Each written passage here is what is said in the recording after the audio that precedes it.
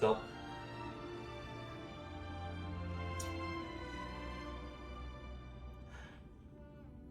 yeah, we're doing this. We're jumping straight in from the last time we left off. I updated. I did a bit of farming as best I could. I'm not even sure if I'm ready. Okay, we're gonna go with Quantum.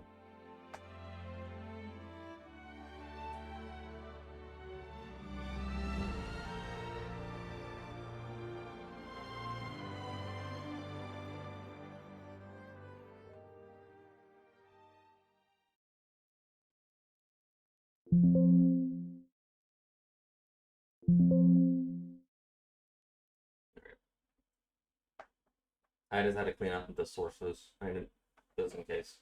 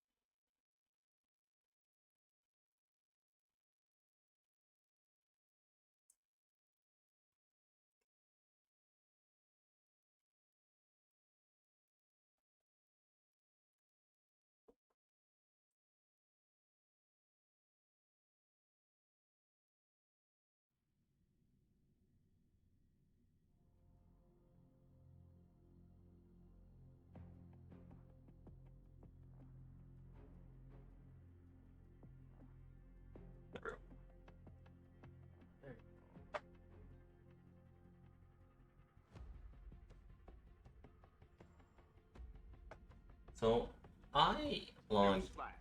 Petticoat's Charmony Festival has entered its countdown phase. Accompanied by Clocky's TikToks, after 12 system hours, this grand celebration will commence with much fanfare. Give it a second.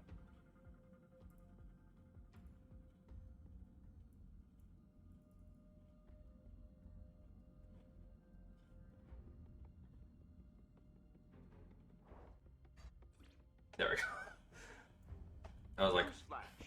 Petticoat's Charmony Festival has entered its countdown phase. I'm here. What did I miss? You missed nothing. Don't worry. We just started. This grand celebration will commence You're on with time. much fanfare.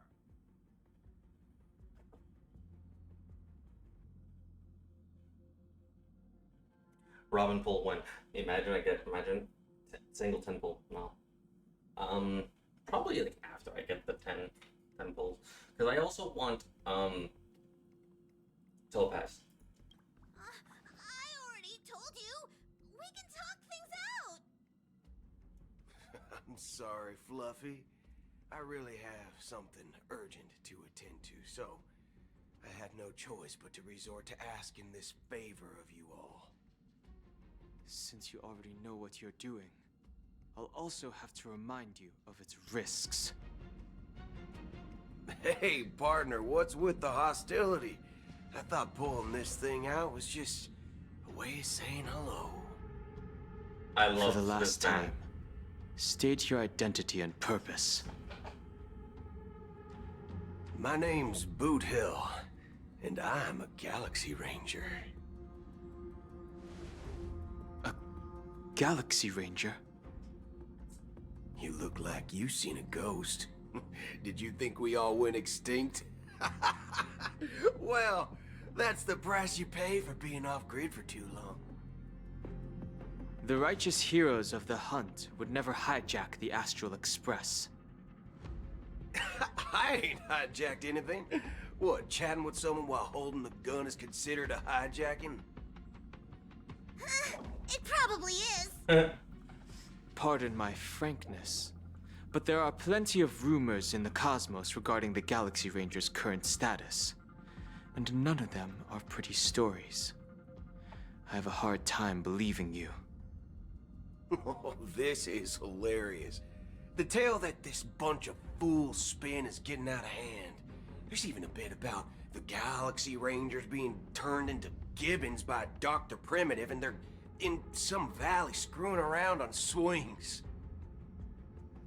Of course, I know you won't believe me, Which is also why, similarly, I have a hard time believing that you're the real Nameless. See the bullets in this gun? 9mm, an eternal classic. I may need the Astral Express's help right now, but if you're an imposter just like that one, then this bullet might just end up in my head. I can't allow myself to be exposed to danger. That's just the way it goes, so... You all have to first prove yourselves, Huh? Where are you going? I love the sudden change. Recognize this? It's a model fudger. The Jade Abacus of AAAAAA and Oath. The CN Joe really gave this to you guys? Model fudger? This is the Jade Abacus gifted to the Express by the Xianzhou Luofu's general, Jing Yuan. Its presence on board serves as the Xianzhou Alliance's official recognition of the Express. Is that enough? No pom Not bad, kiddo. And across these sprawling stars, a gentle squeeze is all it takes to rustle up a whole legion of Cloud Knights. Now, I reckon that'd be one fudging sight to behold. Budget. Now it's your turn. Been ages since the Galaxy Rangers had the spotlight shown on them. And we ain't equipped with such fancy gadgets. But I've been around the block enough to know the way to handle these types of situations is easy as pie. All right then. Feel free to toss any questions my way. Let's see if my answers can't turn your trust. If your gut tells you otherwise, still ain't too late to show me the door. And why would I play along? If I truly am a real Galaxy Ranger, you stand to lose nothing. All right then. Tell me, what kind of organization are the Galaxy Rangers? My friend, this question is a hard one. I don't think I can even consider us an organization to begin with. Everyone's on their own fated path along the hunt, with their own resolute sense of righteousness and not so welcome among such so-called universal values. This reply does not instill trust, and only makes your predicament more precarious. I'm guessing you're gonna ask about some form of shared faith, right? But us Galaxy Rangers don't need that sort of thing. What brings us together is a shared bottom line. Never bully the weak. Never kill the innocent. These oaths aren't some lofty beliefs, but the fundamental bottom line that one must never cross as a person. As Galaxy Rangers, we strictly adhere to the bottom line. When someone crosses them, the hunt's vengeance will surely come knocking. These, never bully the weak. Never kill the innocent. Assassin's Creed? The Brotherhood? Are the Galaxy Rangers the Honkai Star Rail's versions of the Brotherhood from Assassin's Creed? I'm kidding. Maybe. Who knows? And in this moment, the other crucial meaning of bottom line comes into play. As Probably long a as you don't fly cross reference. it, you're free to do whatever you please. You catch my drift? Second question. Why do you seek trouble with the Astral Express? I already said that I seek no trouble.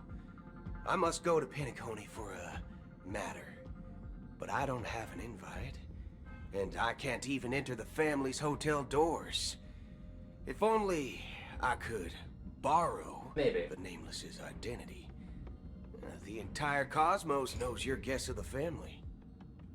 Aren't the Galaxy Galaxy Rangers also esteemed guests? I say buy it like Oh, after you get to level 30. You've hit the nail on the head. This is why I'm here. It's fine if I tell you. The Rangers are pursuing an imposter. A son of a nice lady posing as one of us. She's on Penacony right now. My informant is a memo keeper. She's the same as all mimetic organisms, appearing one moment and gone the next. Ugh. She scares the fudge out of me. Still, she gave me some vital info. That Galaxy Ranger imposter. Who is it? Sleep. Is that the third question? Is it a hard question? It isn't. Just that you might not believe me.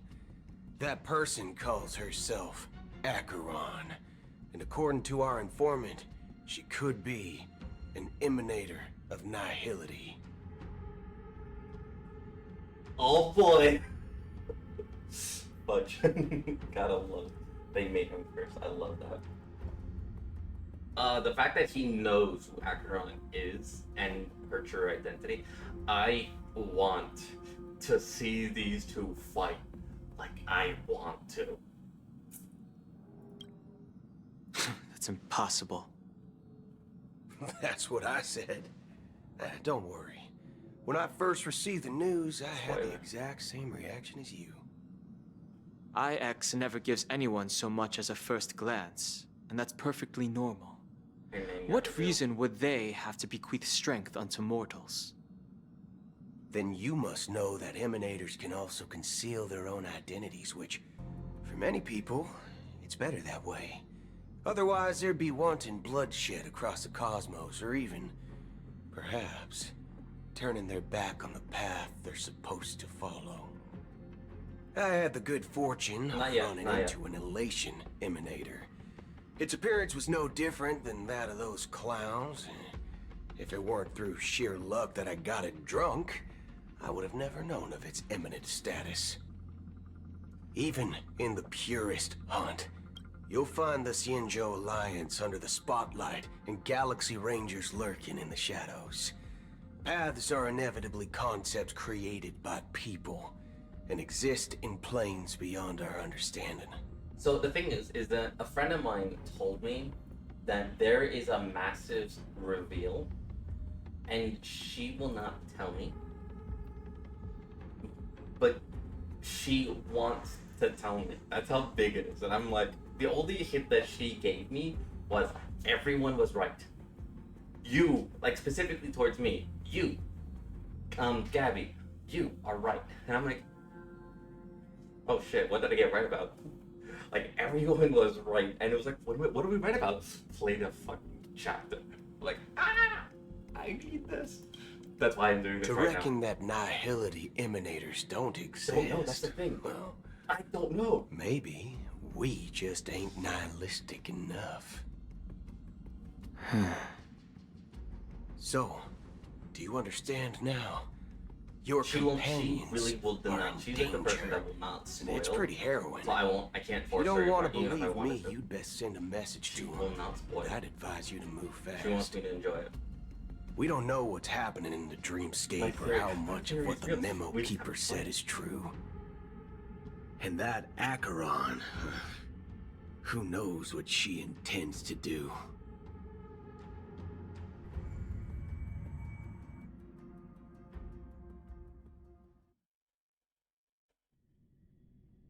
But right now, what I'm kind of excited about, is it my girl? Because if she is, that means Kiana is also alive. I don't know. That's the thing. I don't know if Kiana is alive. Because my friend also gave me a specific line, and I'm kind of thinking, maybe. So I have to read everything.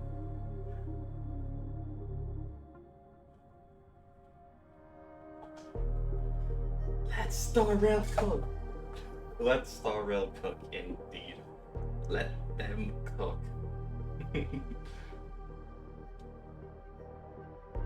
The line is, nah, we win. Okay, yeah, I'm definitely gonna say that line. But hold up.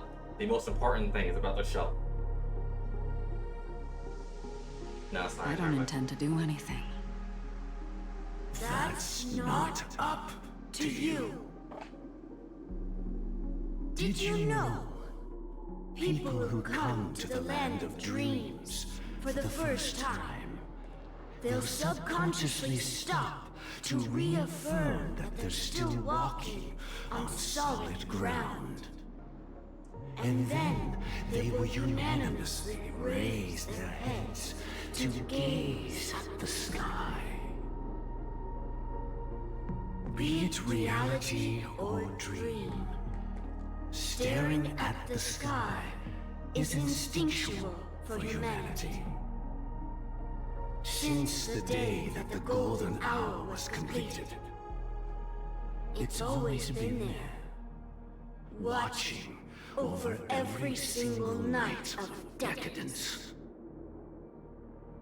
But now this night sky has been mercilessly severed, dyed with the mist of nihility. And this whole event happened within the course of a single slash of a blade. A single slash of a blade isn't really accurate.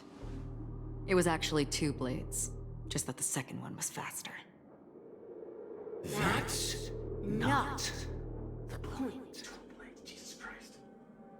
Many guests who Wait a weren't minute. supposed to Shut be up, you. invited have gathered at this banquet.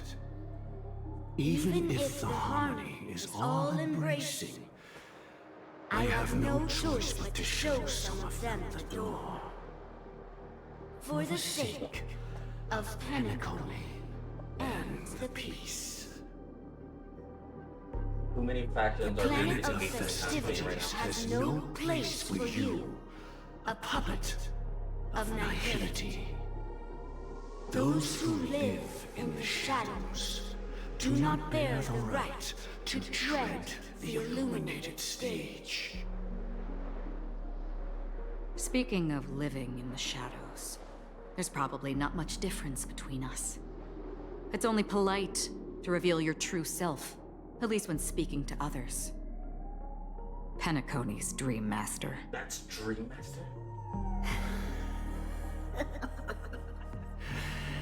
That's just another reason that you can't stay.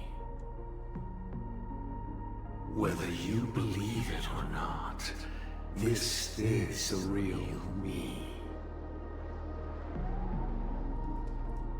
We are one. I swear to this version. Is if this she the unity that the family don't join espouses? the Astral Specs after all this? I'm My quitting. mortal shell has long since dissipated. The Oak family's I don't see her joining. 107,336 Because I also thought the same thing about Sealy, offspring but she wanted to stay with are now Ron. my eyes, ears, and mouths, spreading joy across dreams But then I thought when about required. And in times of essential when I need, but they're gonna stay. exiling evil from this haven in my stead. She better. I From the sound of it, it seems like you're asking me to leave Penacony. I am glad that you're an understanding one. Alas, I'm not asking. If you think you can. Are you threatening me? I ended it with a period. It was a statement, not a threat. Knowing who I am and still showing such malice. Yeah, she'll be a Zoro. You're not the She gets first, lost nor if she will has you be the last. This scene played out many times before. And usually, when faced with my questions, most people retort, "Why can't I?" The result has invariably been that they can't. You are confident. But be reminded, the family is forgiving, but not weak. The chords of the harmony extend across worlds. If you do not comply, when the blade is unsheathed for even a hair's breadth, you will never be able to escape the eternal Centurion's wrath in all of your lifetime. 137 individuals. That is how many heathens I have exiled since I became Dream Master. Among them were those who once severed my wings, and those who immolated my body.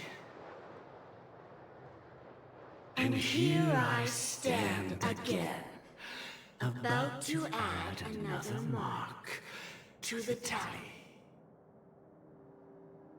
Damn. And you will die. I mean, all of you will.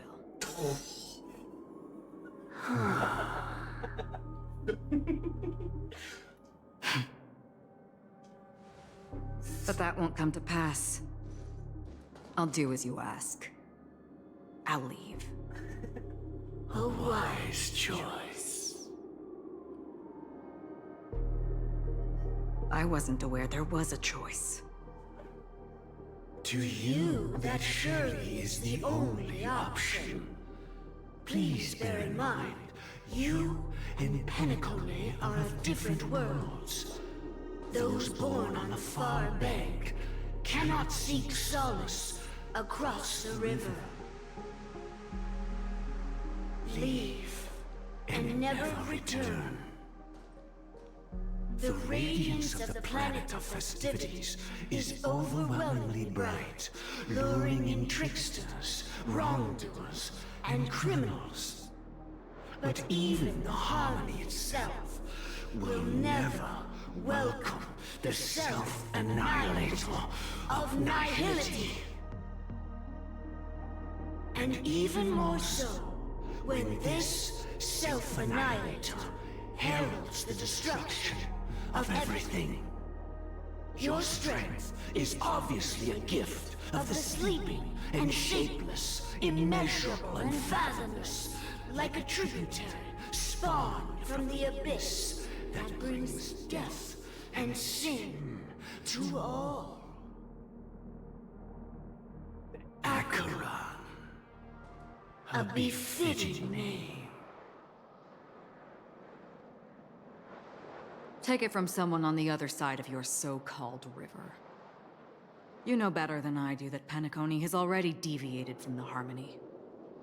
Whatever your intentions may be, I foresee only one outcome. Its future holds nothing but nihility. Just like all the worlds that have drowned in their shadow. In IX, the nihility.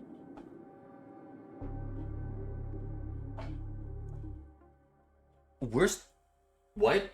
Switching to Robin's POV? Excuse me? She's dead.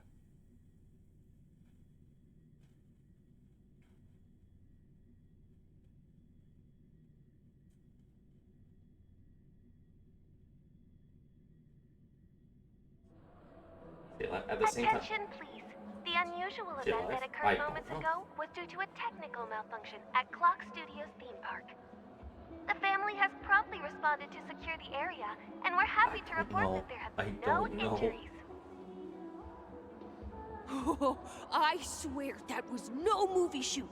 So many chips fell from the sky, and I even caught one of them. But it vanished in an instant before my very eyes. Excuse me. Are you talking about the Clock Studios theme park incident? Yeah, what about it? How the fuck are you alive? Miss Robin, am I seeing things right? No need to worry. I apologize for any inconvenience caused to your delightful dream journey. What you just mentioned about the chips really piqued my interest. Would you mind providing more details about the incident? Oh, it was just those chips you normally see everywhere. The green ones? They fell from the sky as if it were raining. And then those chips simply disappeared. It appears to be the dream sim tech the Iris family has been developing. Huh? Miss Robin, you mean those chips were all part of a performance? But I really... Shh. This technology hasn't been made public yet.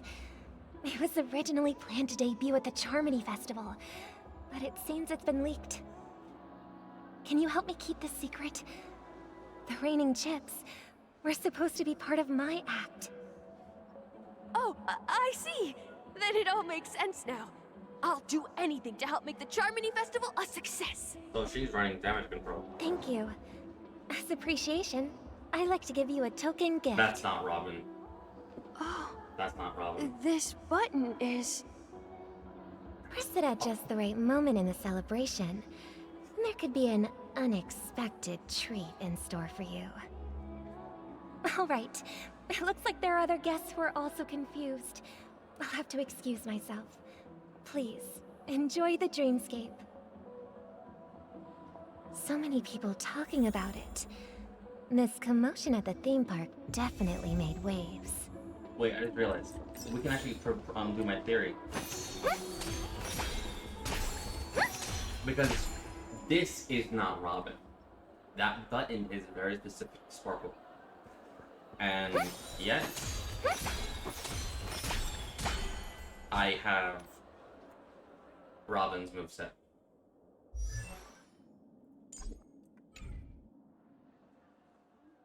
How many wishes do I have?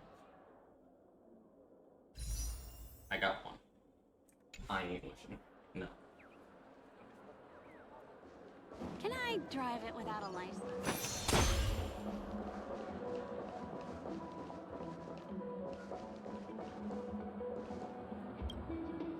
The family promised they would protect the guests within the dreamscape, but I witnessed a group of organic life forms making their way to the theme park.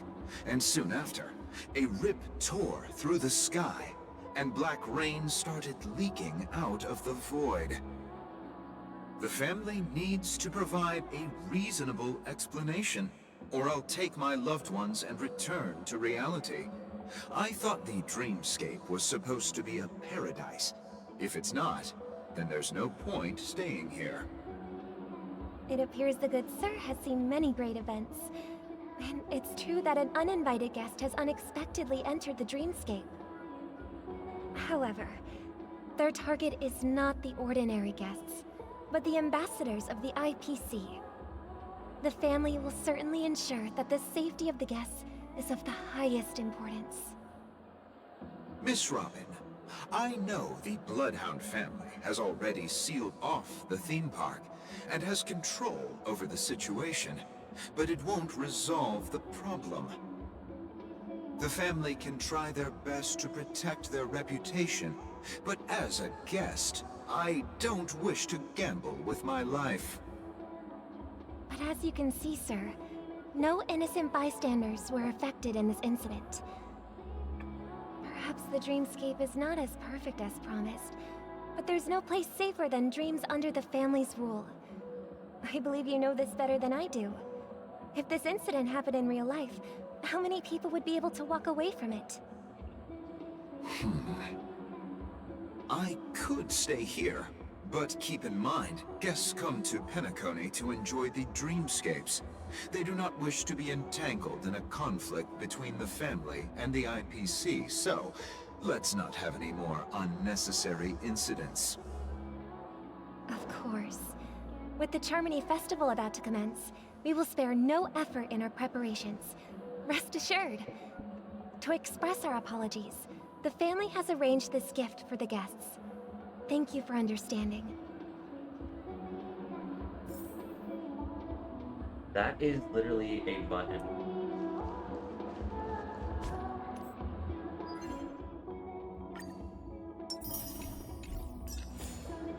You've had quite a bit to drink. Hello. May I ask what happened here? Nothing to be worried about. There's been a small rehearsal mishap at Clock Studios theme park. Please stay calm. Hey, are you a fool? You don't even recognize Miss Robin? Who do you think you're talking to? I'm sorry. I've just been transferred to the Bloodhound family, and I'm still not too used to working on the streets. I didn't realize it was you. I'm so sorry. Hey, don't sweat it. You guys have a tough job. I know how it is. How's the situation looking? Oh, we've sealed off the theme park. Most guests are used to bizarre phenomena in the dreamscape, and so far, no threats have been detected. We can expect order to be restored soon. Rest assured, Miss Robin will intensify our patrols to ensure that no incidents occur. I trust you guys. But regarding what happened in the theme park, what do you hounds think about it? It's okay. Feel free to speak your mind. Well... Actually, I was there shortly after it happened. Is it true that the IPC's ambassadors came with ill intent? And that Galaxy Ranger who easily cut through the sky? Miss Robin, to tell you the truth, everyone's been talking about it. The myriad factions on Penacony have already been causing unease for everyone.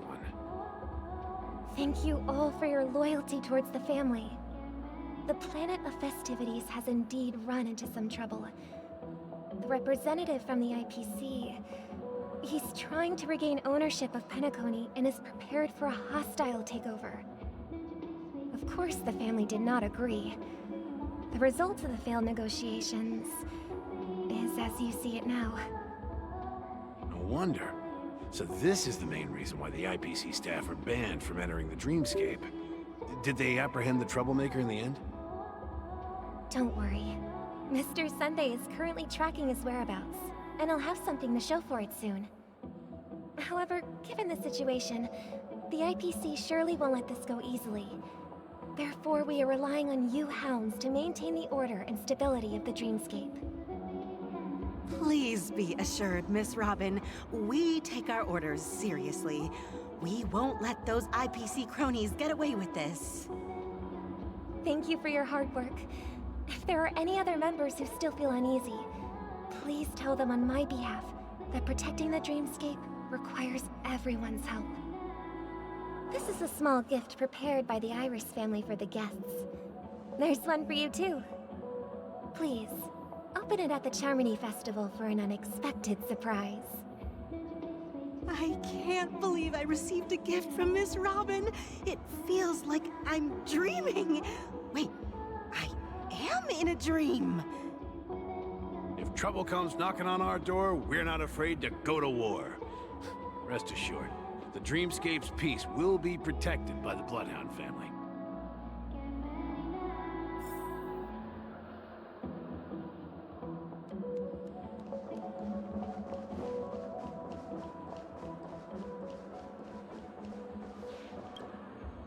Miss Robin?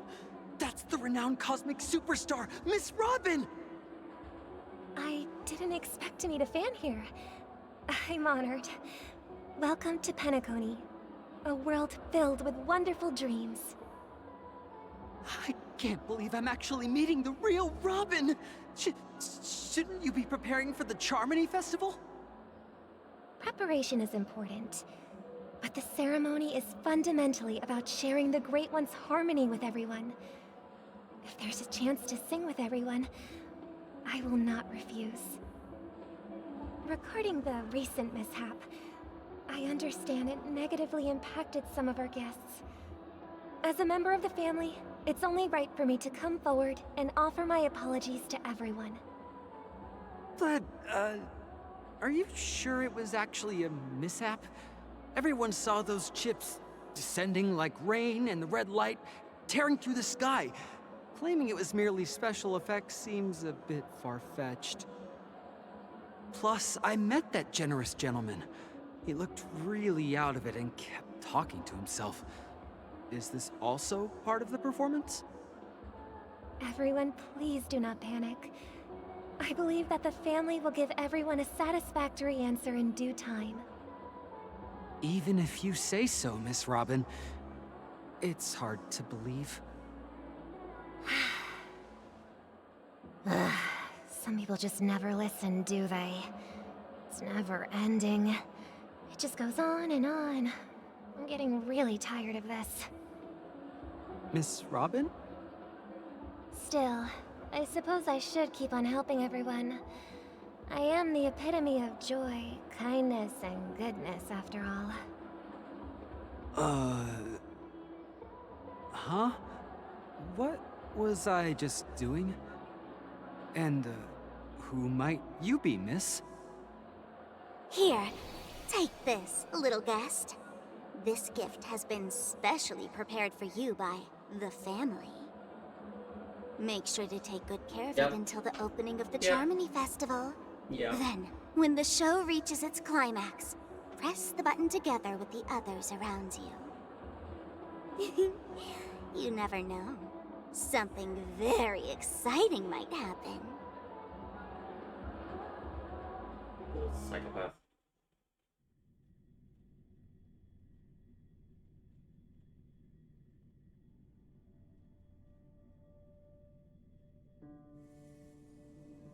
In the meantime... We're back to where it all began.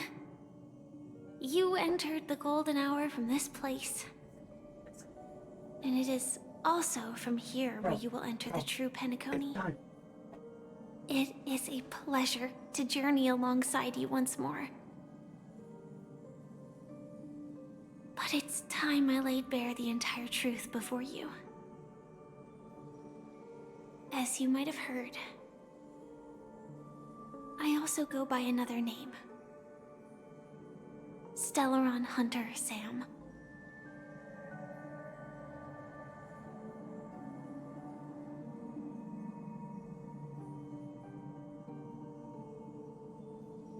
Are you alright? You lied to me. Are you Firefly's soul? I love Fireflies. I'm fine. Sorry, I hope I haven't scared you. I know you have many questions. Do you remember when we encountered death in that strange dreamscape? When I was caught by that meme? In that instant before it killed me, I saw the reflection of another dreamscape in its ghastly pupils. So, following the clues in the script, I came up with some theories about the meme. That's why I instructed Silverwolf to issue invitations, drawing everyone to the Dreams Hotel. We love Silverwolf. I intended to call upon death before you arrived, to solve the riddle using more direct means, and then invite you to join. However, contrary to my wishes, I couldn't defy the script. And I didn't get a chance to explain it to you. It is how you see now. I was impaled by the bladed wings of death. The heavy pressure of concentrated memoria miasma exploded in my mind as if it was actually reality. Why must you After play the the momentary numbness subsided, I found that my body was absolutely unscathed. I was still alive. And it was just as I thought. I had arrived at a place starkly different from this beautiful dream. Beneath the dreamscape of Penacony lies another, more chaotic, more primal memory zone. Its name? Land of the Exiles. And so, then I returned to the hotel in the dreamscape, hoping to tell you of its existence. Yet I could not reveal my own identity. So, I could only divert your party's attention and lure you away from the battlefield. See, she was literally after trying to reach for us. All She was my trying attempts to reach proved us. futile. It wasn't until not long ago when a crimson blade of light shattered the high wall of the dream, causing you all to fall far into the abyssal depths of the dreamscape. that I was able to awaken you and your companions one by one. And that's it. That is all that's happened so far. I completely understand. I am completely confused. I know it's tough to believe all this without reservations. Not I reservations. just want to say, you are very close to the final answer. Just one more thing needs to be done. And then I can prove it to you. See, it's not a matter of reservations. It's more as if, where's the option to hug her? I need the option. It's more of an option. It's more of like, it's not reservation. It's more of like, I'm out of brain juice. Now, let's leave this place. Please close your eyes. I need Take that a hug. deep breath. Hug. Hug. And visualize the Where's the dreamscape's Vahoya? outline in your heart. We need to hug this. We need to hug And Firefly. remember, you must not open your eyes at all times. 3, 2, 1. Don't be afraid. The one who has come to greet us has arrived. With a piercing screech, a thick and ferocious surge of ammonia crashes into your chest, turning and ravaging your consciousness. Becomes like scraps of paper, caught in a whirlpool, breaking apart, dissolving and dispersing within the turbulent, muddy current. If I lose, a win for Firefly. If I lose, it's a win for Firefly. You know what? That's fair. If you lose your 50-50, you're a guaranteed Firefly. So who do you want? Robin or Firefly? Topaz or Firefly? Jade or Firefly? A myriad of voices resonated through the symphony of Memoria.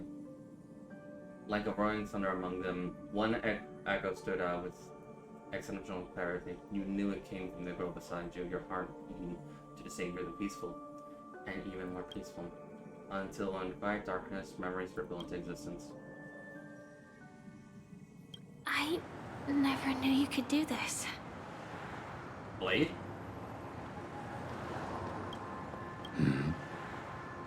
Do you have a driver's license? I do. Firefly gonna That is Estella, Jade. surprising. No. Why? Because this is Japella, the city of sins? Blade can drive? No, it's nothing. I'm just thinking that you haven't slept in 20 system hours. Are you sure you're okay? I'm fine. I'll survive. Same goes for you. I'm not so sure about that. Slow down a bit. Infiltration is over. Feel free to activate Sam anytime you like. There's still some time before the next part of the script unfolds. Let me stay a little longer in this body. Long silence ensued, neither of them brought up any topics, seemingly accustomed to the silence. It wasn't until much later after a soft sigh once again broke the quiet in the car. Such a long tunnel. Didn't feel this long when I set off. Wait? In half a system hour, it will lead us to Kafka. And then comes the downfall of the Japella Brotherhood. Is that also part of the script? It's in your script too. Sorry. I didn't notice. Their destiny won't change just because of your selective ignorance.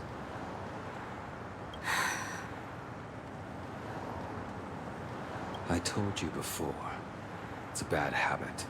What about you then?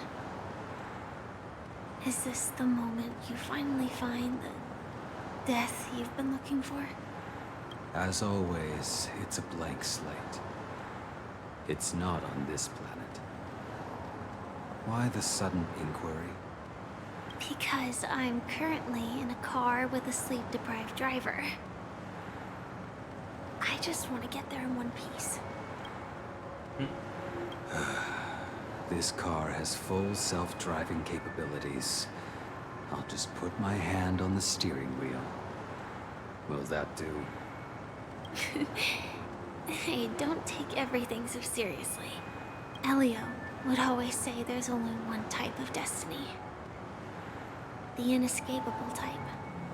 He can see the future, and we, likewise, are aware of our predetermined end. But before that moment arrives, we can still choose what we do. We all have this right, don't we? After today, Japella's name will disappear from cosmic history, and the Everflame Mansion will take its place. In the not-too-distant future, you'll receive an invitation. That's your next stop. Land of the Dreams. Penacony. I hope you find whatever you seek there. Be it answers or salvation.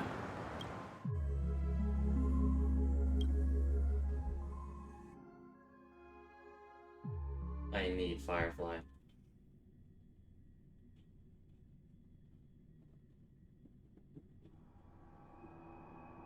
Yeah.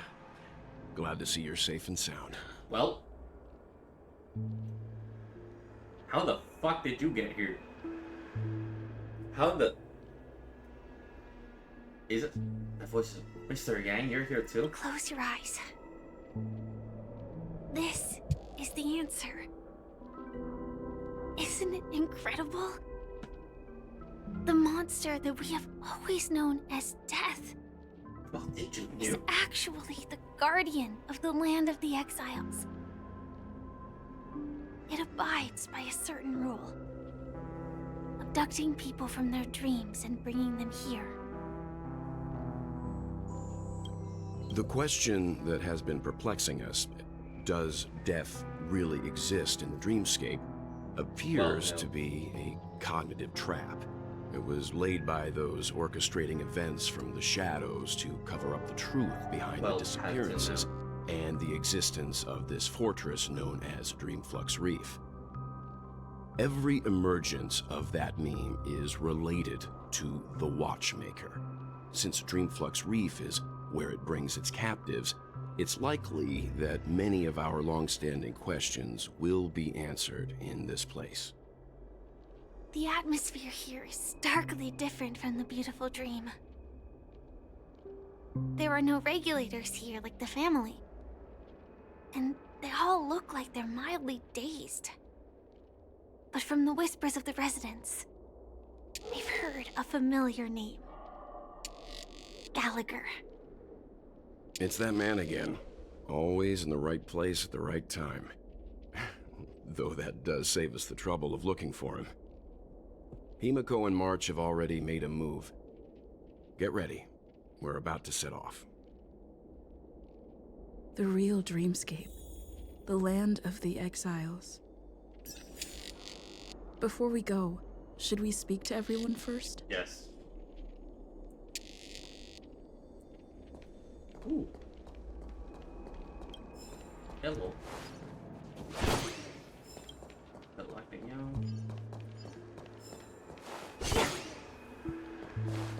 Yes.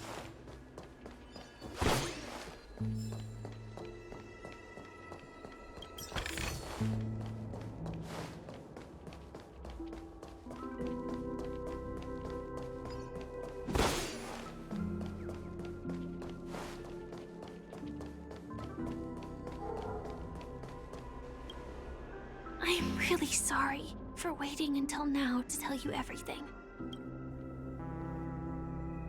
2 reasons. Firstly, the script. In the future that Elio saw, Sam and the Astral Express's confrontation was inevitable. I tried to break the shackles of the prophecy, but this is as far as I could go. That aside, there were also my personal motives. I wished to travel with you as Firefly. and not Sam. It's alright. I didn't take it personally. This is still hard for me to accept. No, the first one. Thank you.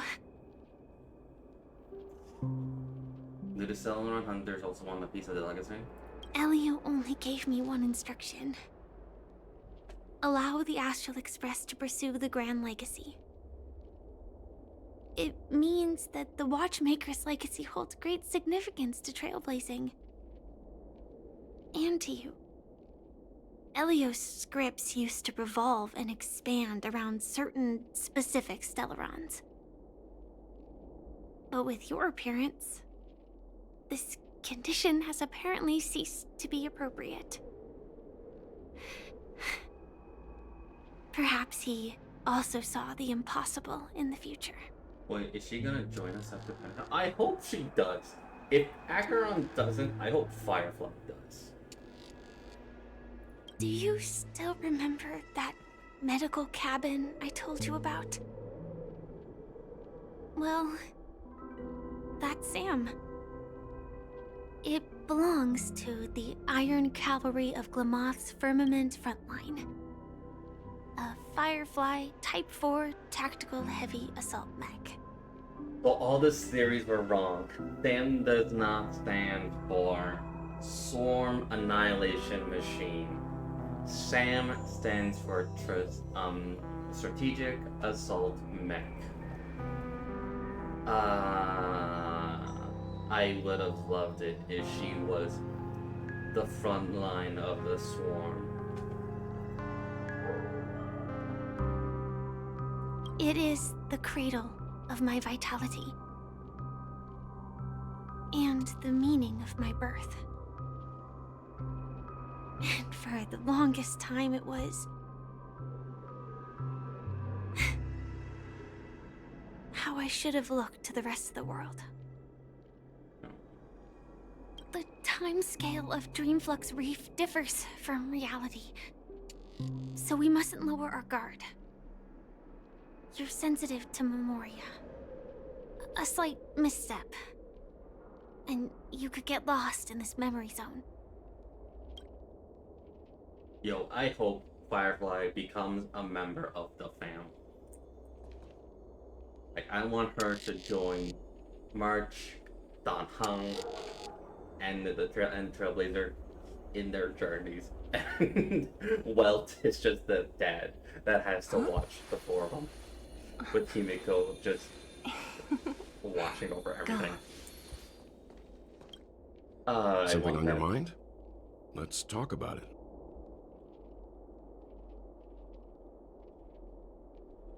Wait, is that really? It is Welt. It is actually Welt. No wonder Miss Acheron is so averse to drawing her blade. It's hard to imagine such terrifying power could reside in an ordinary sheath. If it weren't for the fact that Aventurine's power originated from the preservation, the entire dreamscape would have been affected. Don't feel burdened by this. Even without that Stellaron inside you, Aventurine would still have found other methods to accomplish his goal. Let's just believe in Miss Acheron. And given her prowess, I don't think we've got anything to worry about. Of course she wouldn't. March wouldn't approve of Firefly because Firefly is our girlfriend. And March would be very jealous that someone is trying to steal her spot as the Trailblazer's girlfriend. Also, so my theory was very wrong. The Stellaron is inside us. Whatever Kafka put in us is the Stellaron. So that was, I think I said that we are the Stellaron. No, it's whatever Kafka put in us is the Stellaron. Our body, however, from a lot of the things was basically a genetic makeup of several Stellaron hunters. Yeah, he would not drop his guard.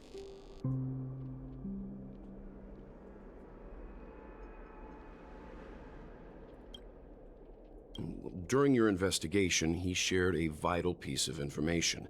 Mikhail, the former watchmaker who collaborated with the family to construct the Penacony we're familiar with today, had a falling Dunlop out would with the never family accept her. for Would accept her, specific but would not reasons. drop his guard.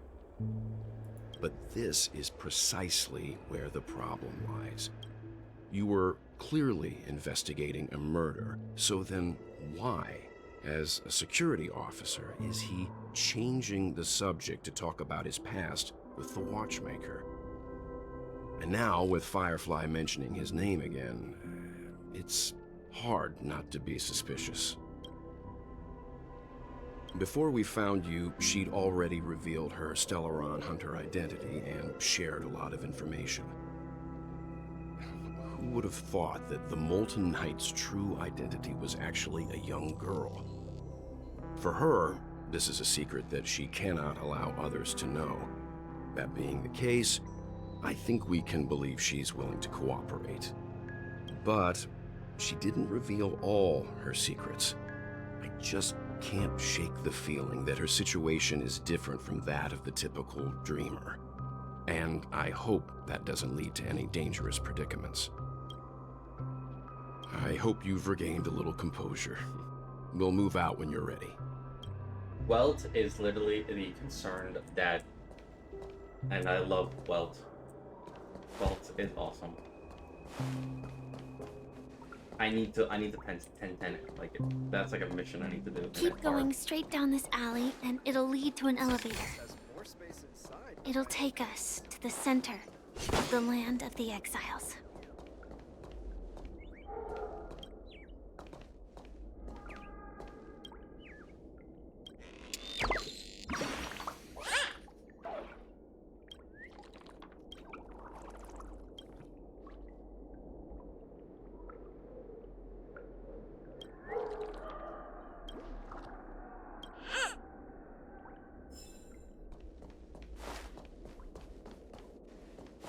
Ooh, chest.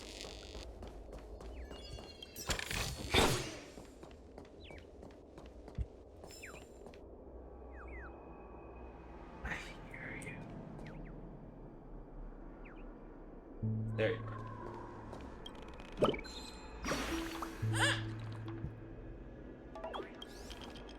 See this map? I marked location on press for you. Ooh.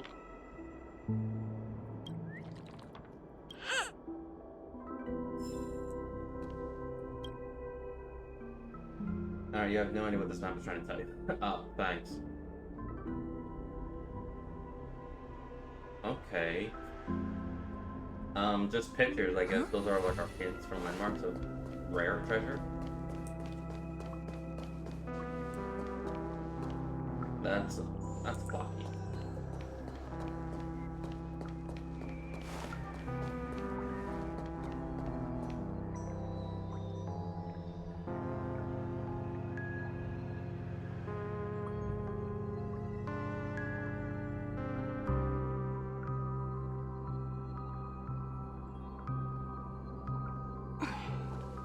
Want to spar?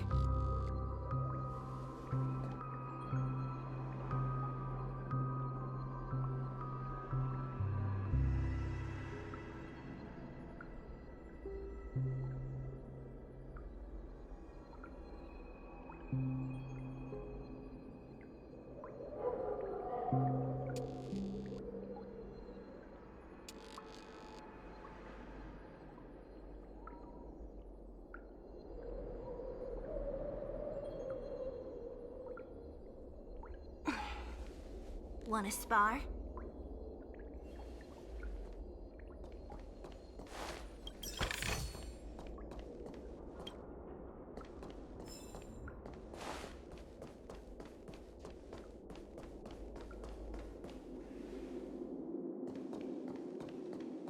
What a huge clock key.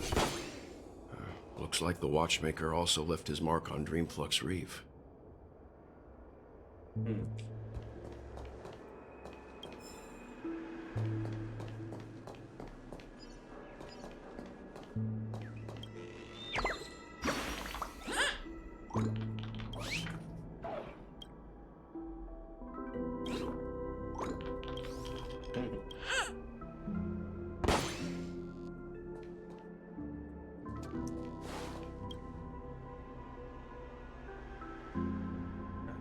casual and a rise glorious battle.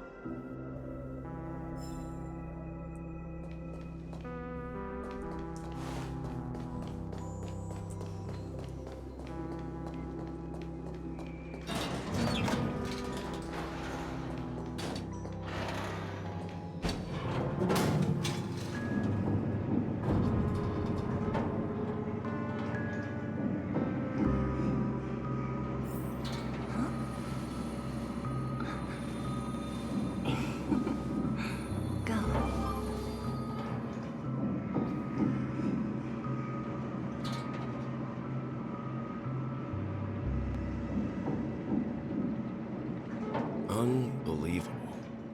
To think there's a settlement of this size within the dreamscape. And all beyond the family's reach.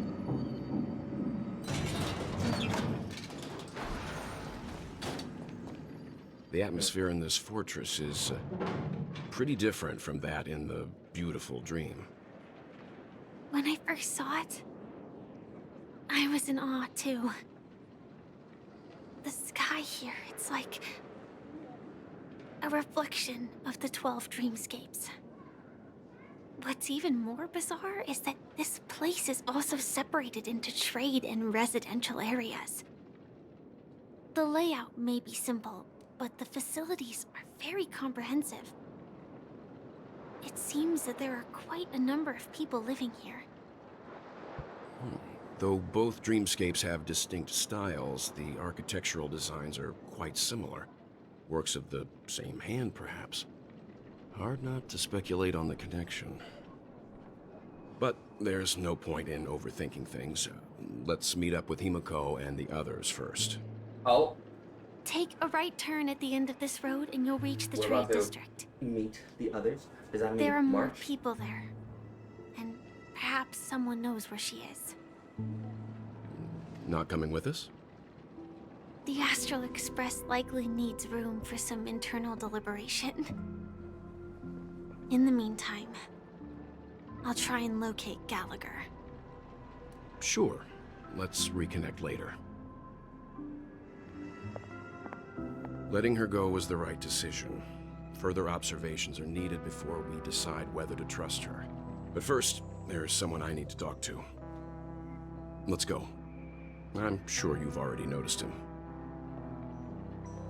Yep, I saw him right He's away. right over there. The Reverie Hotel's bellboy. How did he end up here? And right after Miss Acheron severed the beautiful dream. We'd better check, just to be sure. Trash can is perfect for me, and perfectly legal for me to stay in. That is awesome.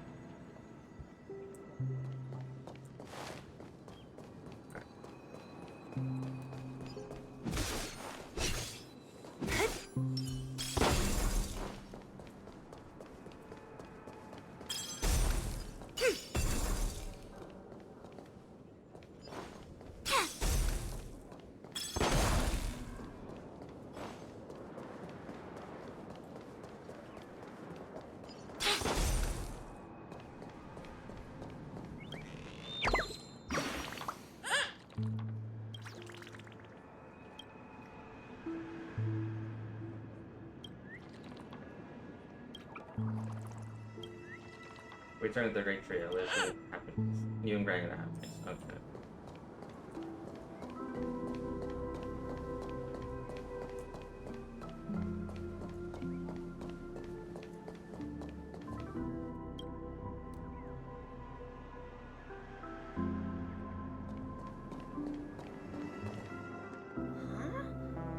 You're the guest from before. We meet again! And a new friend. Forgot to introduce myself. I'm the hotel's bellboy, Misha. Hello, Misha. I'm Welt. We met in a dream.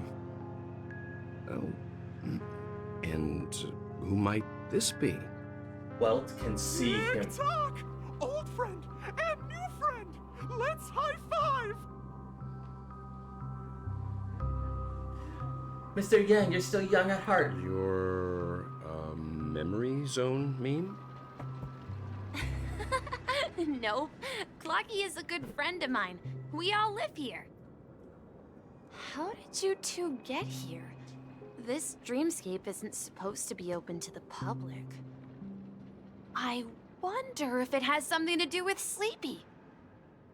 So, this is your home? Yep. After my work in the beautiful dream ends, I'll go back home. Commuting used to be more convenient, but ever since travel became cumbersome, Sleepy started ferrying people back and forth between the two dreamscapes. This Sleepy. Can you describe what it looks like? Sleepy is a memory zone meme. Looks fierce and has many eyes. But it's actually really well behaved. Gallagher's been taking care of it. Wait a minute. I think I know who Sleepy might be. Description could it be? Based on the description, that meme is indisputably death. A nightmare for the family, but for the people who live here, well, that couldn't be further from the truth. Death? Not in a dream, surely. Sleepy's just a little aggressive, and sometimes messes up by fetching the wrong guess. But it would never hurt anyone. I see. Has it brought back any guests recently, say, in the last day or two? We're currently investigating a missing person case that occurred within the beautiful dream. I see. Then you'll have to speak with Gallagher. But he's currently busy hosting a visitor from the Oak family and specifically asked not to be disturbed. Mr. Yang, the person you're looking for, is it Miss Robin? Just as I thought. Considering what happened with Miss Firefly, this doesn't come as a surprise. If you're looking for Miss Robin, I can lead the way. She told me that she'd be willing to meet with outside guests. Miss Robin's down here. If it's not too much trouble. Also, we're looking for our missing companions. A woman with red hair accompanied by a girl with pink hair. Have you seen them? Oh, I haven't. But please, rest assured. Dreamflux Reef is a small place, and it's not as bustling as the beautiful dream, but its safety is unmatched. How about this? Since it's your first time here in Dreamflux Reef, I'll be your guide and help you find your companions. And then we can all go visit Miss Robin together. She's gone to Mrs. Grace's to visit the children. She won't be leaving anytime soon, so there should be enough time. All right then, we'll follow your plan. Well, we now know the answer to both murder cases that have caused such commotion in Penacony. As for the intentions of the mastermind behind it all, we're still none the wiser. Cassidy Gallagher is behind it all. The visitor from the Oak family was worth learning about. That name, Sleepy. No idea. But its connection to Gallagher is worth digging into. Regardless, we have to find him. Say, you mentioned before that you saw Clocky that only you could see, right? Yep, he's right there. He was with Misha at the time. You also saw him, Mr. Yang. I can't shake off this strange feeling. Am I really still so young at heart? Yes. Yes, you are. Forget it. It's not important. We'd better just follow Misha.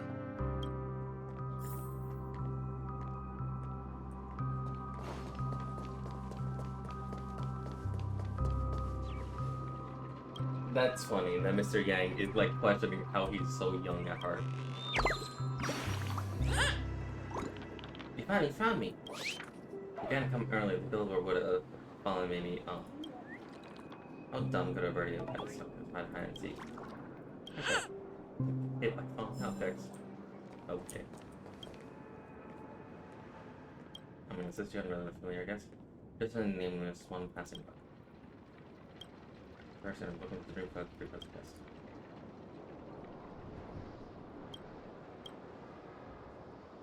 Harry's changed the time to fit history and as well as the spirit of dream. It's a watchmaker, and I have it. So the watchmaker is down here, maybe, or at least the legacy of it.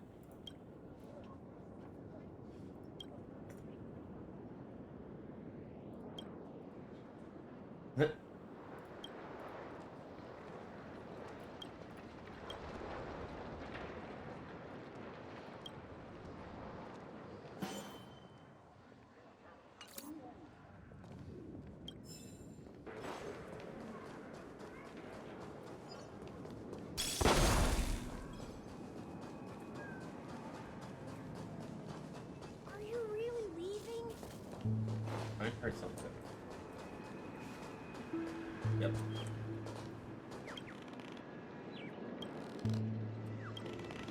Oh, with all your strength.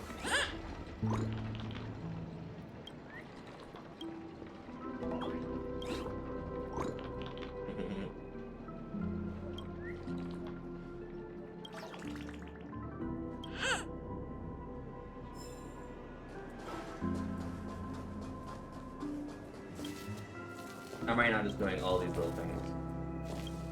Because yes.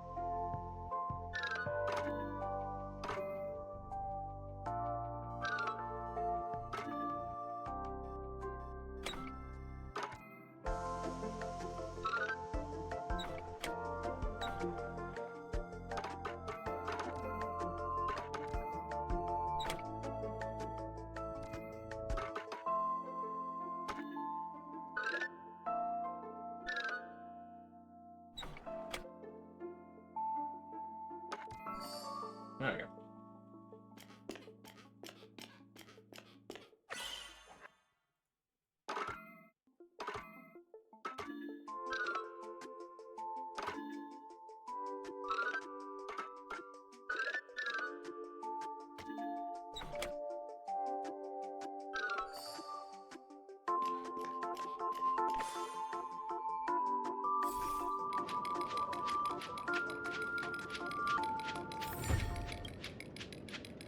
TikTok.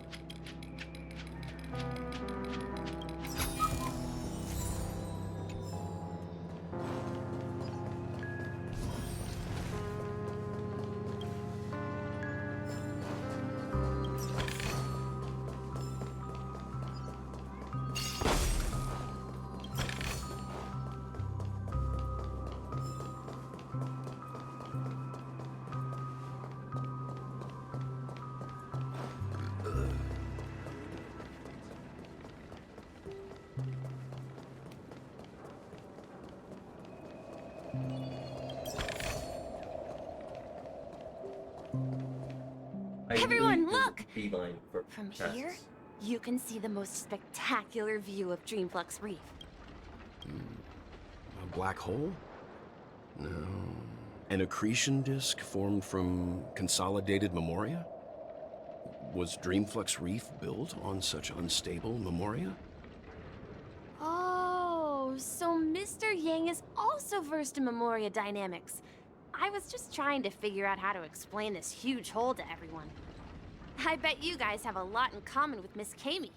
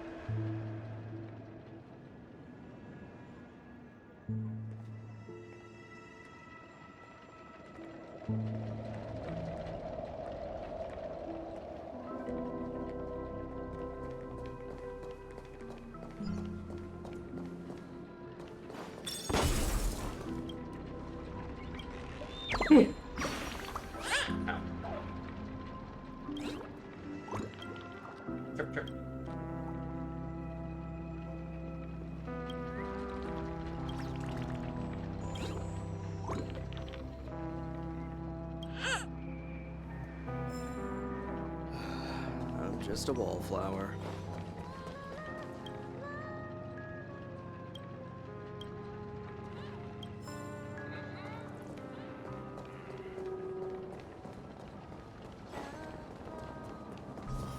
I'm sorry, what?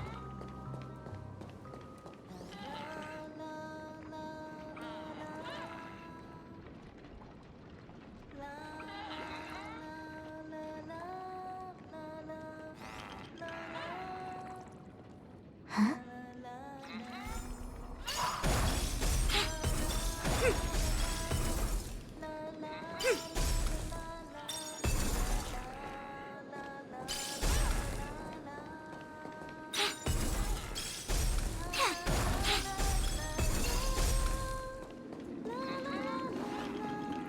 Don't make me cry. I will attack you.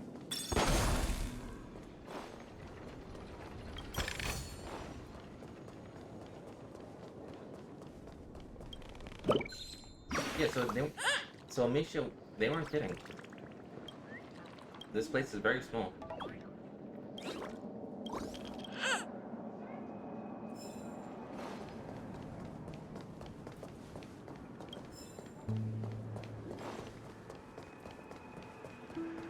No, at this rate. Man, what?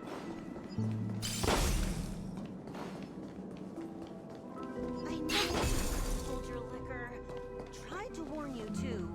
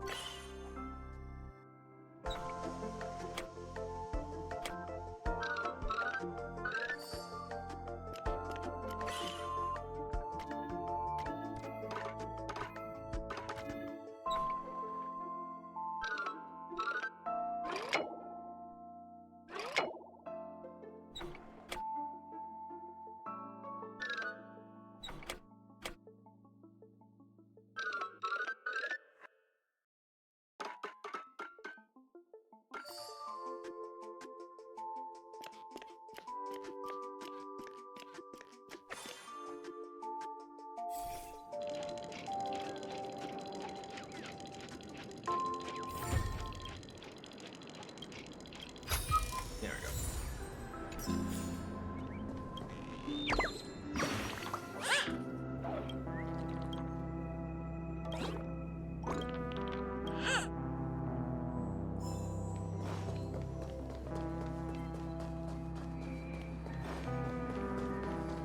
Let's see how you handle a stroke of genius like this.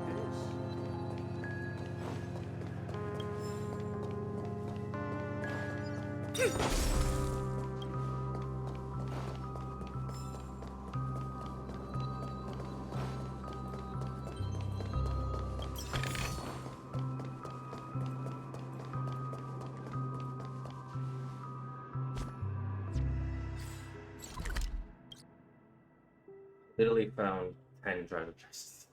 17 all the way.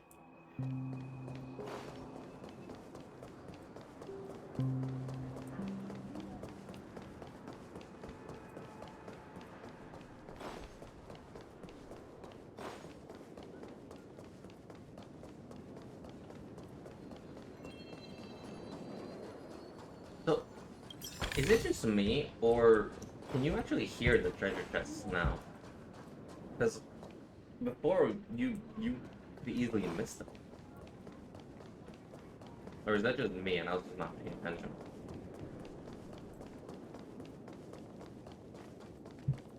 I knew you couldn't hold your liquor.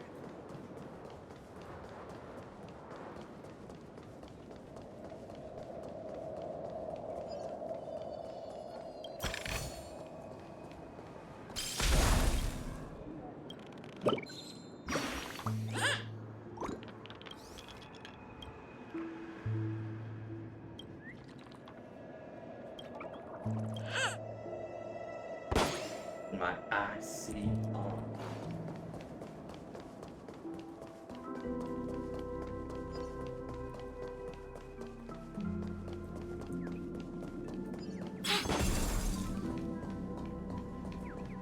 Plus, not only that, there are also more noises for like things that you can tell.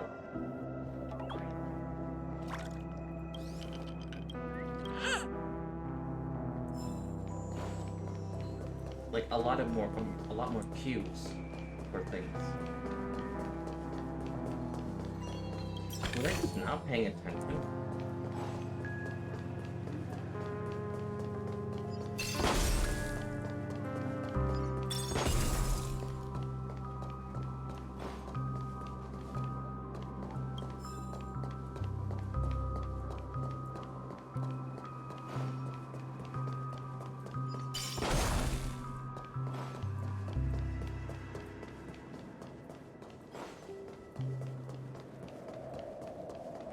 So this is the so-called freedom of organic life forms. I'm beginning to understand.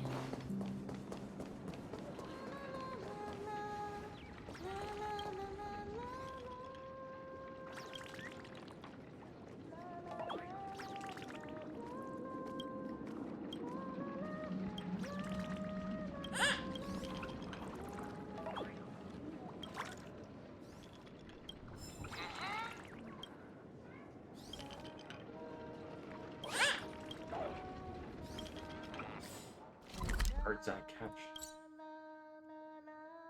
I'm like almost done with the birds. Jesus.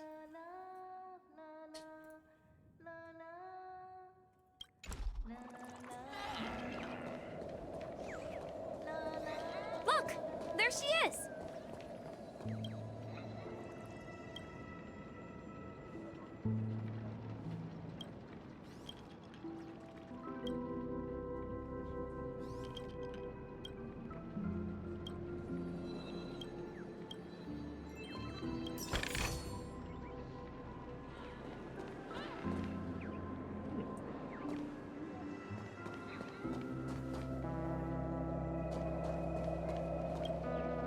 My calculations are finally done.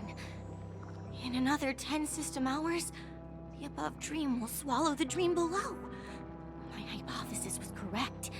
This place will cease to exist as the dream devours everything. That's not a good sign. Who are you all, and why haven't you left yet?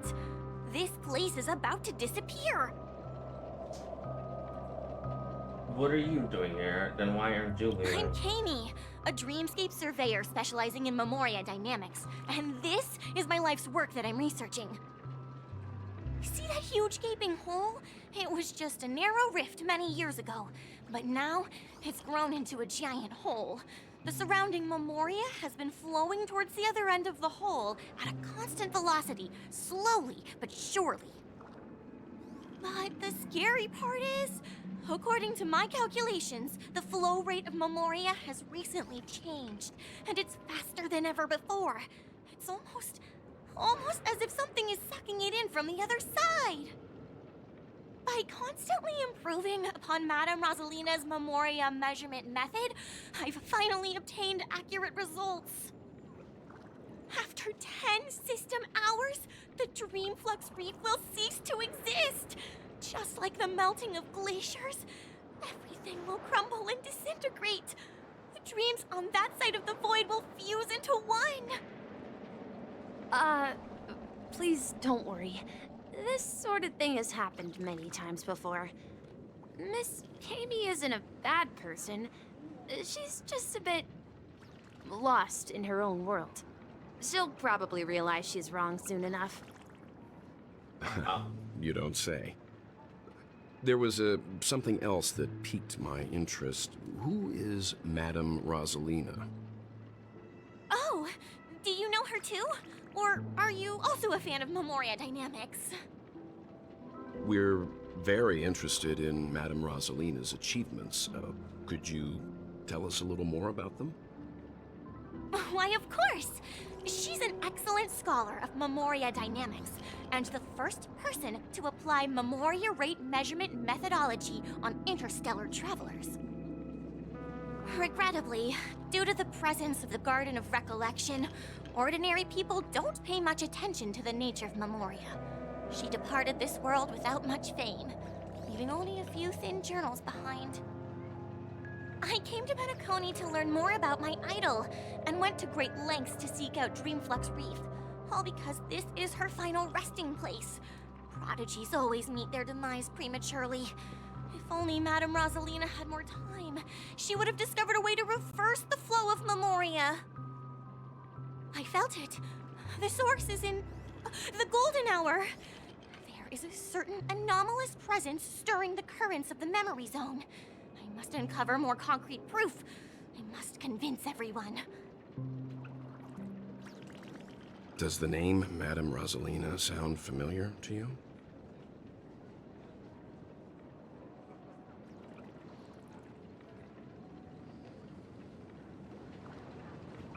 It was one of the nameless mentioned. That's right. It seems like she did a great deal of research and calculations in Dreamflux Reef before abruptly passing away. Miss Katie regularly mentions her. I hear Madame Rosalina passed away during the prison war. She could see the Penacony of today. Its people building homes in the memory zone. I bet she'd be really happy. Perhaps. Our destination is the commercial district. That's where the largest crowds gather in Dreamflux Reef. We might be able to find the others there.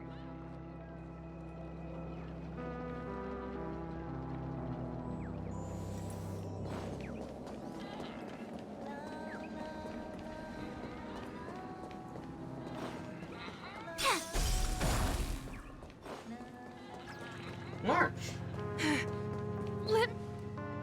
Ghost! There's a ghost! Don't come near me! Oh my. I'm human and so are you. Can you get a grip? Mr. Yang and Miss Trailblazer, I've been waiting for you. Quickly, come help. I bumped into a member of the family on the way here. He was so scared and I just wanted to calm him down. But... Let me go! Let me go!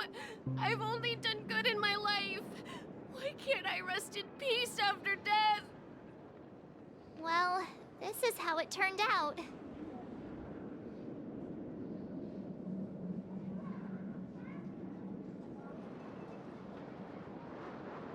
Me?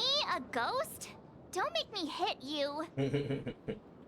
He thinks he's dead. Although, when I first fell in, I also thought the same. Dear guest, this is not the afterlife. This is Dreamflux Reef. That's right. Did you hear that? Repeat after me. Dreamflux Reef. You're talking to someone invisible. If I'm not dead, what am I? I shouldn't have pushed my luck and tried sleeping in my dream. Curiosity kills the Papeshi.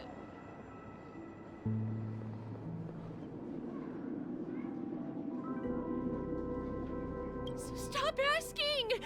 You'll alert the monsters! All the dead are right here. All of them! You're not talking about the memory zone meme, are you? Don't say that name! It's all your fault. They're coming!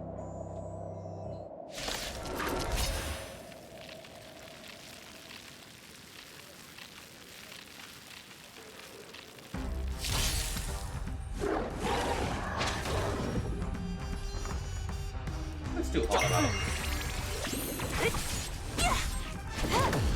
Together as one. No matter.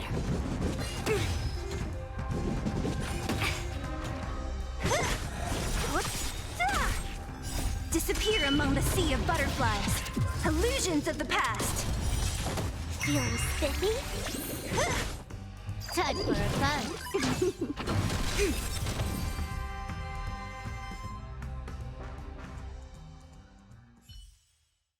He passed out. His intense negative emotions attracted the nearby memory zone memes. I see. But why aren't the other people around here scared? Unlike in the Sweet Dream, people here don't see memory zone memes as dangerous monsters. And even if they pose a threat, people can easily escape by forcing a wake-up call. But we can't just leave this man here. Can we take him somewhere safe? We can ask Jessie for help. I've gotten to know many locals while waiting for you guys. Everyone here is living a self-sufficient life. I don't know how to describe it, but this place feels like the real dreamscape.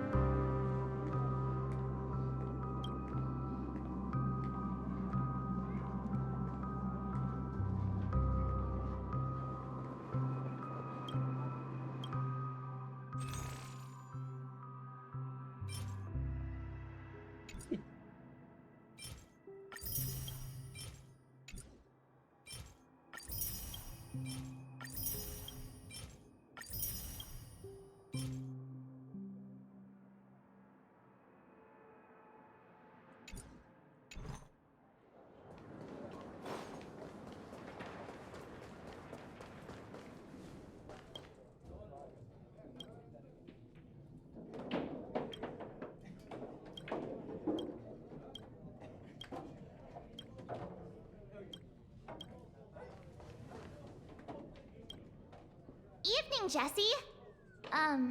Is it evening? Welcome, Miss March. Who might these be? These two are my friends. As for the man lying on the ground, he's a scaredy cat who fainted from fright. I see. Another poor guy who accidentally ended up here. I'll take care of him. There have been a lot of new faces lately. Things must be tough in the beautiful dream. The few remaining havens of freedom in Asdana will soon face trouble. Do such things often happen here? Not really, but they're becoming more frequent now. Guess it's one of the signs of the Sweet Dreams collapse. This man has had quite the shock. Could you help me find a Halovian lady, March? Her songs can heal mental wounds. A Halovian lady? That must be Robin. She's also here in Dreamflux Reef. Huh? Robin? But I thought she... Oh, right. If Firefly is here safe and sound, then it means Robin must be okay too. Misha is about to take us to her to find out what happened. But for that, let's meet up with Himiko. You were with her earlier, right? We met some stowaways in the residential area. Most of them came from neighboring star systems. I heard that places like Dreamflux Reef are scattered throughout the memory zone of Asdana, like islands in the ocean. They existed before the family arrived. I also heard that when Dreamflux Reef took shape, it was the center of all dreamscapes in Penacony. If that's true, it's no wonder there are so many similarities between this place and the Sweet Dream. Himiko must be gathering information. Let's hurry up and get going.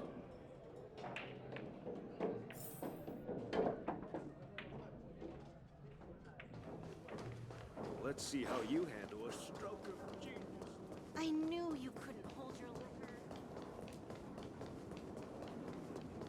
Mark. No, sorry, not Mark. That's Himiko. Himiko's over there. This is where Mark we split up. She can't be too... She can't be too far. So that's how it is. I never imagined we'd gather the remaining details here. To borrow Gallagher's catchphrase, what an unpredictable twist of fate. Himiko, here they are. Ah, Perfect timing. Now that everyone's here, I'd like to introduce everyone to Micah, who's partly in charge of the Land of the Exiles. Micah, these are my companions. It's a pleasure to meet the Nameless. You know us? I've been keeping an eye on you since the day you arrived in Penacony. We would have met under more appropriate circumstances if Dreamflex Reef hadn't been isolated from the 12 Dreamscapes. Please, allow me to formally introduce myself. I'm Micah, the Gravekeeper of Dreamflex Reef. Gravekeeper? Life in Dreamflex Reef is pretty liberating. Everyone here mostly keeps to themselves, without meddling in others' affairs. My daily task involves cleaning a few tombstones. You're too modest, Micah.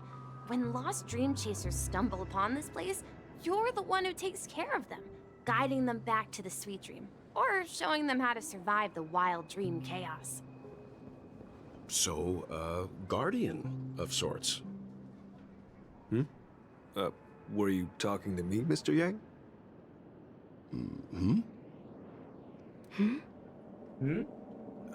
On that note, Mr. Mika, which...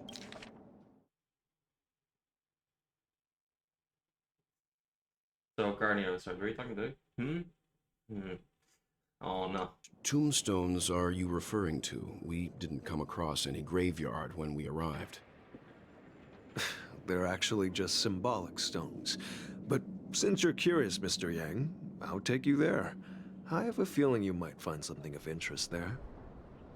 But before that, you have an important guest joining you. An important guest? Who could it be? This way, please. The roads here in Dreamflex Reef are a bit run down, so watch your step.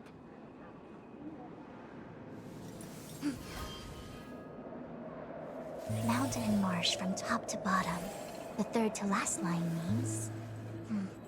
someone's slacking off right now.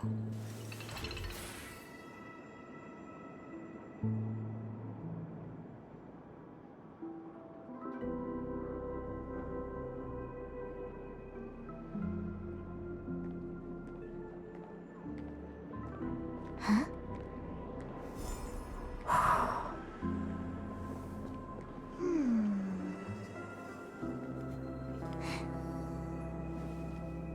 Let's see.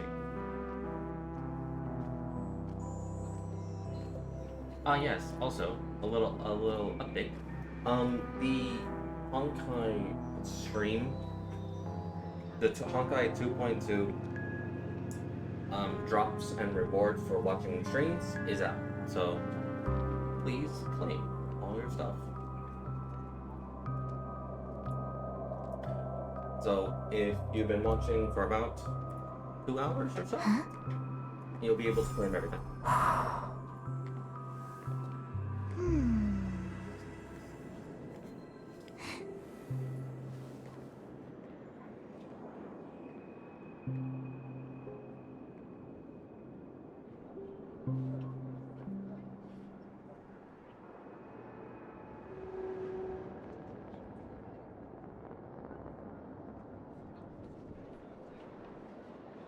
Because right now, I'm just looking for something.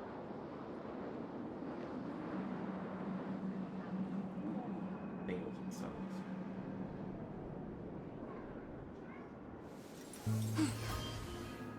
It's not bad.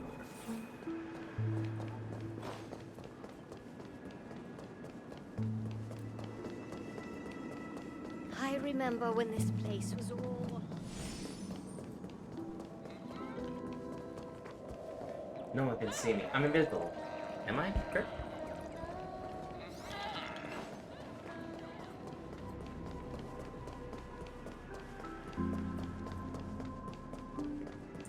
There's Robin. There she is. Everyone sings so wonderfully. It's not often that I tried this music style, but I've gained some valuable insights from it. Oh, I can't thank you enough, Robin. Well, these kids have made incredible progress in only a few days. It was nothing, Grace. I merely taught them how to sing. It was you who brought hope into their lives.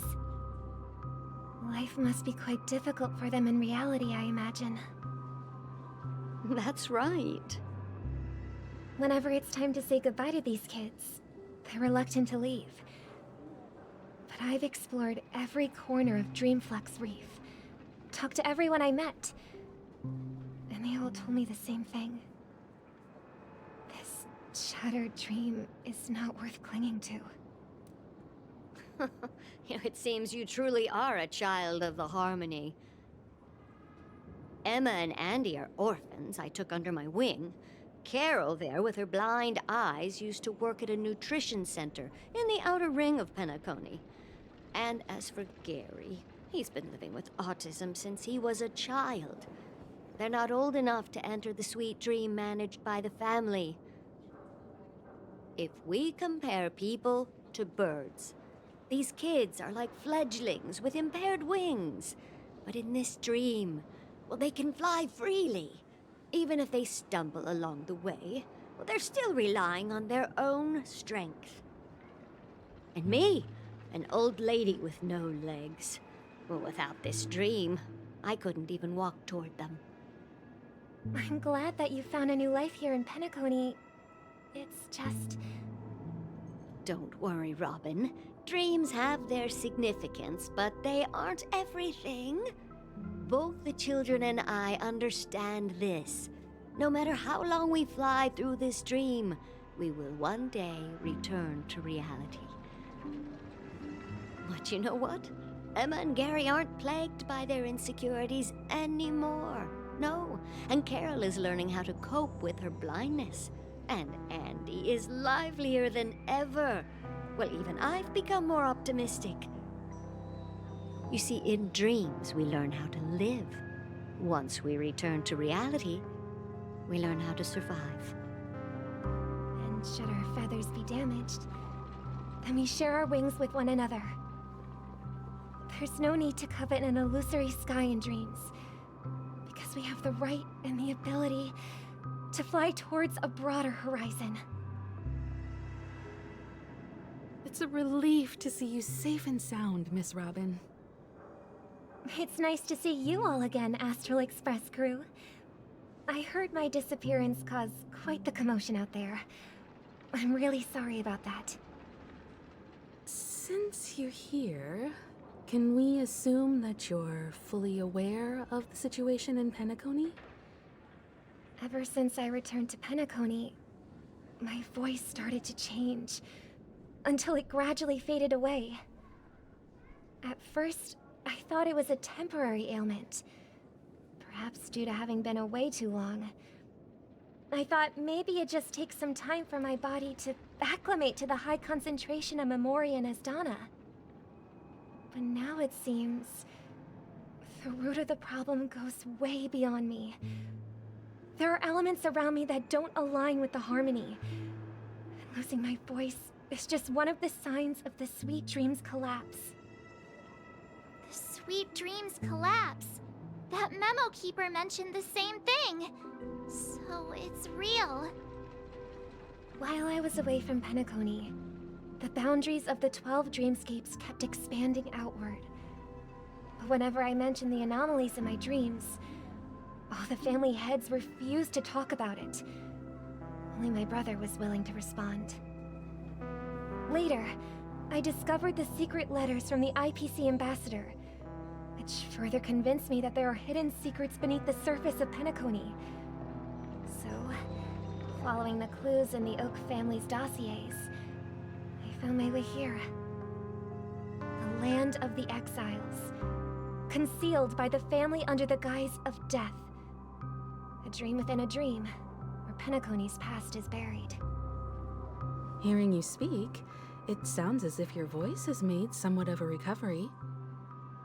I hate to admit it, but the harmony in this place resonates more broadly than within the Sweet Dream. It's regrettable, but the family has experienced betrayal.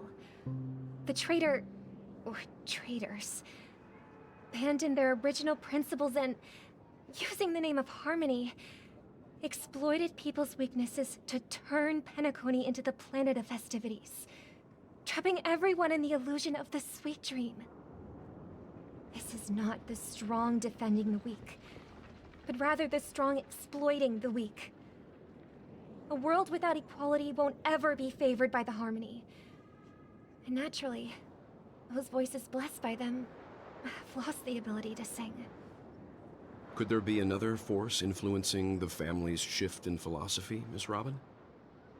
Considering what happened with Acheron, it's difficult to conceive of another entity within the realm of the harmony capable of influencing everyone. Unless a power surpassing that of an emanator is involved. I'd heard about what happened to the Xianzhou Alliance, but as far as I'm aware, the family hasn't faced any such external interventions. Who knows? Perhaps I've just been away too long and missed something. Regardless, I cannot accept my home is moving towards the very opposite of what the harmony represents, while still claiming to uphold it. I must uncover the reason why Mikhail cut ties with the family, and who exactly it was who betrayed us all. Do you remember our arrangement, Mr. Micah? Well, here's my answer. I've decided to forgo my role, and never step foot on the Charmony Festival stage again.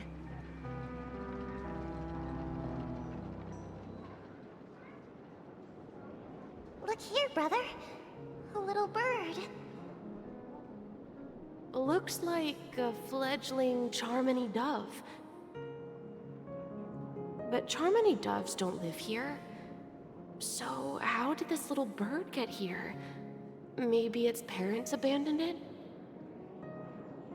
It looks weak and frail. Why don't we find something soft and make a nest for it? This place is too dangerous for a fledgling. Let's take it with us. We can put it on the wooden shelf in front of your window. Okay. A bird like that must have a beautiful singing voice. But where will it live? I'll ask the family head to build a cage for it. A cage? But then it won't have the freedom to fly, right? Let's see. What is it that has captured the attention of the two best interpreters of the Great One? To the point that they've forgotten how to enjoy their dessert. Oh, poor little thing. Doesn't look like it's doing well. Do you want to rescue it?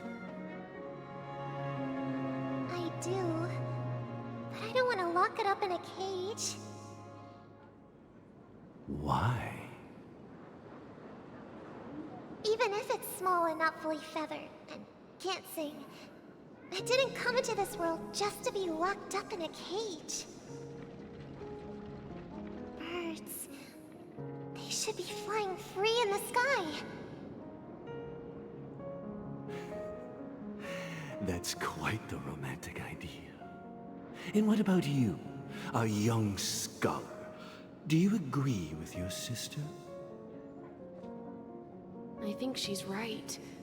But if we leave it out in the wild, it won't survive for more than a few days at best.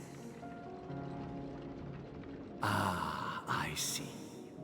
It seems our little scholar is still a bit unsure.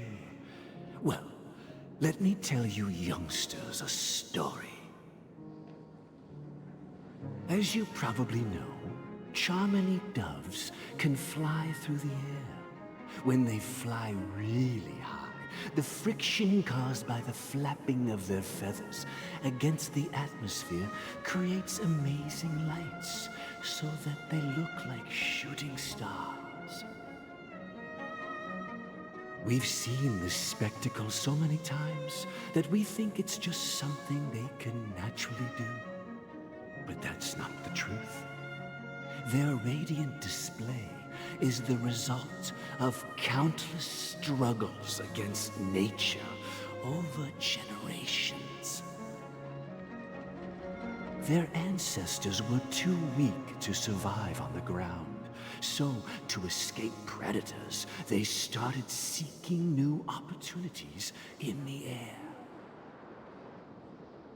After countless attempts by many generations, one of them finally figured out how to fly.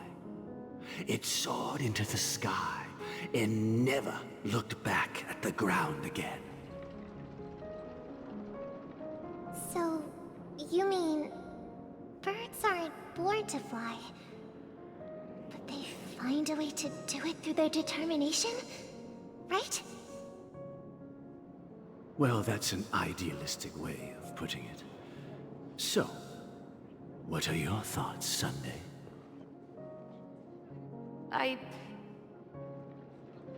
I think people believe birds are meant to fly because they've never seen those birds crashing to their death. That's an interesting perspective. So, have you decided what to do with the bird now? For now, I'll keep it in a cage until it can take care of itself because I want it to live, no matter what. Well said, kids. It seems each of you has found your own answer. Your insights are truly remarkable. And I hope they come true in their own way. We will take good care of it, won't we, brother? Yeah, but Mr. Gopherwood, there's one thing I don't quite understand. And what might that be, my son? What if this little Charmony dove never learns to fly in the end? I mean, if there are fledglings in this world that can never fly throughout their lives, should we let them go back to the sky, only to see them crash to the ground and die? Talking in your sleep, birdie? Time to wake up.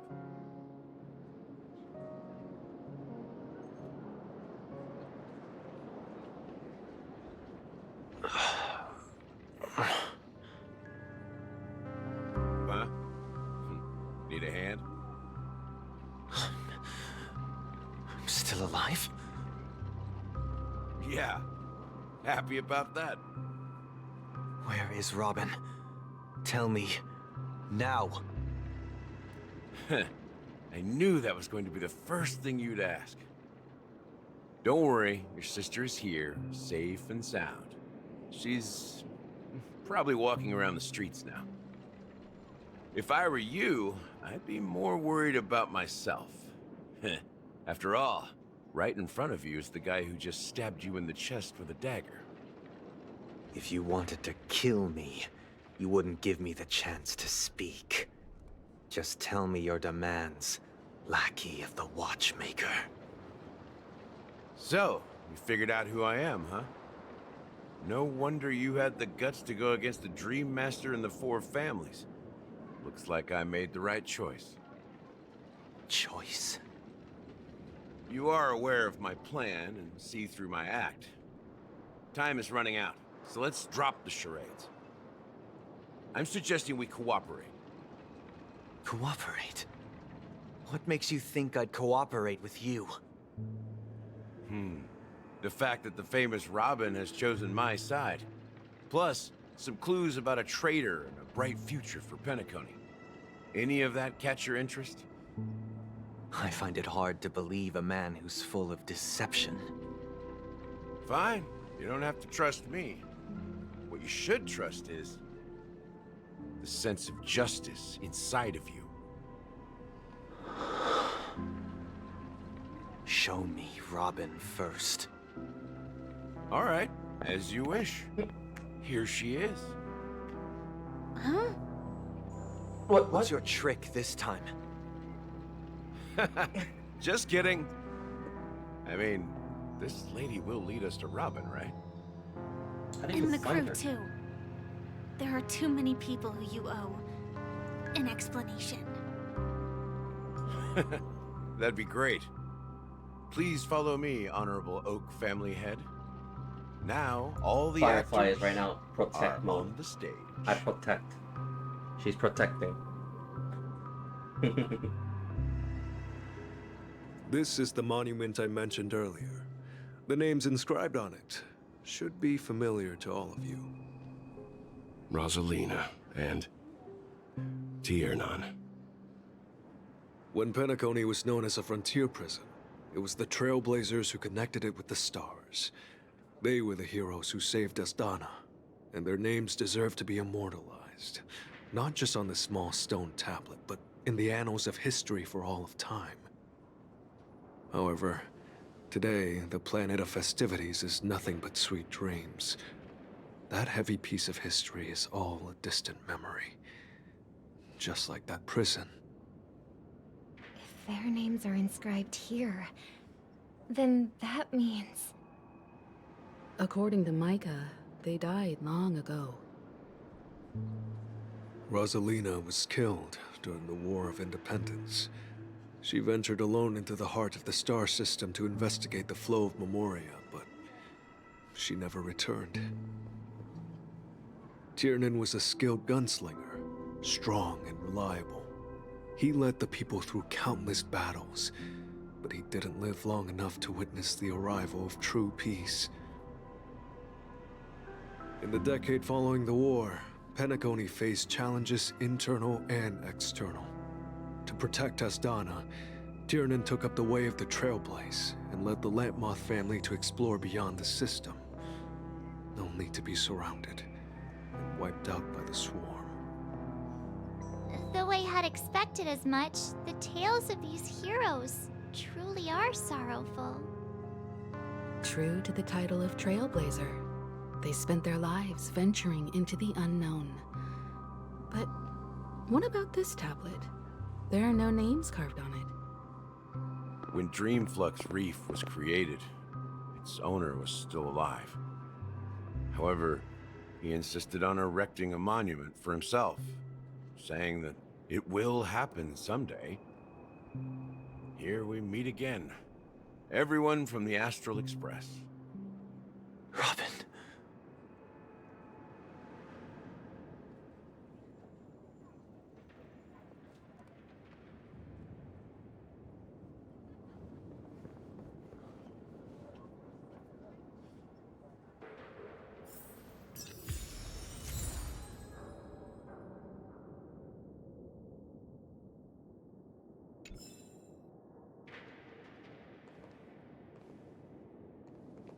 I brought Gallagher here. It's time to face the truth. Huh. The atmosphere sure is livened up with all these people in here. Well, I did my job. I gathered everyone here. Gallagher will explain the rest to you. Brother... There's no need for words. You're safe, and that's all that matters.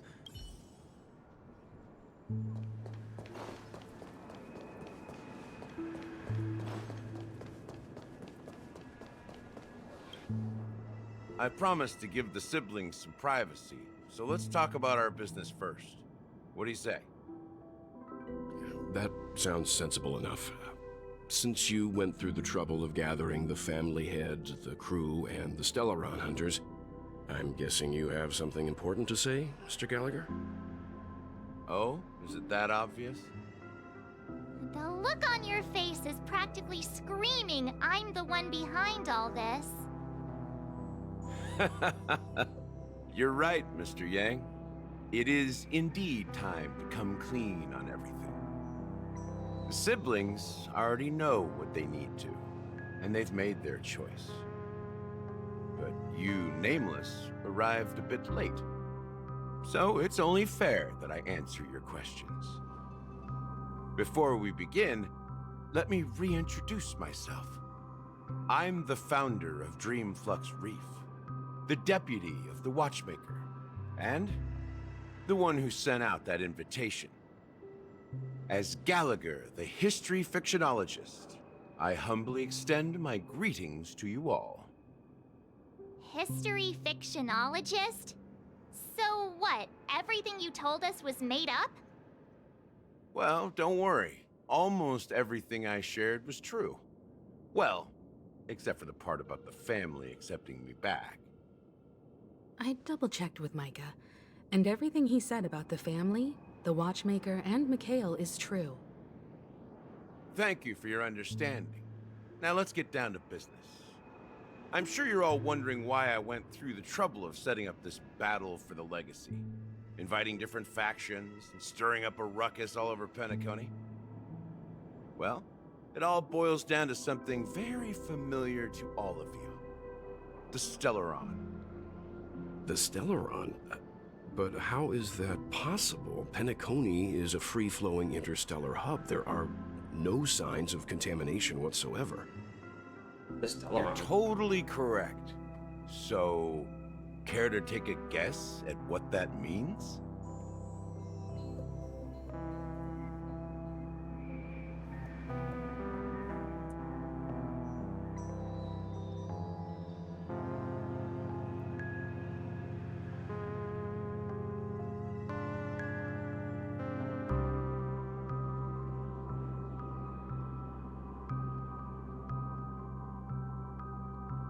The Stellaron has been completely sealed. Someone has been able to the Stellaron. How keen. Well, what should I say? I expected nothing less from the person here who is the most familiar with Stellarons. The sweet dream doesn't come out of thin air. If you think of the memory zone as the sea, creating the land of the dreams is like filling that wild ocean with earth to make an island. To achieve this feat, without the help of an Emanator of Remembrance or Enigmata, the only way is to use a Stellaron. And that's not something you can achieve with a simple wish. It requires vast quantities of knowledge, time, and manpower. I'm sure you get what I'm hinting at. Yeah. In Azdana, the planet of festivities itself is a Stellaron disaster. The planet of festivities itself is a Stellaron disaster?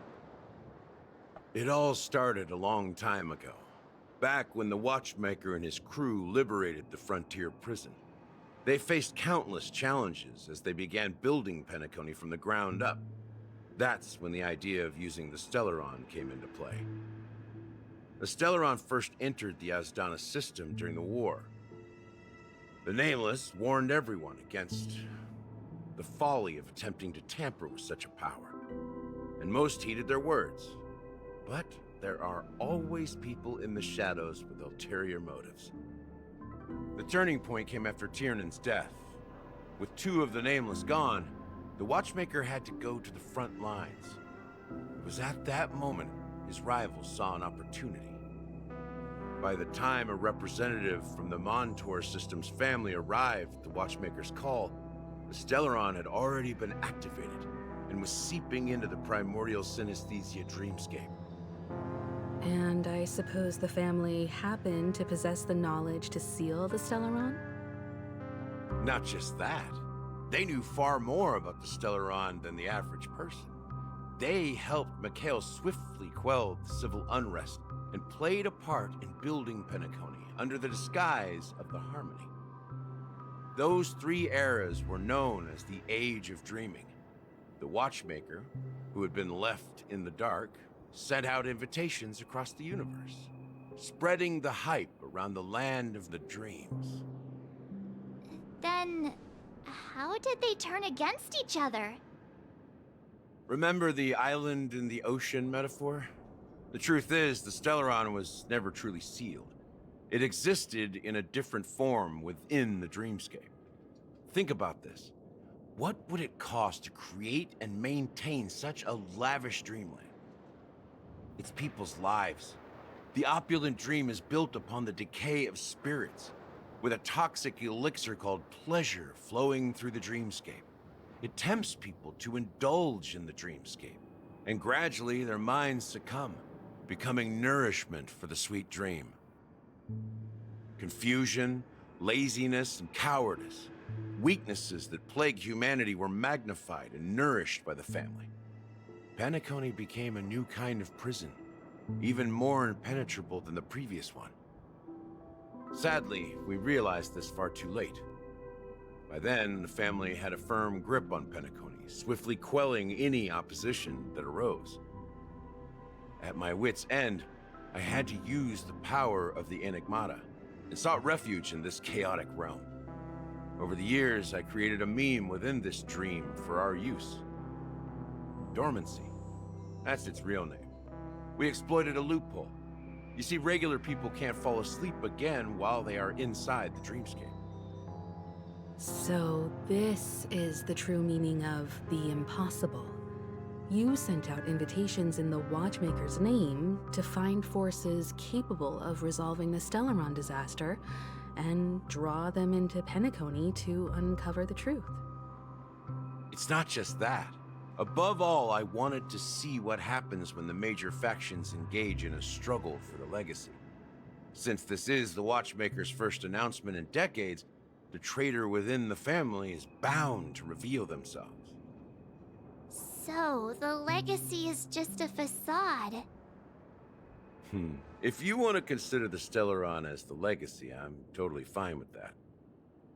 If that's the case, where is the Stellaron now? That's a question for Mr. Wings.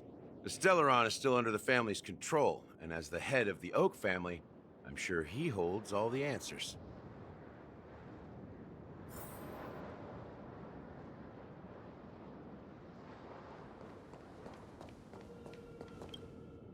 Are you done talking? So, will you tell us where the Stellaron is? It is the Penacony Grand Theater itself. As I suspected, it's the embodiment of the family. The edifice that first materialized within the Sweet Dream. That's what turned Penacony into its current state.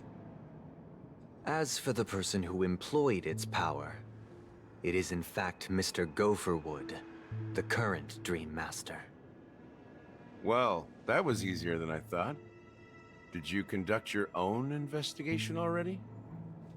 Correct. When I was trying to track down the person who murdered my sister, apart from you, Gopherwood was my second suspect. Confronting me first turned out to be a smart move on your part. I didn't have other options. The Dream Master has been elusive, and even the heads of the families can hardly get an audience with him. Moreover, Mr. Gopherwood has been kind to my sister and me. And I didn't want it all to end like this. What do you mean by that? To be honest, my brother and I are also victims of the cancer of all worlds. We grew up as orphans, and were adopted by the family when they came to help. Mr. Gopherwood recognized our potential and brought us to Penacony. But I can't just stand by and watch Mr. Gopherwood become an enemy of the Harmony. I won't use my voice to support an evil cause. I won't step on that stage and sing, no matter who the traitor is, or what orders they give me. I won't let the Charmony Festival become an event that destroys Harmony itself, or the paradise in our dreams. Indeed. For the paradise in our dreams. As the head of the Oak family, I'm responsible for ensuring Penacony's promising future. Robin and I will head into the Sweet Dream and confront the Dream Master. And if it turns out that the family has truly strayed from the Harmony, I'll fight alongside you. We'll put the Charmony Festival on hold and make sure Mr. Gopherwood pays for his blood debt. The enemies you are about to face aren't like this old dog here, who can barely even bark. Since our interests are aligned, why don't we team up? Maybe, just maybe, we'll have a shot at success. We have always been following in the footsteps of our nameless predecessors. and there's no reason to stop now. Yeah, we Nameless won't back down from a challenge. Isn't that right, Miss Trailblazer? Ain't nothing to fear more. We'd win. Heroes never back down. Peace was never an option. Going against the Dream Master? Nah, I'd surrender. Was this the moment?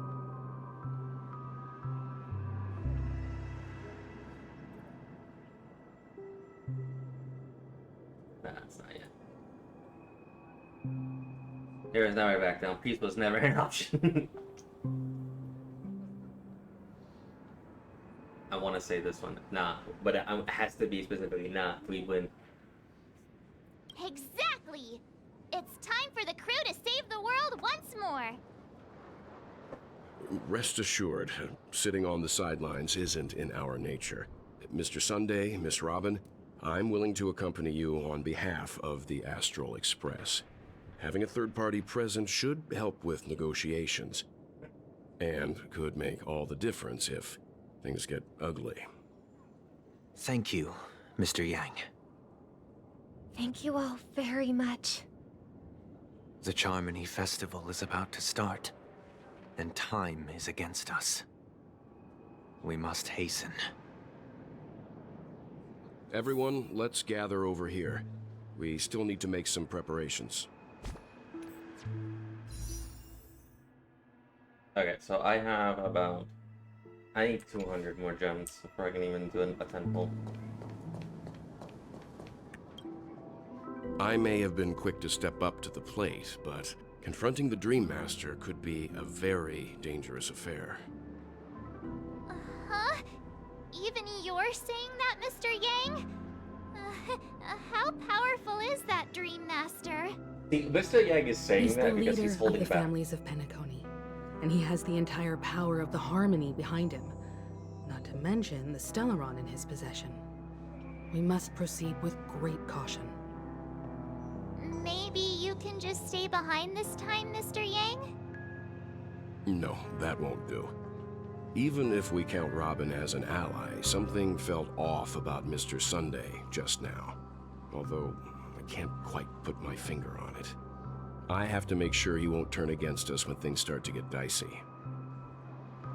You're still carrying the keepsake the IPC envoy gave you, right?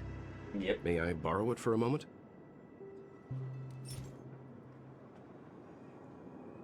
Huh. I knew it.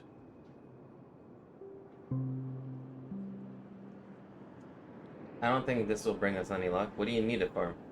As I suspected, this chip Aventurine gave to you is actually a miniature transmitter. If I'm right, he intends to use it to track your location or contact you when needed. As it so happens, this may actually be of some use in the current situation. Aventurine? Is he still alive? And what does he have to do with our mission to confront the Dream Master? Remember what I said earlier? Working with the IPC is a way to keep the family in check.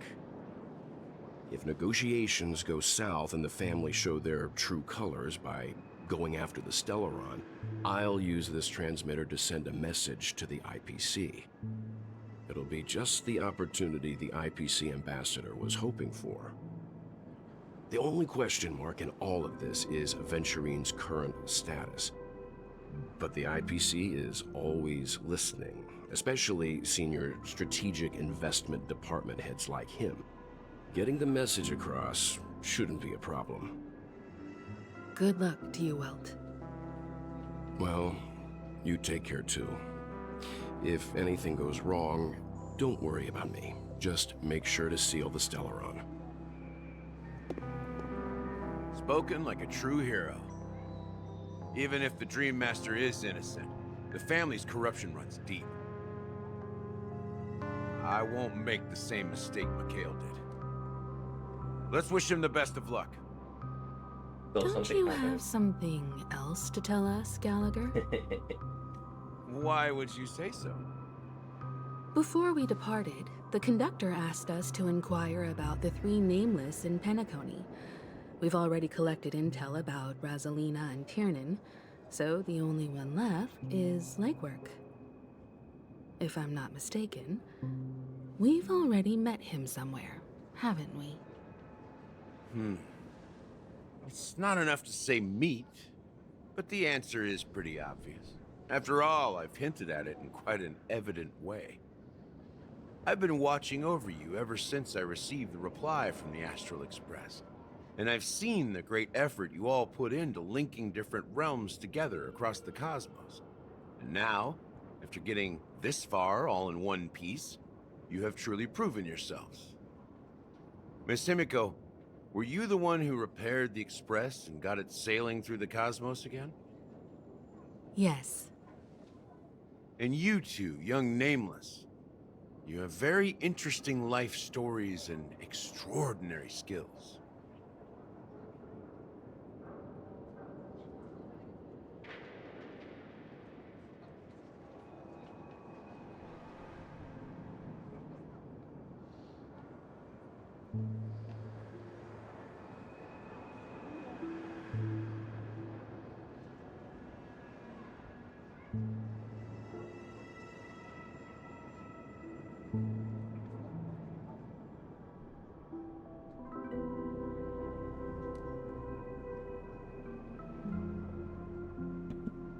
Alright, so I'm gonna be right back. I'm gonna leave the stream running, but I'll be right back, okay? Should be back in like 10-20 minutes.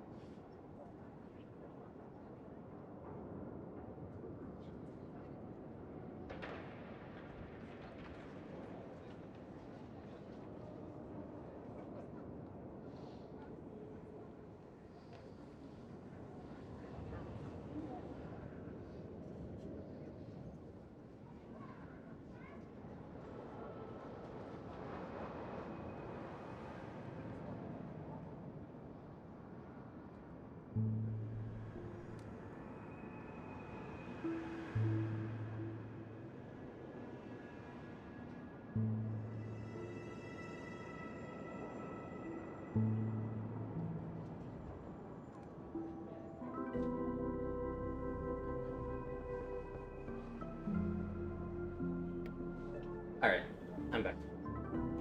I'm gonna say this one. I don't know much about my life story, But I do have extraordinary skills. I'm back. The hell did I miss? You missed a lot. You're this full time. of energy. You missed a lot. Please send my regards to the conductor, Pom Pom. Please let them know that their friend had fond memories from his time aboard the Express, which he reminisced on every time he had a good drink. As for the last nameless, he embarked, disembarked, and embarked again, traveling in a great circle, ending up back where he started. On his deathbed, he told me to find the Astral Express and deliver an invitation to the future nameless. He left behind a special gift, a true legacy. Something that belongs only to the successors of the Trailblaze. So that will be the Watchmaker. Come with me. Now is the time to reveal it.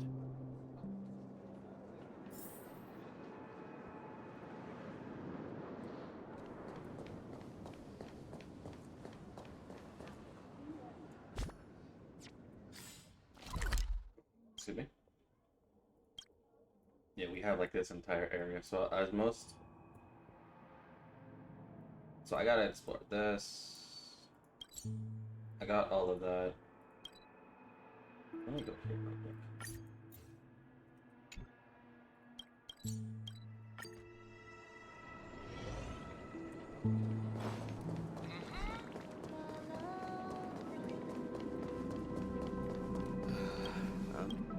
Flower.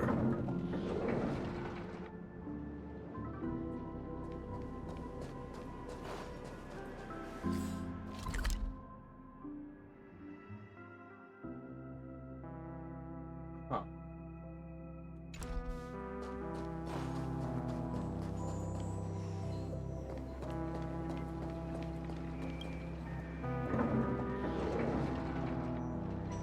Okay, I am back. You are back. Welcome back. I'm trying to get into this area. I don't know how to. I guess that's a first story, I guess.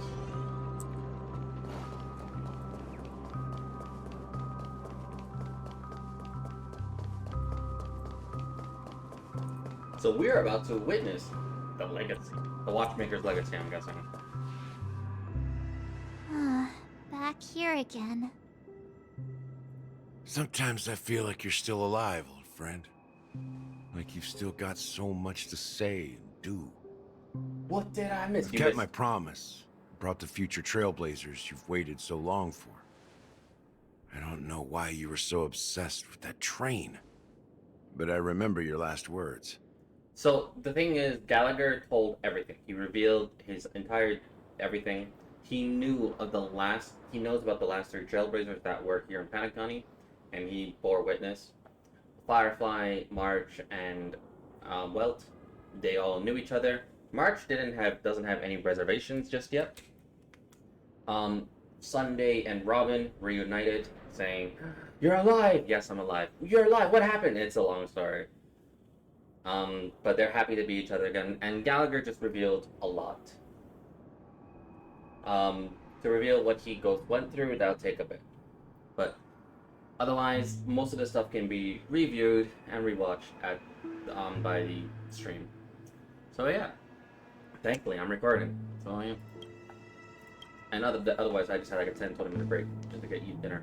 Don't let us down, old man. So we're about to witness the legacy.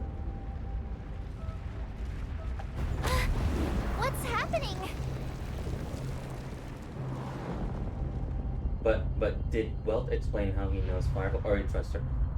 So that was explained that Firefly basically told everyone else first, then us.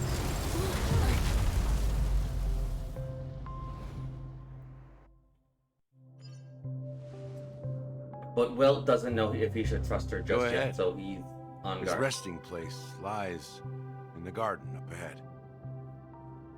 The first and last nameless of Penacony. Mikhail Char Legward, the Watchmaker. The first and last. So yeah, Welt, Himiko, March were told of Firefly, but Welt is still unsure. March hasn't said anything about it. March hasn't said anything whether she trusts her or not. Well, I was just not paying attention. And Himiko has her reservations. But they are willing to listen to her. They're willing to... Himiko and Welt are willing to hear her out. March is like a clueless dumb sometimes. March is a clueless insert word that I'm not allowed to say.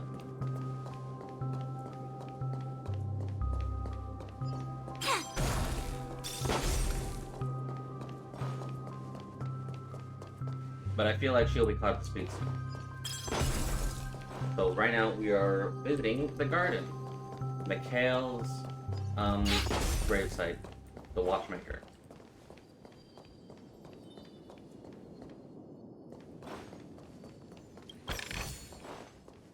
Yes, Mikhail knows. Mikhail knows us trailblazers, we need our chests.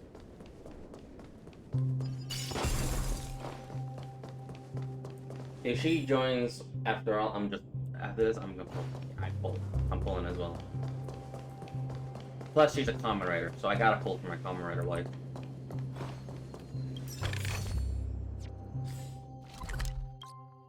I'm one chest away. God damn it. I hate that.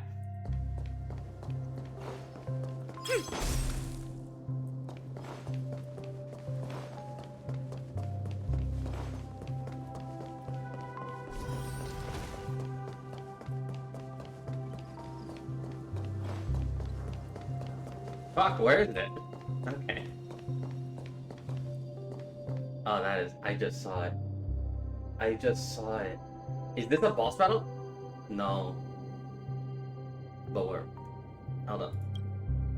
Beneath the sea surface of the memory zone, in the garden closet to the full moon in the water, an elderly man rests on a recliner enveloped in utter silence. The watchmaker, Mikhail Char Legler, has passed into that endless, timeless dream where no sound could ever awaken him.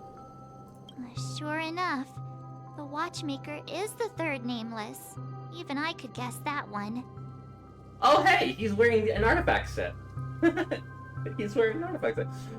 So that means if this watchmaker was a unit, because he's wearing this artifact set, that means he's specialized in break. He's specialized in break, which makes sense given to what we know about imaginary trailways. I'm guessing.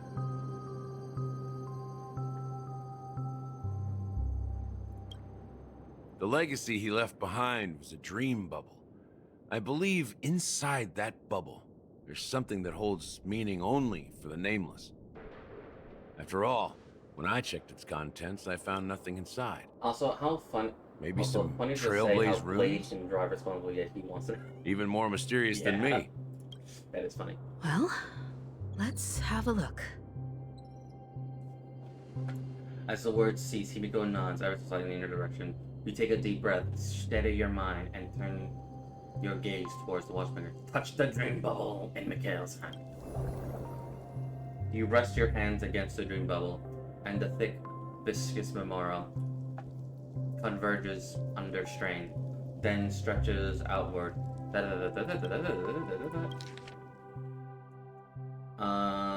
Stretches outward from your fingertips as if weaving a delicate web. It gently cradles your palm. A chill travels from your fingertips, carrying with it a myriad of vibrant and intertwined memories, as experience would suggest.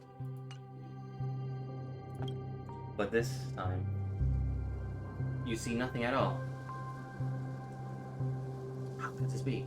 Try to focus and capture memories. Take a deep breath and try to read the dream bubble again. The bubble is clearly except perhaps the approach is wrong, you think, holding your breath and closing your eyes. With one knee on the ground, you press your forehead against the thin film coated in the memorial. Yet before you, there remains the abyss of darkness, no crimson sun descending upon snow-capped memories, mountain, no gentle laughter, no twinkling stars, no echoes of swords clashing, and most of all, no traces of trailblaze. He had his seatbelt while driving. There is nothing, and nothing is there. Indubitably, This is but an empty dream bubble. Wait, what's going on? Seriously? There's nothing inside this dream bubble? No. We're doing something wrong. How could a dream bubble be empty? Just as I suspected. That old man always had this strange belief in the nameless and the trailblaze. And I never understood where he got that confidence from. Especially since he never managed to get in touch with the Express while he was alive.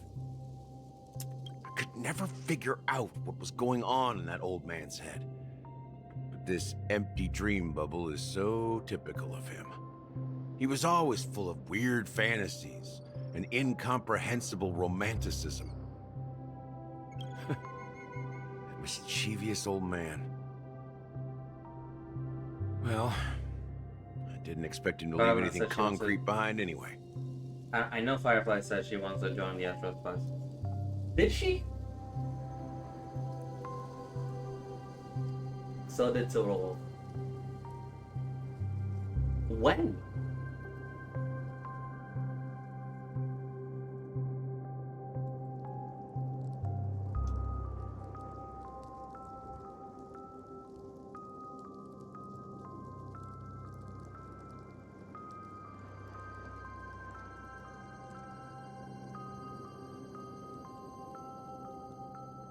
But both joined the Stellar Hunters.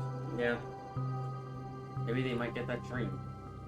He says it in the Express. Okay. I don't think that's the case, Gallagher. I'm sure Mikhail has left us the most precious thing of all. Don't start getting all philosophical on me, all right? Just as Mikhail believes in the nameless of the future, okay, we unconditionally believe in the nameless of the past. How could they leave with regrets for the future when they were ready to dedicate their lives to the land they loved? There must be something contained in this dream bubble. It's just we haven't figured it out yet. You also have faith in the Watchmaker, don't you, Gallagher? Well, I'm a follower of the Enigmata. My philosophy forbids me to have faith in anything. That's why I understand what faith means in the path of Trailblaze. And I also want to know what he left behind.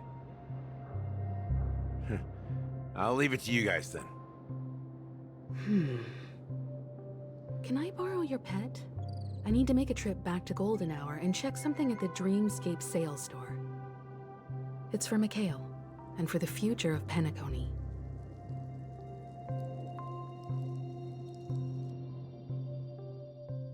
Switching to Boot Hill's POV. Boot Hill, 10 hours Welcome until to the charming. Reverie Hotel. How may I help you? Greetings. We're the Nameless from the Astral Express, and we'd like to check in.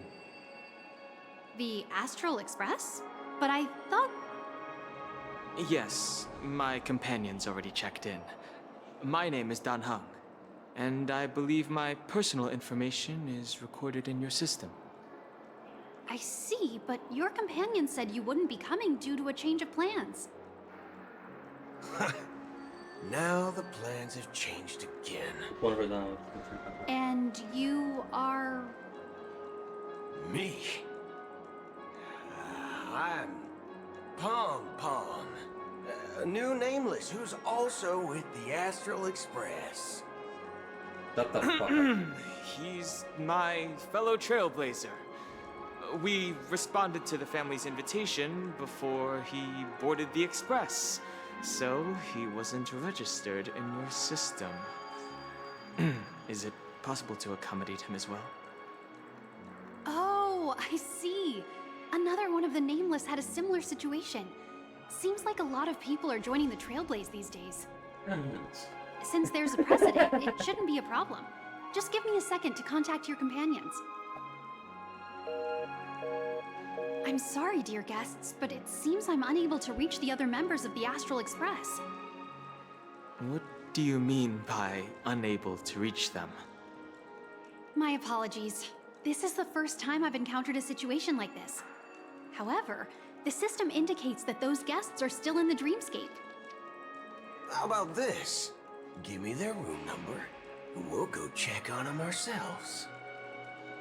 I'm afraid that's not possible. I need to verify both of your identities before I can share any guest information.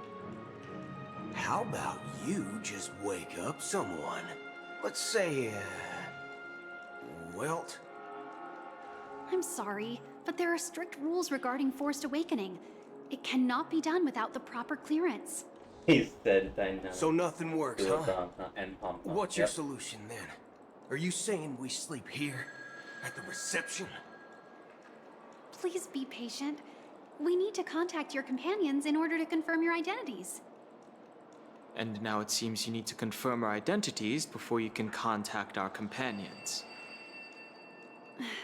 It seems so. Oh, fudge.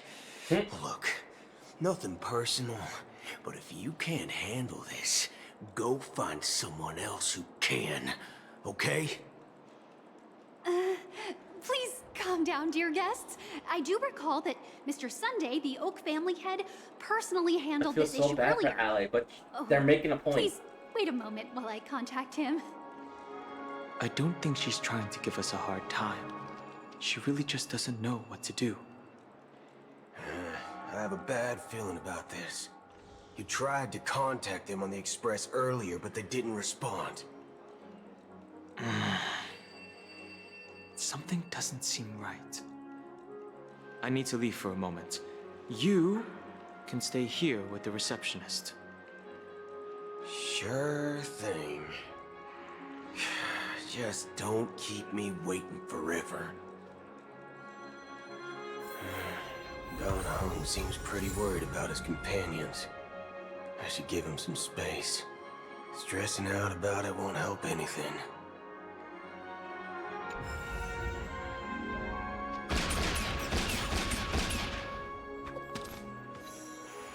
Locked and loaded.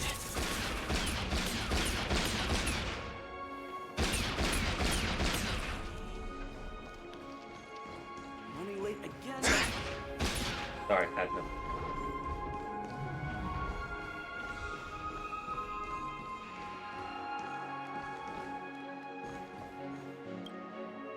The Charmony Festival is about to start! I'm so excited!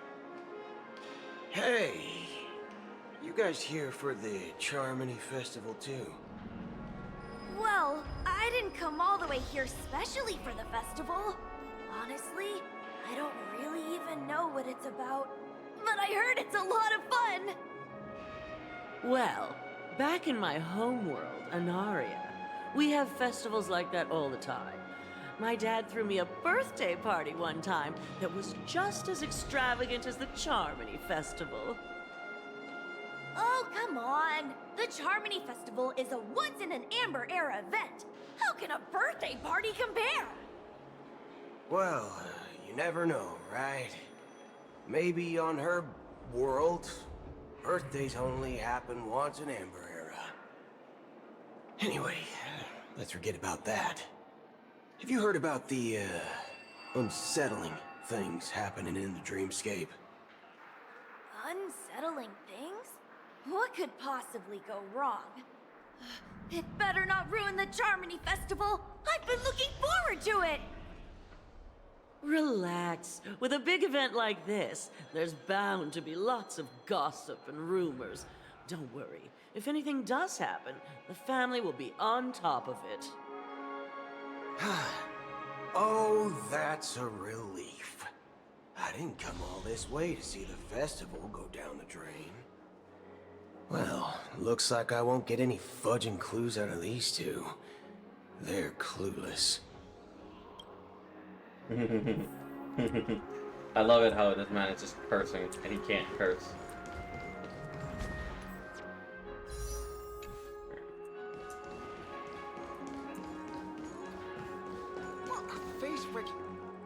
Greetings. I'm Cody of the Bloodhound family, head of security for the hotel. How may I assist you? Hello. So, there's something I wanted to ask about. I've been hearing some unsettling rumors about certain incidents that might affect the Charmony Festival. Do you think there's anything to be worried about? I've traveled all the way from the Hayaii Federation, and I don't want my trip to be ruined. What do you mean? Wait, you haven't heard? I'm not sure where you heard those rumors, but they're completely baseless. I can assure you, as a representative of the Bloodhound family, that everything is going smoothly for the Charmony Festival. At present, all of the families are focused on making sure the festival starts on time. Even the Dream Master himself has arrived. So don't worry, your trip won't be in vain. That's a relief to hear. She doesn't appear to be acting. So, it seems that even the hotel staff are out of the loop. Back already? Hasn't she returned yet? Nope. I'm starting to wonder. Sending her to contact Sunday was a good idea.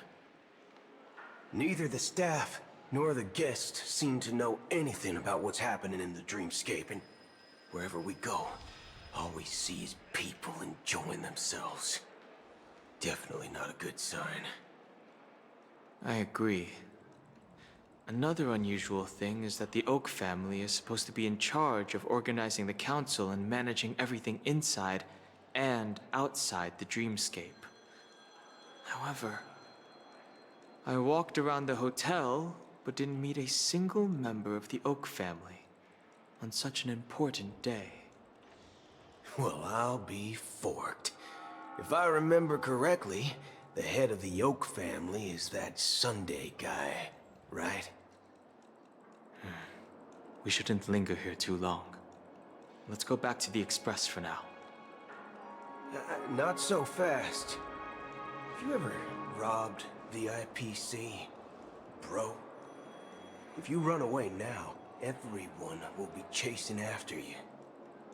Are you suggesting we sit here and do nothing? I wouldn't say do nothing, but let's stay put for now. Even if the family has ulterior motives, they couldn't have anticipated us showing up here. We're the surprise factor for them. They don't want to attract unwanted attention from certain outsiders, so they won't do anything reckless. See? The IPC lackeys are keeping a close eye on this hotel. If I were a family member, I'd find an official excuse and keep the surprise factors here. If we just wait here, that would be like walking into their trap. Of course, we don't need to walk into their trap. I gave a backup plan to the memo keeper. If it turns out we won't be allowed to enter the dreamscape, she'll order a drink for me in the VIP lounge at the hotel. In reality... A secret signal. That's right. Oh, a concrete object can indeed help the memo keeper establish a connection with you. But Boot Hill, if you have more backup plans in the future, I hope you'll let me know in advance. I'm sorry, but it's one of my quirks. I have too many unreliable friends. And if I reveal that I have backup plans, things can go awry. And that would leave all backup plans completely useless. How do we get into the VIP lounge? This is where my street smarts come into play.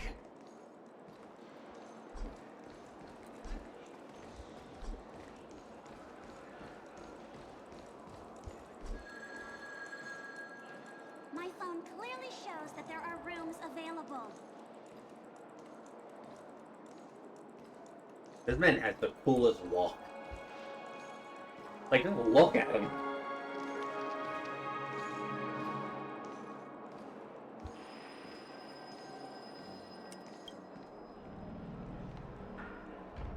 You're the lobby manager, right?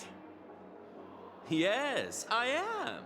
How may I assist you? We're the Nameless from the Astral Express. We wanted to check in, but there's something wrong with your system. The lady at the front desk said she would contact the manager, but now she's nowhere to be found. Now, we've been waiting here forever, without any food or water. What the fork, man? Is this how the family treats its guests? Is this your idea of street smarts? Starting an altercation?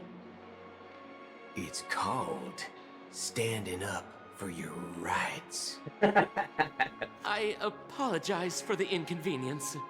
Please wait while we try to contact Mr. Sunday. I'll arrange 2 premium seats in the VIP lounge so you can rest there while you wait. See? Just like that. Just don't call yourself Nameless next time. Tommy does not want to be it. This far's something else. Certainly worthy of the planet of festivities. Don Hung does not want him to be a Nameless. He really does not want him to be a Nameless in reality. Boot Hill confirmed American. I need Boot Hill now. I need Boot Hill now. Like, I need him. The man is... He's awesome. One peach soul glad, shaken, not stirred. That's a James Bond reference. Good evening, gentlemen. Hey, I have an order for a bottle of His Donna's White Oak. Can you help us find it? Donna's White Oak? I think there might be a misunderstanding. We don't serve that here. Oh, no way. Are you sure you're not mistaken? If someone had reserved such a beverage, I would definitely remember it. It sells for hundreds of thousands of credits per bottle, after all. I couldn't afford to cover for such an item if it were broken or lost. That's strange. Well, could it be that the memo keeper couldn't afford it? What should we do now? Oh, no need to rush. Let's grab some drinks first. Maybe I arrived too early and he hasn't come yet. Now, let's see what kind of juice malts you all have here. Well, give me a glass of Heenum Valley, 40 years. I'll have it neat.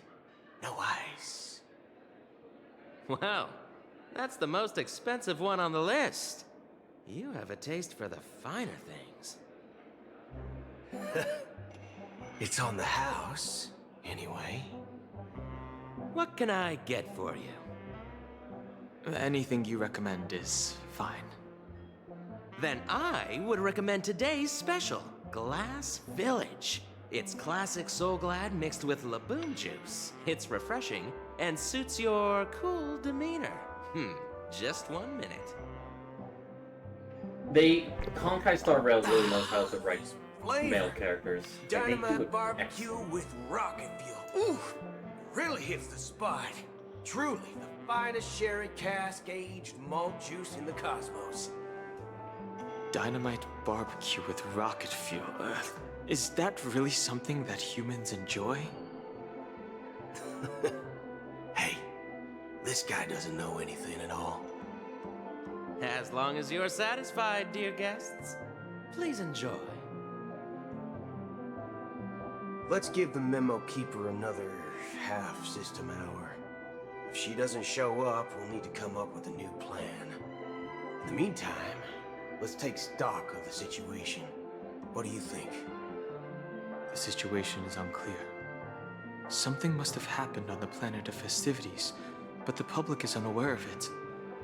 Someone in a position of power within the family must be covering it up. It's unusual for the followers of the Harmony to invite other factions, let alone the IPC and the masked fools. If what you said about the Emanator of the Nihility is true, the situation in Penacony is a little complicated, to say the least. Actually, there's something else I'm concerned about. Regarding Acheron. As you know, the faction that follows the path of the Hunt are some of the most dangerous folks in the cosmos to mess with. I mean, who in the right mind would impersonate the Xianzhou Alliance or the Galaxy Rangers? It's like asking for a death wish. Isn't there a saying among the Xianzhou people that the Rainbow Sect lets their Lux arrow do all the beating? Talking. Do all the talking. Well, you know what I mean. Even though the Galaxy Rangers have been out of sight for years, we've been keeping an eye on this region. Even the dumbest criminals know better than to mess with the Annihilation Gang, much less the Rangers. But that Acheron lady, she doesn't seem like a lunatic at all. On the contrary, she's highly logical and organized. She knows exactly when to hold back and when to strike without mercy. And you believe that someone like her would have an ulterior motive for impersonating a Galaxy Ranger? I'm not entirely sure, but I do have my suspicions. Maybe she knows a Galaxy Ranger, or perhaps she's trying to lure us out for some reason, which I can't figure out. Anyway, what worries me more are the anomalies within the family. They've summoned followers from various paths for the festival. No matter how generous such a gesture is, this move seems highly unusual. Unless the invitations weren't sent by them. If that's the case, it's even more intriguing that the family insists on organizing the Charmony Festival, despite the chaos. Maybe it's Shipei the Harmony pulling the strings. You find it beyond human understanding because it wasn't arranged by humans at all. People do stupid things out of irrational impulses. They abandon their principles when self-interest is involved. They believe in things they know they shouldn't, and fudge, they even break their own rules.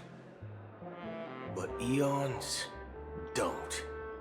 They stick to their determined path and never turn back, even if they reach a dead end. You think Shipei's will is behind all this? It may not necessarily be Shipei. There's definitely some higher entity involved. I know it may sound pessimistic, but if human free will were reliable, why would we even need Galaxy Rangers? It's much simpler when you boil it down to the eons and paths. Like how Lon always follows the path of the Hunt, or how the Express stays true to the Trailblaze despite Akavili's disappearance. But in my opinion, Akavili's fall holds significance for the Nameless. Oh, so you're saying the Nameless now have to take responsibility for their own choices because their absolutely right leader is gone? Exactly. I believe the purpose of the journey isn't just about following a path that's always considered absolutely right. It's more about doing your best to choose the right path for yourself among countless possibilities, even with limited insight and judgment. I don't know what you've been through, but I agree that people must take responsibility for their choices, because no one else can do it for them. That's why the Galaxy Rangers need to uncover the imposter and figure out her true intentions. Just in case. I have a backup plan if the Memo Keeper doesn't show up. This is my final backup plan. I promise. You sure have a lot of cards up your sleeve. Well, going back to my old career would make things a lot easier. By the way, when you were walking around the hotel, did you happen to see any important-looking guests? What's your plan? It's simple. We just grab some hostages and use them as bargaining chips with the family. Or maybe we can even take their identities. No need for that. We'll return to the Express now.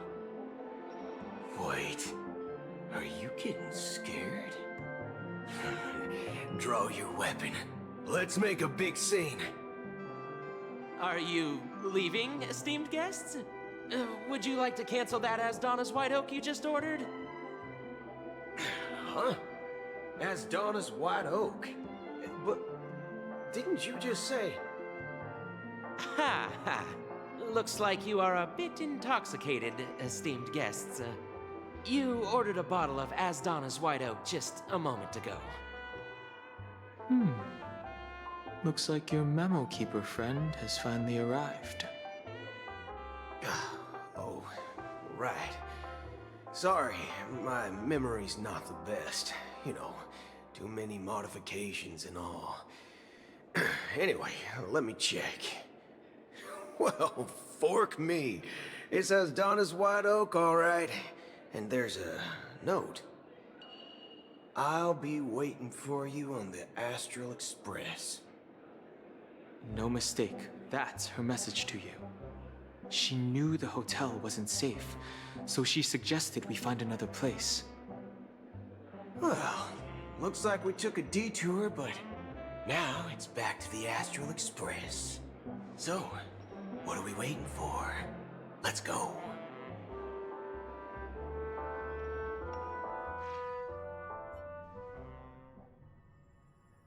You're back? Two guests just boarded saying they were looking for Boot Hill, so I told them to wait in the parlor car. Oh, just in time. 2 guests? Yeah, or 2. Look, we welcome all passengers on the Astral Express, but sneaking in like that, you have no regard for etiquette. My apologies, conductor. It was an oversight on my part.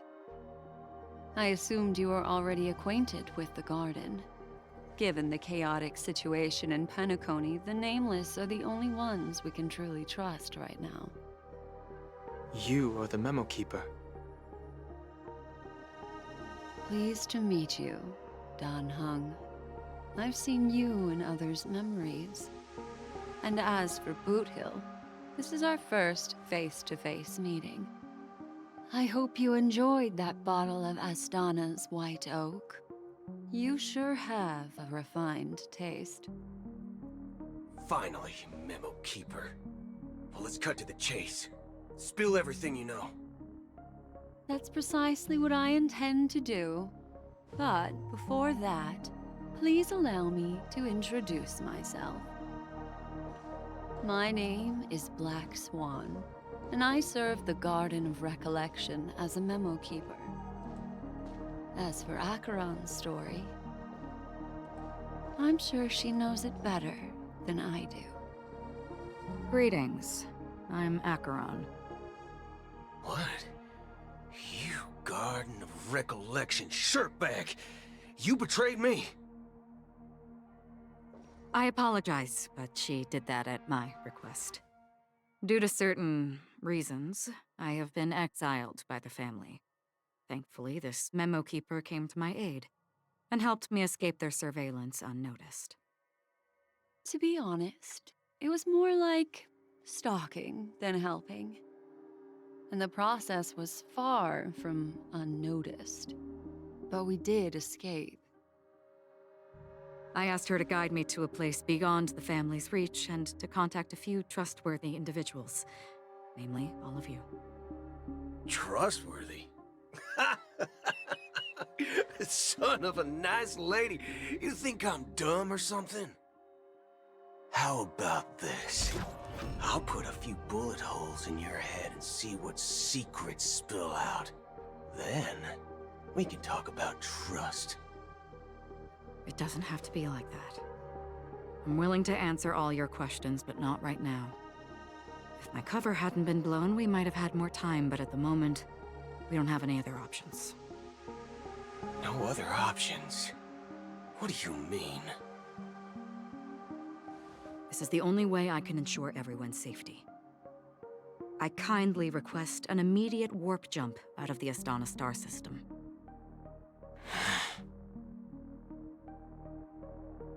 This passenger is requesting...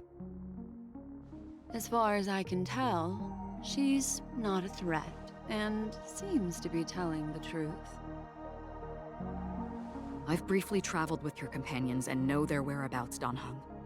Please rest assured, your nameless companions are safe, but they need our help. As for Boot Hill, you may have guessed, I've been waiting for you. Galaxy Rangers are known for their elusive nature and limited contact with each other, so this was the only way I could reach out to you. Only by doing this can I find a true Galaxy Ranger and fulfill a long-standing promise. To return his relics to their rightful owner.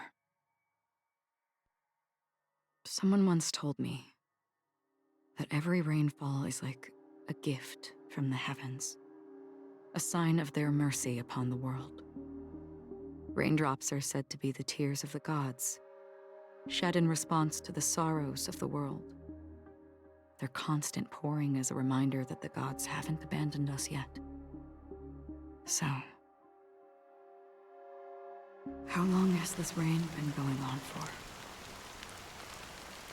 I used to believe, Relics. just like you, I have no idea. that it would eventually stop. Years and decades passed.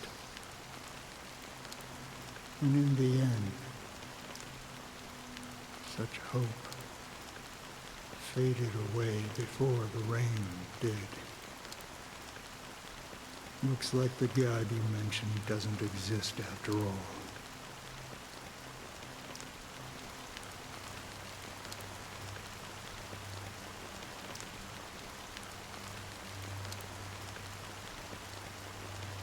Well, let me share a story with you. Mortals who walk the paths are like sailors on a vast ocean, leaving behind a trail that creates countless ripples of possibilities. These ripples last longer than the fleeting lifetimes of humans. And for some, their presence leaves such a strong mark that it's reflected in the waves. Like those shadows on the ocean. Sin-thirsters, the obsessions of the Pathstriders, they emerge from the depths of IX, seeing themselves as masters of their own destiny, unknowingly repeated the actions of their past lives. They emerge from the nihility and head toward it, leading purposeless lives. However, these hollow phantoms, they were once my dear companions. A group of Galaxy Rangers. Are you watching over them? Watching over them? No. I'm guiding them toward transcendence. It was a brutal war. A crusade that shook the universe. The universe witnessed the fall of Zulo, the Lord Ravager, but it came at a price. A price so hefty that only those who were there still remember. The unwavering determination of the Hunt followers persists even in death. So someone must guide these lost souls to their life beyond. They were heroes in their time, and they shouldn't be reduced to mere puppets of the nihility. As for me, I've suffered too many losses on that battlefield to advance any further. And that makes me the most fitting person to carry out this task. But you know, these sin thirsters, they're not who they used to be. Does this seem pointless to you? Well, some tasks have to be done, even if they are pointless.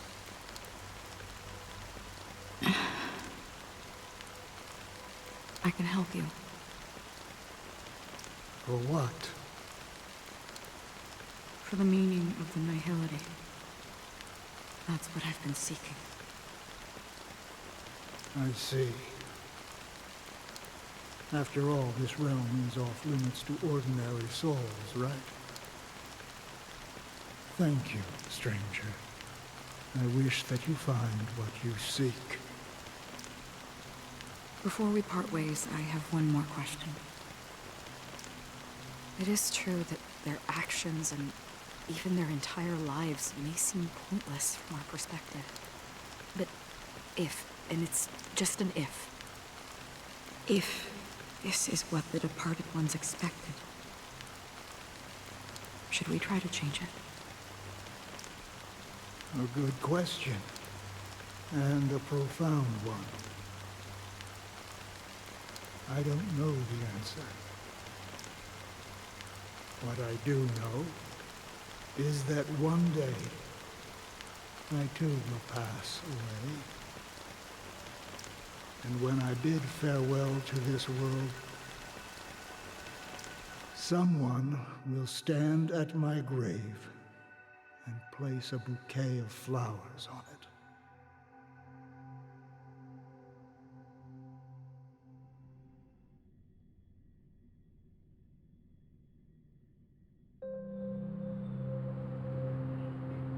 When I appeared as a child, my speech, mindset, and soul reflected immaturity and innocence. As I grew into adulthood, I left behind my childlike side.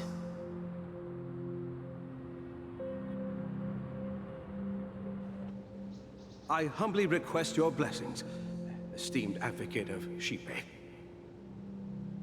Come to me, my kinship. I have sought their presence with us. As you wish. I have faithfully served the Alfalfa family for nearly a decade, promoting the path of the harmony to the best of my ability. However, I made a mistake yesterday. While I was preparing dinner for the family head, I accidentally dropped a prepared dish on the floor. Out of laziness, I lied and claimed that everything was ready. Although the head has dismissed me as punishment, it has been tough to sleep with the guilt still gnawing at me, as I worried that the seeds of evilness may have taken root in my soul. So, I confess to you now, to seek atonement for my sins. Do you sincerely repent and vow to change your ways? Yes. Have you examined your soul and confessed all your sins? Oh, yes. Are you willing to accept the process of atonement? Yes. Very well. Show your dedication and goodwill to the family, and you shall be reinstated among them. Please, leave in peace. Oh, praise Sheepy. And thank you, esteemed advocate. Next, please step forward. I wholeheartedly confess to you. Please, pardon my sins. Rest assured, I have implored their presence to be with us. As long as you are sincere, absolution will be granted. Oh, great. You know, I arrived in Penacony as a stowaway. I sold everything to get a ticket. My house, my land, and my 2 children. I see. Please, go on. My children were starving, and I hoped they'd have a chance at survival if they became slaves here. If I can strike it rich here, I'll lift them out of that situation and give them the life they deserve. But the Bloodhound family got wind of it. They're on my tail, hunting me down. I thought I could bring my kids here. It was all my fault. All my fault.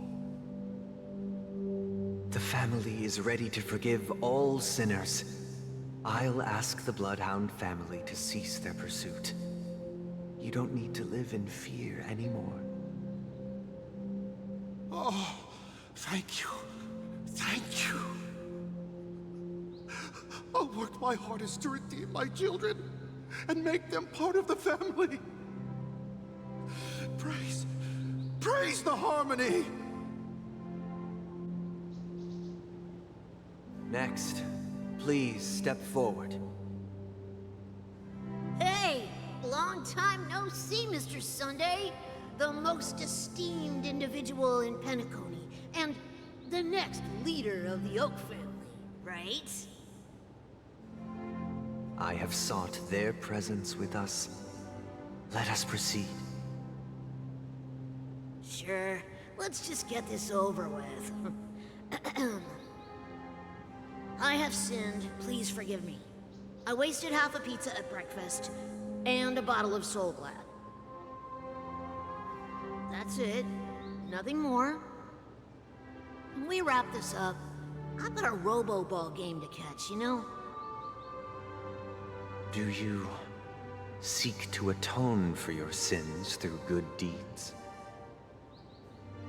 My sins? Starting to sound like a saint, huh? Well, let me tell you something.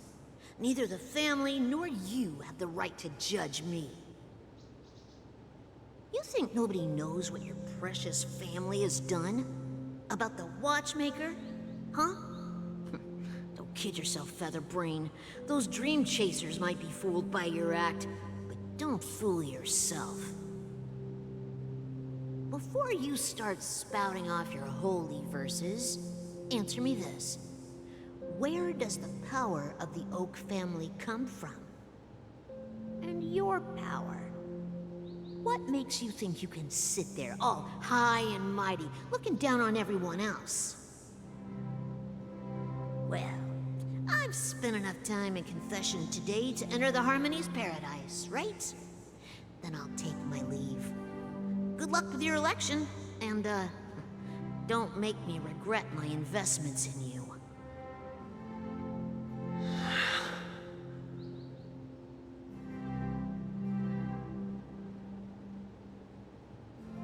Oh, revered triple-faced soul, hear my doubts. Who can judge the strong when their power hides their crimes?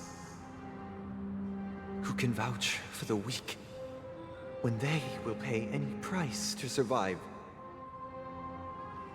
Who can comfort the purest souls when even they get led astray?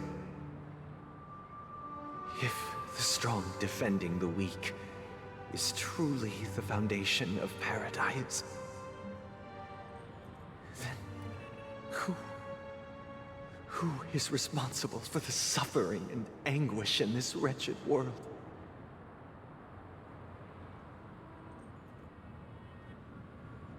Brother? Brother? Brother, are you all right? I'm fine. I've been working long hours, and I just made a trip to Dreamflux Reef and back. So, I'm a bit out of sorts.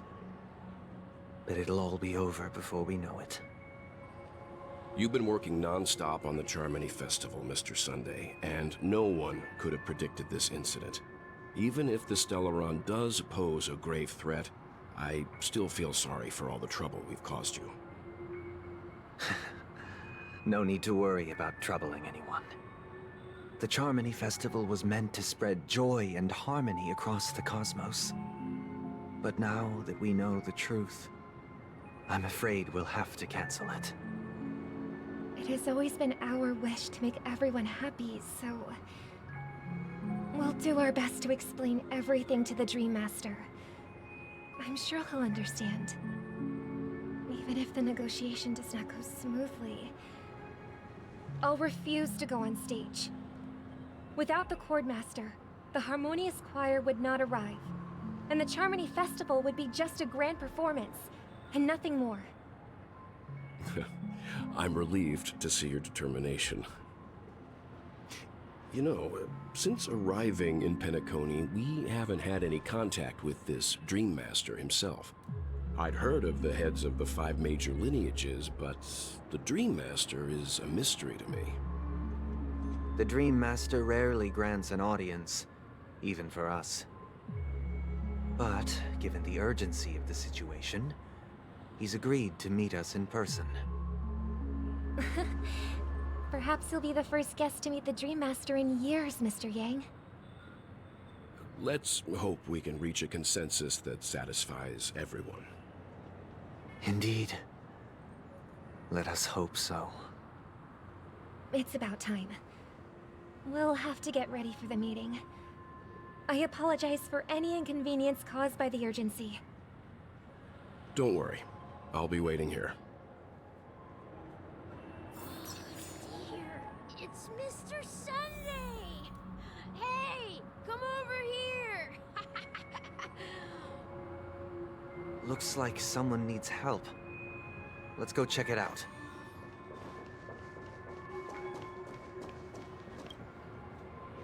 Mr. Sunday. Hey there! Okay, see the moon in the sky? It's about the size of the cap on my Soul Glad bottle. If I just reached out my hand, I could grab the moon, couldn't I? The moon? You mean the Grand Theater? Yeah. Look at me. I've been away from home for too long. I must be missing that moon. But it's no big deal. The Grand Theater here looks much better than the moon back home. It's just magnificent. They told me not to sell everything I had just to come to Penacony. How short-sighted. Selling everything you had? Why would you go to such lengths? Why? Can't you see? Life back home is miserable. It's not really living at all. It's better to be here at Penacony. No pain, no worries about tomorrow, just sweet dreams. You can do whatever you want. That's what I call living. Yeah, now this is the life. Is this truly living? Huh? What did you say, young lady? I didn't quite catch that. Oh, it's nothing, sir. You see, the traffic on Glock's Avenue can be dangerous. How about I ask a Bloodhound family member to escort you to Ideen Park over there, so you can continue enjoying your sweet dream? But yes, sorry. Yeah, I'm right now that's just a very great focused and like idea. trying to understand everything. Wow. But yes, No I think wonder Robin you're the is leader the of the emanator of sweet harmony tree. from what Totally a lifesaver. I'm reading. See you around, Mr. Sunday. And it was nice chatting with you.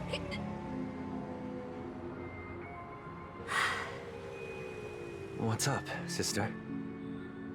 This is the land of the dreams.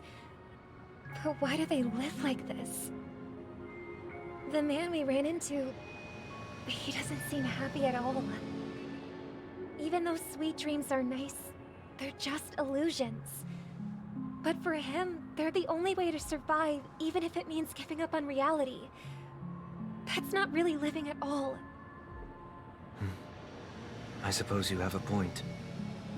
But, in my opinion, that's how most people live their lives. Why do you say that?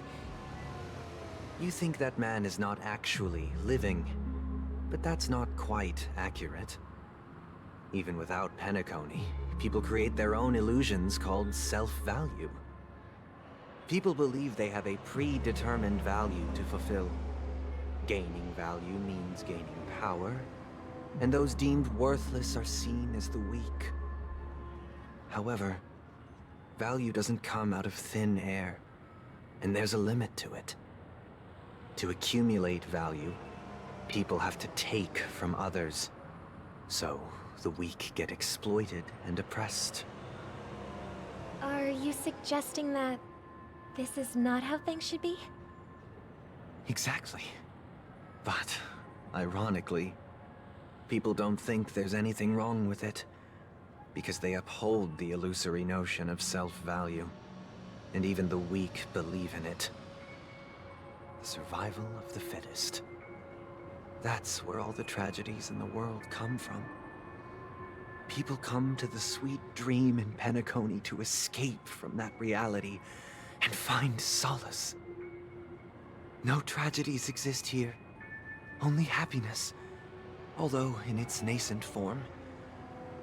Isn't that the same paradise we yearn for in our dreams? Perhaps that man is just an exception. Let's not jump to conclusions. We should experience the dreamscape ourselves, just as I did at Dreamflux Reef. Yes, seeing is believing. I'll accompany you. The Dream Master hasn't shown up yet, so we have some time for a stroll.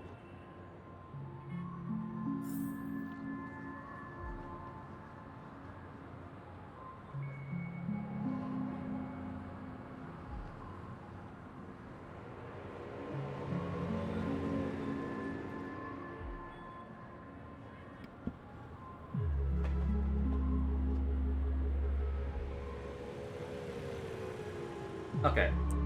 I think I'm understanding everything. Robin, what's that right over? Glad to meet you again, Robin. How are the preparations for the Charmony Festival coming along? We're all so excited about it. It's going smoothly. Thanks for making the trip to join the festival. You're too kind, Robin. It's a pleasure to have guests from all over the universe celebrating day and night. I can't stand being lonely or bored, so this jubilant dreamscape is perfect for me. But if this went on forever, would it get boring too? Nah, not at all. Who would get tired of having so much fun?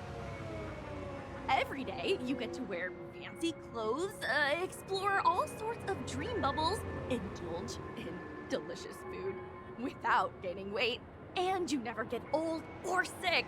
As long as you can afford a room, this place is the ultimate paradise.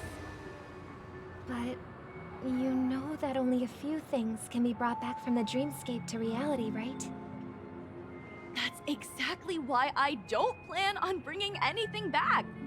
Just enjoying the dream itself is good enough for me. I mean, I'm not one of those long-living species. I only have around 60 or 70 years in this lifetime, and there's so much to worry about. Being happy here is pure bliss. Only in this sweet dream can I truly feel like I'm in control of my life and fate. Who would want to go back to reality after experiencing this bliss? I see.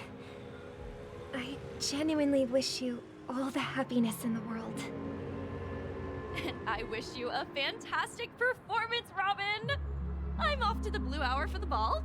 See you later.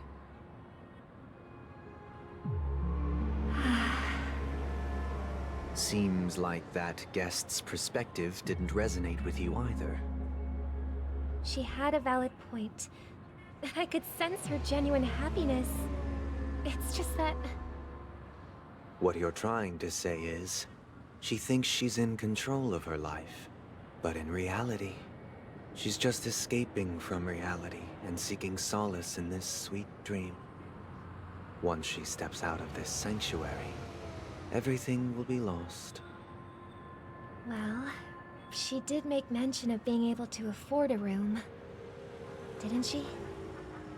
However, the paradise in our dreams, it doesn't have to end. No. And the paradise we yearn for shouldn't be just a fleeting dream either.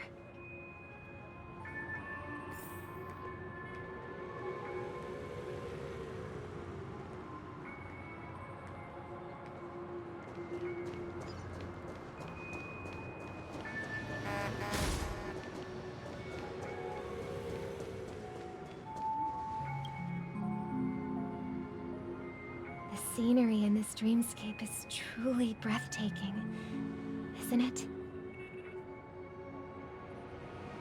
Oh, Robin. Can't believe I'm meeting you in person here. What an honor. You're right. Even though time stands still in this dreamscape, it always feels fresh. I find something new every time. A philosophical mind. I hope I'm not intruding. Oh, not at all. No. With little time left, I yearn for meaningful conversations, especially with someone as esteemed as you. Do you mind if we chat? It's my pleasure. No need to be formal. Just speak your mind. You said, with little time left. Please, forgive me for being blunt. But is that why you came to Penacony? Yeah. I was part of a war, and while escaping from the Sarkosian mothership, I got exposed to some radioactive materials. And then, all my comrades died, and my hometown was wiped out by neutron bombardments. I couldn't bear to live with everything I knew gone. That's when I heard about a possible solution here, so I came.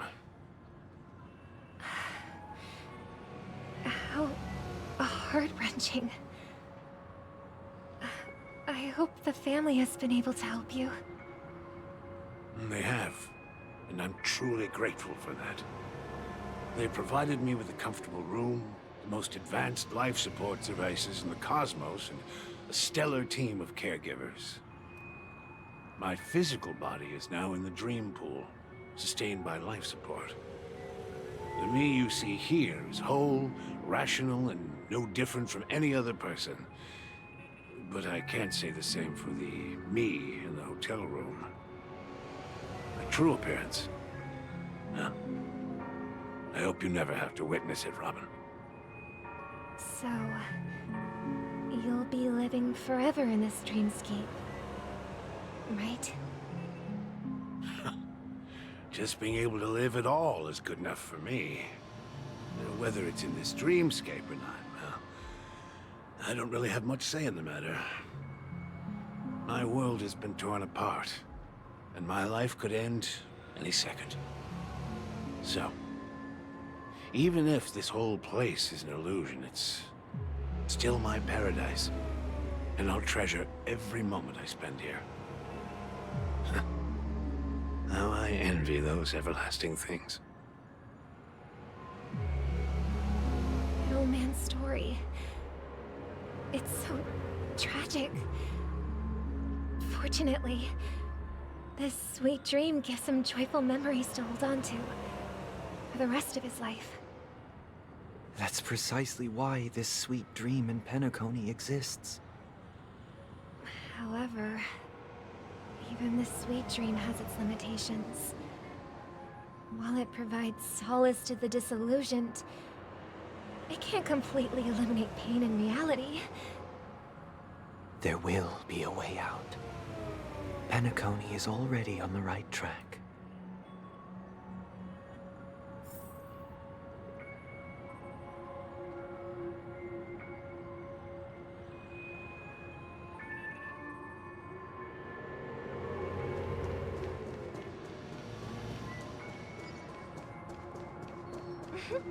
Look what we have here.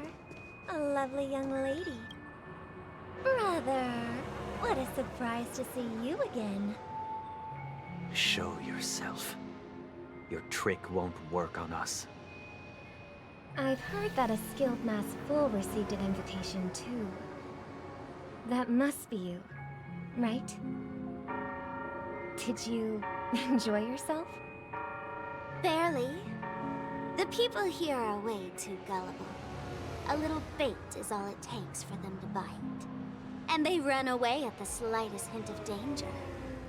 In other words, they're naive and cowardly. Now that you've had your fill, it'd be wise to leave before it's too late. The music of the harmony doesn't tolerate discord. What? Now that you have the real Robin, I'm useless? Oh, how disheartening. I've done so much for the family. You should be thanking me, because if it weren't for me cleaning up this mess, Penacony would still be in shambles. Don't you think? That was a personal request from the head of the Iris family, and it has nothing to do with us. Step aside and stop causing trouble for the Charmony Festival. The Charmony Festival? You think you can scare me? You think I have no idea what you're planning? I don't care what you're thinking, Chicken Wing Boy. But I'm pretty sure our lovely Robin won't be appearing on stage. After all, you're well aware of what a sorry state this dreamscape is in under the banner of harmony. Penacony, the land of the dreams. Is this truly the paradise you desire? Stop it. What's the rush, Chicken Wing Boy? Did I get to you? Our paradise is none of your concern, masked fool. Leave now, or the family won't tolerate you anymore. All right. I'll go. But Robin, I suggest you seriously consider this. Do you really believe those living in dreams can escape pain and find true happiness?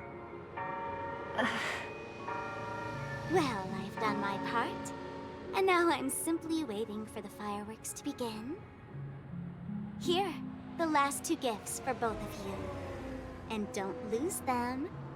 If by some unfortunate chance the Charmony Festival starts against all odds, remember to use them during the show. And it'll be thrilling. Bang! I heard a raven cawing in the distance. It seems the Dream Master will arrive soon.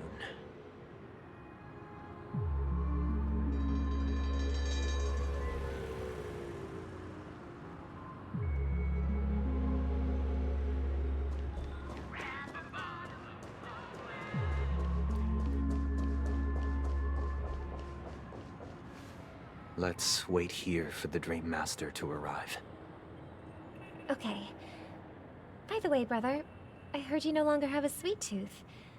Back when we were kids, you used to steal my desserts. Seems like a lot has changed during my absence. What exactly happened? Well, someone has to stay awake even in this sweet dream. But that someone doesn't have to be you, or anyone in particular. You're carrying too much on your shoulders, brother. The paradise in our dreams. It shouldn't be like this. Penacony is nothing more than a dream. It can't erase the worries and pain of reality, or bring true happiness. It only offers an escape from reality. Nothing more. Remember the old man we met earlier? Without this dream, he might have completely lost himself. That might be true, but even without Penacony, he could have chosen another path. As far as I know, the Intelligentsia Guild has been promoting their rehabilitation techniques for a long time now. That path may have been more ordinary and challenging, but now he is receiving hospice care in a comatose state, and his fate is sealed. Is Penacony granting these people a future? Or is it taking it away from them? Well, don't forget this. Not everyone really has a future. The future for humanity is like the sky for birds. People mistakenly believe that flight is inherent to birds because they've never witnessed those birds crashing to their death. Do you remember how we took in that little Charmony dove when we were young? Yeah. We took care of it. Provided food and water, groomed its feathers. And later, when I decided to leave Penacony, I opened the cage and set it free. Well, I didn't mention what happened to it in my letters, because I didn't want to upset you. Shortly after you left, it crashed to its death right in front of your window. I had surmised as much. I knew you wouldn't have avoided mentioning the bird for no reason. Despite that unfortunate outcome, I still believe it was the right decision. Birds aren't meant to spend their lives in cages. They belong in the sky, even if they can't fly.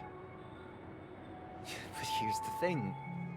If there are birds in this world that can never fly, can we really assert that they belong in the sky? Are you implying that the same goes for humans too? Let's take the Astral Express as an example. The Nameless made tremendous efforts to bridge worlds, gaining fame across the universe. However, only a few extraordinary individuals can endure such a perilous journey. That's because the pursuit of the Trailblaze exceeds the capabilities of ordinary humans. Otherwise, why would this path be filled with broken rails, an abandoned express, and even a fallen Eon? That's just sophistry. If that were true, then only the powerful would have the right to determine the future. Unfortunately, that's exactly what happens. Another name for the future is self-value. While this world has its fair share of heroes who inspire people and garner admiration for their heroic deeds, the majority of ordinary people will never become heroes in their lifetime. Some are born weak and vulnerable. Some find themselves trapped in unfortunate circumstances. Some fall victim to malice and cowardice. When it comes to survival, everyone is equal. And the weak can only watch as their value gets constantly diminished by external forces. That's why we should care for the weak and support them as if their suffering were our own. That's what the Odes of Harmony have always taught us. While the Harmony holds noble aspirations, the strong will always be strong, and the weak will always be weak. Even in this carefree dream. Human nature contains greatness, but it also harbors inherent weaknesses that can't be eradicated. In the end, If people can't even secure their own survival, they won't care about the illusory future of equality. As long as the law of survival of the fittest prevails, there will always be fledglings crashing to their death. But if people don't live for the future, do they merely exist for survival? If even you, my brother, don't believe that the harmony will save the weak, then which Eon can make our dreams come true?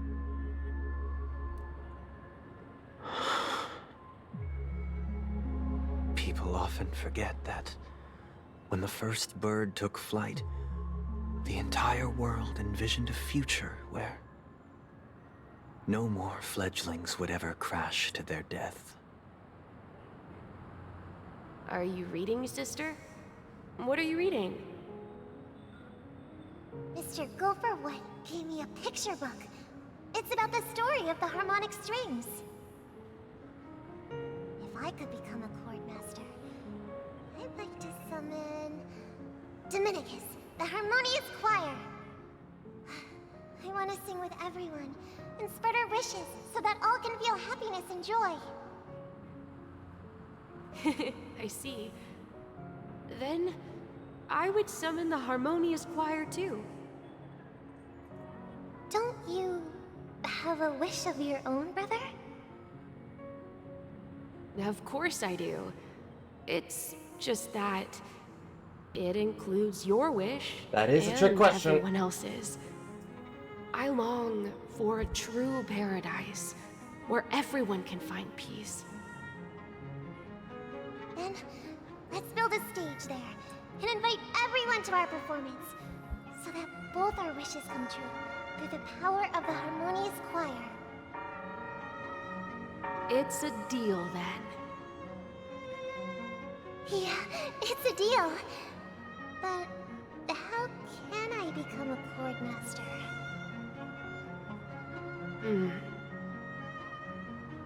Maybe you'll have to become a star first.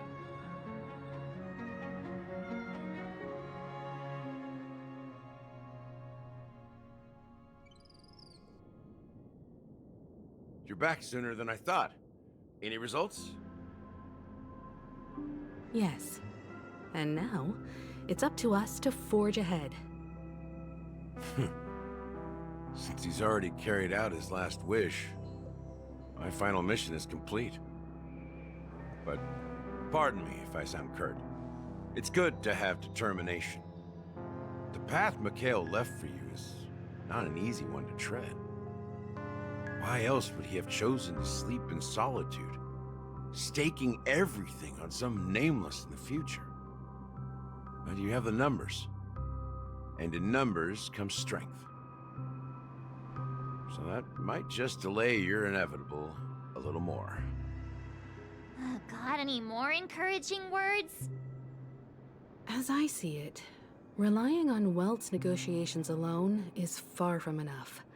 Regardless of whether the other party will be compliant, negotiating simply allows us to meet them as equals, and won't grant us an upper hand.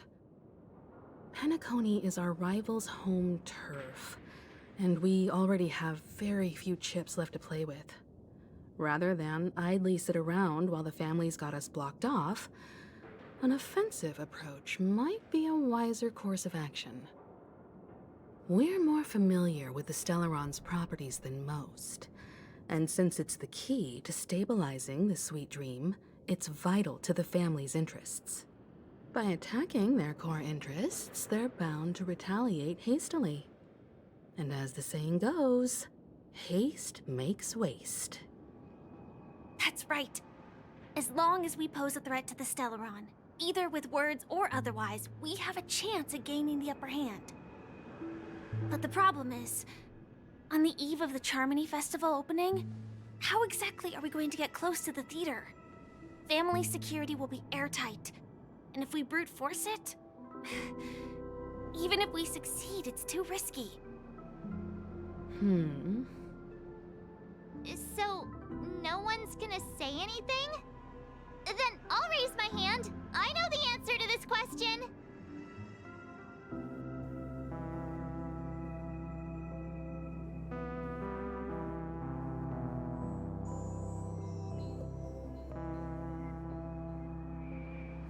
You of all people, of course you do it. I never doubted you. Looks like we have one more ace up our sleeve. Time for the master stroke. Why are you speaking like the general of the Law Fu? So, I heard that before the Charmony Festival begins, there'll be a pageant to kick off the festival. It's called the Soul Glad TM Festivity Auditions, or something, and it's going to be held in the moment of Scorch Sand. As long as we clinch the top spot, we'll be able to attain the title of Festive Superstar, and be able to personally bask in the graces of Miss Robin. Not that that's important. What's crucial is that we can enter the Grand Theater before the audience arrives. So, how do we go about participating in these festivity auditions? I've already procured special invite tickets from Miss Robin's fan club. To tell you the truth, I had been preparing to join the auditions all along. But now it looks like even if I scrape through, I probably still won't have the chance to shake Miss Robin's hand. So they're still running this thing, huh? It was originally just a publicity stunt, set up by Mikhail to drum up attention. But it looks like it might be worth a shot. We'll follow Marge's plan. Mr. Gallagher, will you be joining us? I'm afraid I won't have the time. As a virtual character, I've already completed my final mission. Whether Penacony can awaken from this dream is all down to you. Should we ever cross paths again? I'd love for you to visit the Express. All right. I'll have to add to that databank of yours you've got on the Express. And Miss Firefly, we thank you for all your support. We're faced with a formidable enemy. As long as the Astral Express and Stellaron Hunter's objectives are aligned, we're willing to cooperate with you. We've already come this far together. I'd like to join you for the rest of your journey on Penacony. I'm pleased that we can finally fight shoulder to shoulder. I couldn't ask for a better ending. This is also the spirit of the Trailblaze. Now, everyone, let's prepare to move out.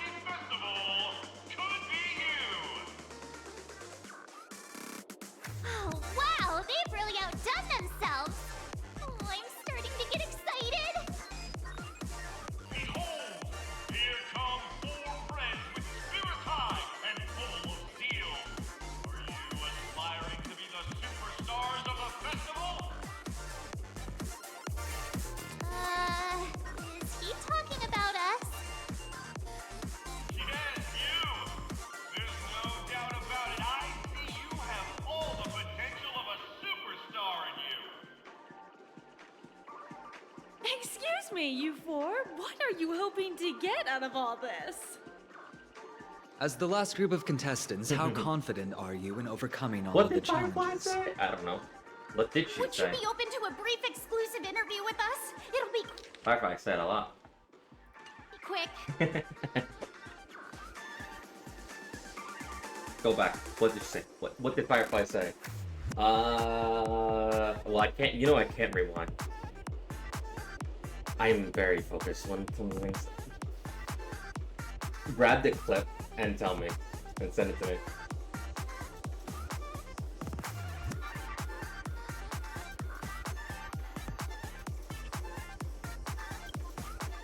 Your journey is long and fraught with peril, yet under a sky blanketed by banners, you vie for the crown.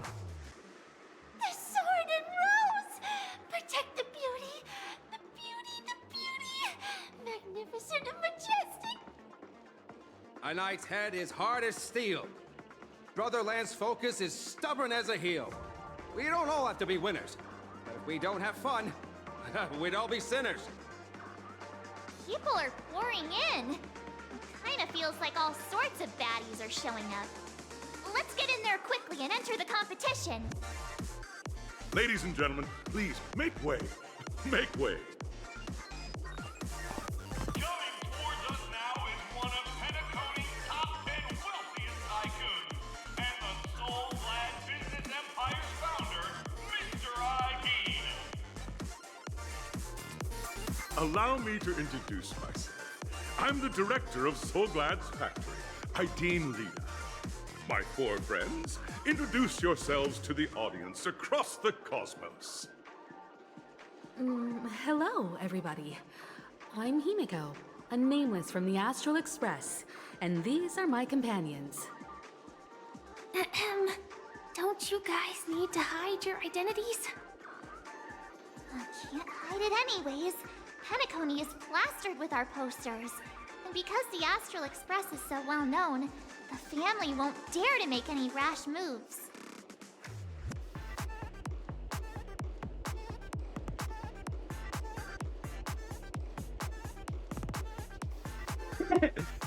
Hello, everyone. I'm Artaria, and she's Mark 7. Hello, everyone. I'm the Galactic Baseballer, and she's Say Cheese. Hello, everybody.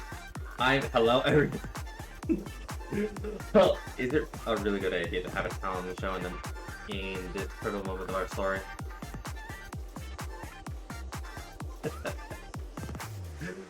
I want to be the dumbest response ever, so I'm stuck between say cheese or hello everybody. I'm hello everybody.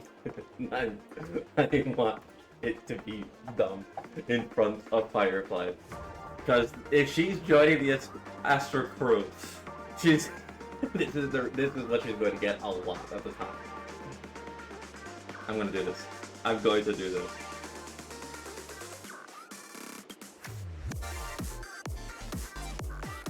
Hey, be a bit more serious. We're live on air. Hello, everyone. I'm Mark 7. I'm an ordinary girl who loves adventures. What the fuck? Hello, everyone. I'm Firefly. I am also an ordinary girl who enjoys adventures. So it's a bunch of nameless guests. This final face-off is bound to be spectacular. Time is precious. My 4 friends, come with me. I really wanted to do Snow if they were like, hey, they're gonna do dumb responses. So March 7th, you introduced the Trailblazer. I really wish they did that.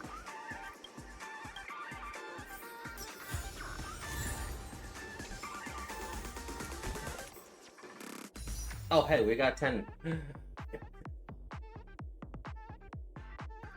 I'm going to do this.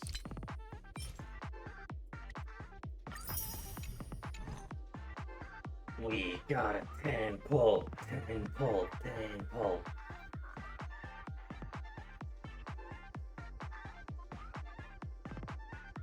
Yeet! Nah, it's not. I got Penny. Right.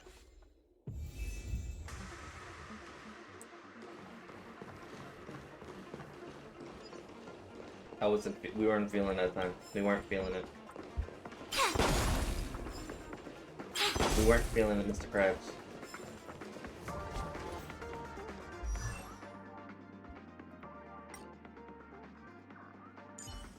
Oh yeah, so I've been leveling up Pena because I've been trying to do a follow-up team for a follow-up team if I don't have some characters.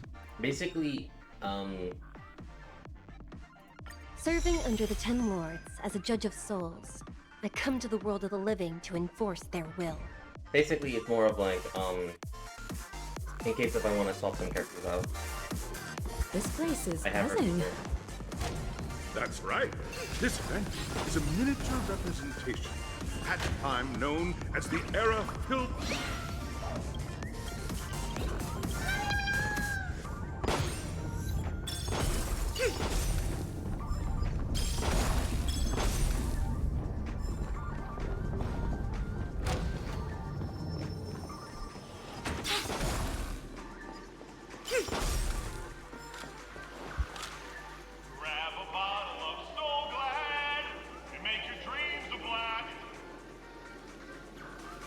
Nameless, your arrival reminds me of the grand occasion when Penacony was first established. I was still a young, bright-eyed lad back then, lured here by the watchmaker's ads, full of zeal and ready to make my first fortune in life.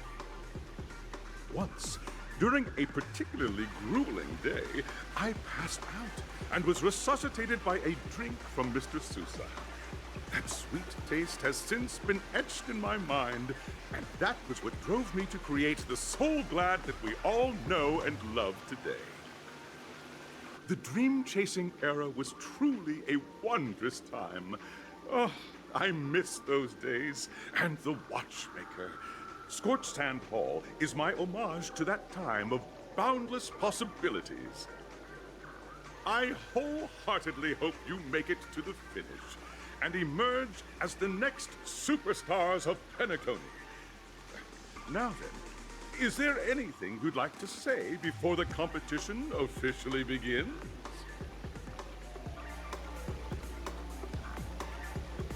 I'm doing it. Nah, we'd win. Haha! That's the trailblazing spirit. How about you, Miss March? Hello, everyone! Next up, get ready for the Mega March 7th Adventure, where I'm going to break the speed run world record! Trailblazing into the uncharted and challenging the limits. That's Miss March 7th for you. How about Miss Firefly? I hope that by the end of this journey, everyone will have achieved the outcome that they hoped for. Ah, a wonderful wish!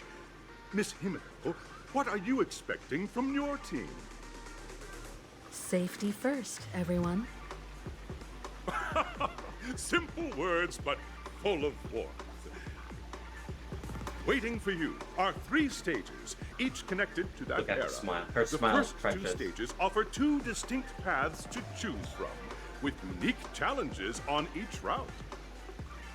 And in the last stage, you will face off against a champion who has defended the title to this very day. A beloved contender whose noble virtues are unrivaled. Those are the rules. Simple. Everyone clear? Now then, I hereby announce that the 33rd Scorched Sand Festival of the 20th season, sponsored by Soul Glad Enterprises, has started.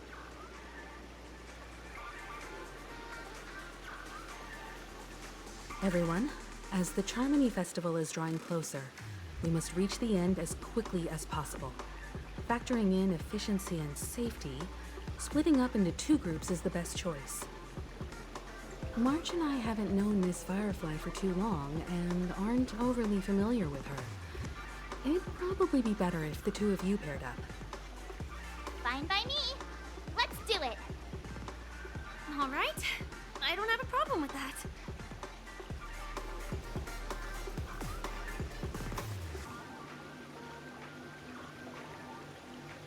Hold up. Enough chit chat. Let's get this up. Let's do this. Say what now? I get a pair with Firefly and there's no cash? It'll be a shoo-in with me. Hold up. Has any of you even bother asking for my consent on this? We'll split into the assigned groups then. Let's not waste time.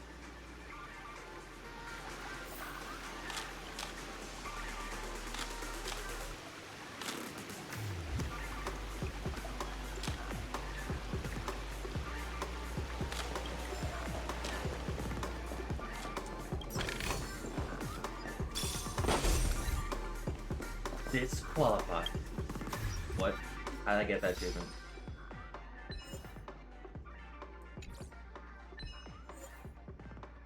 Break all boss stone balloons in the audition area. Ah, okay.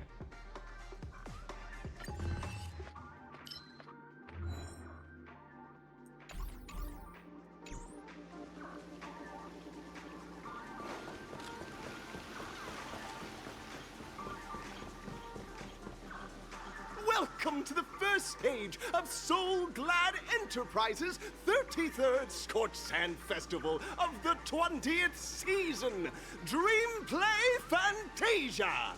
In this stage, you can choose between two challenges, the School of Acting or School of Action. In the School of Acting challenge, you have to complete 3 performances from 3 scripts and move the panel judges. In the School of Action challenge, you have to defeat 3 groups of enemies convincingly and reach the end. Now, make your choice.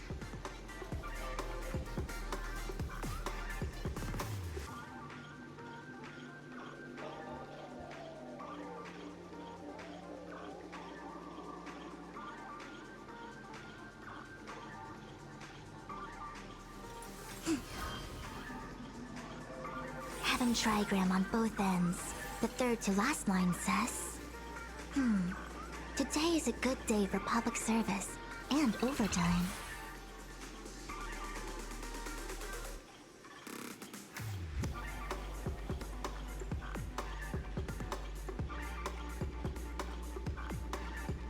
Huh?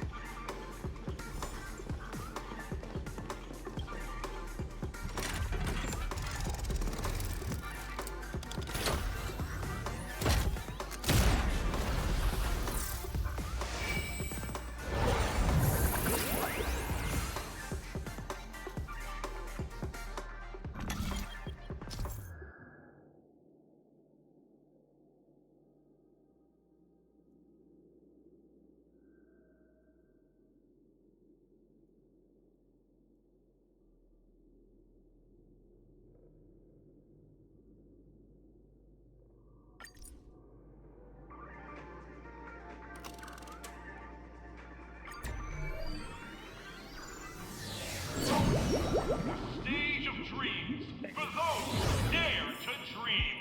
Welcome to the School of Acting stage. Competitors, allow me to introduce the rules of this challenge to you. There are 3 stages up ahead. On each, you will find an outline of a script. These 3 scripts were written by the legendary filmmaker, The Watchmaker, and depict various stories from Penacony's era of pioneering. Your task is to bring those moments to life, find the right words, and act convincingly to make the judges feel the script's intended emotions. Oh, I wish you a successful performance. Also, a bit of trivia. The record score for this stage is held by a participant with fiery red hair. His exceptional performance brought even the strictest judge to tears. It's like he wasn't even acting at all. We are running out of time, so let's get this over with quickly.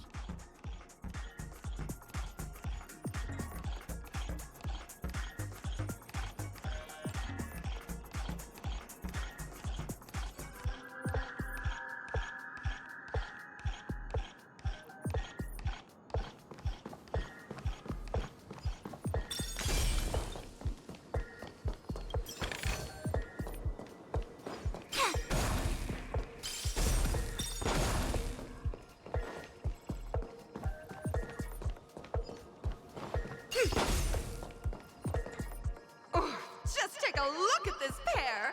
Such star quality. Since you've come as a pair, I'll prep a 2-person scene for you. You two, are you ready?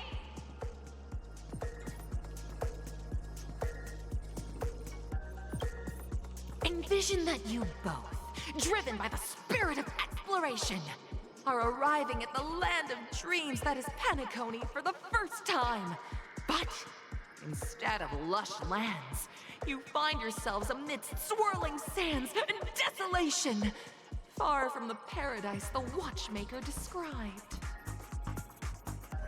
You're driving an old clunker through the wilderness of the dreamscape, braving the cold wind, choking on the dust, and suddenly, a fierce memory zone meme blocks your path. Now, Miss Greyhair, what line would you deliver to express your disappointment in Penacony?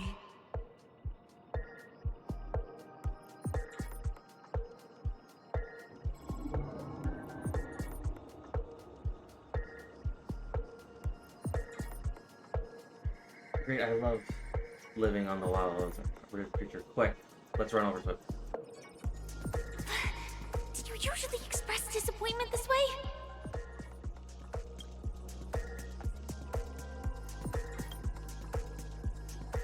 No, that's not right. You're trying to express disappointment. Very good. Now, though you're disappointed, your screen partner is conversely very enthusiastic. Now, young lady, you will say... This is great! I love living on the wild side. Very good, very intense. And then we cut to the story's next scene. You find a job mending the rails. But the days are long, and your endurance can't keep up, and you finally collapse in the endless expanse of desert! Suddenly, sweet rain falls from the sky, wetting your lips and rousing your spirits! Now, Miss Greyhair, what line will best express your surprise at this moment?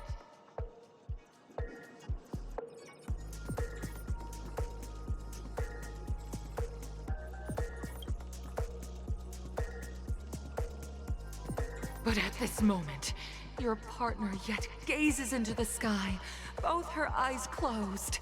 The raindrops fall, blurring her vision, and she tragically says... Perhaps we were never meant to succeed. Right? Fantastic! Both of you have an incredibly solid foundation in dialogue delivery. However, lines aren't everything in a performance. Please continue this story on the second stage. Up next, you'll be challenged with a body language test. I hope these tests won't take too long.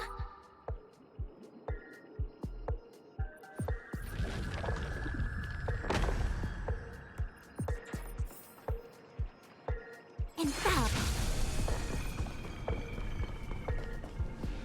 Here, you two are required to skillfully utilize body language to portray the story context I've laid out for you. Picking up from where we left off, a heavy downpour saves you both stranded in the desert. This rain quenches the anger in your heart. You look to your companion, now completely devoid of fighting spirit, wanting to comfort her. At this moment, what should you do to make her laugh?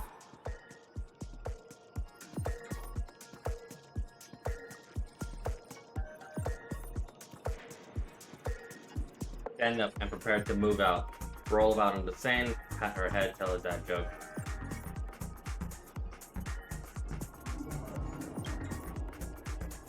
You seriously think that would make someone laugh? I had to. Sorry, I had to.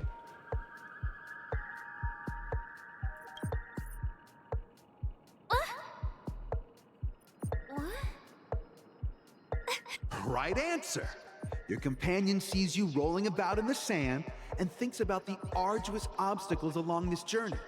She can't help but let loose a laugh, rekindling hope in her heart. And so this girl... I'm... gonna get back on my feet and keep moving forward. A tug at the heartstrings! The story continues to develop. The heavy rain leads you both to sense a business opportunity. So you start venturing into the umbrella industry. But just as the business begins to pick up, competitors start flooding the market with low-priced goods, squeezing your market share. You have no choice. The goods you stockpiled at high prices have to be sold at a loss. this is a pretty self-destructive move, which drives your business to the brink of bankruptcy. At this moment, what would you, who refuses to admit defeat, decide to do?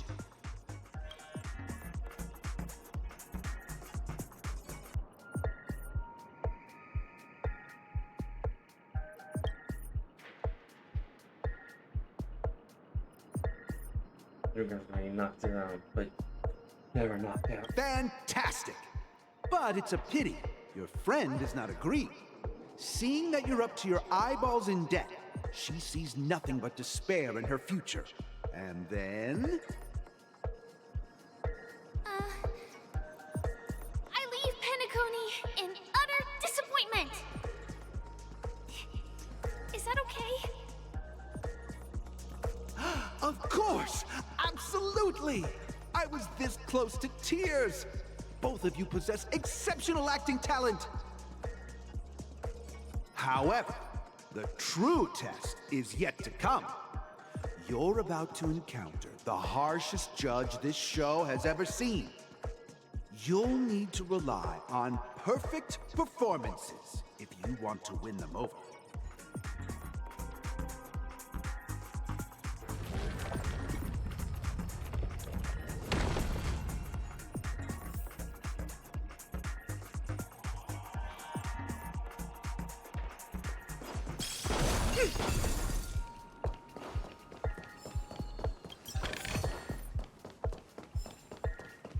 Not gonna lie, this part I can definitely feel. I feel it. I'm feeling it now.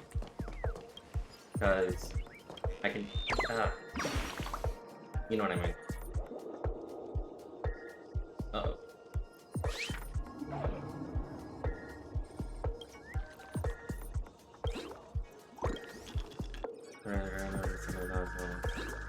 Please don't leave me alone. I want to leave with you.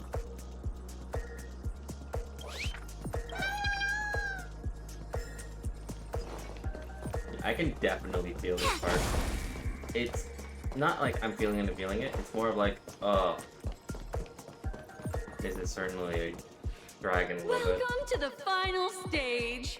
Actually, all the scenarios that you previously encountered were all from the film Once Upon a Time in Dreams. Two companions arrive on Penacony with nothing but a dream. Their desire for achievement is met with continuous setbacks. Ultimately, one continues on, despite spiraling into debt, while the other concedes defeat and leaves. Many years later, their paths cross once more in the thriving Penacony. Yet, they refuse to acknowledge each other because...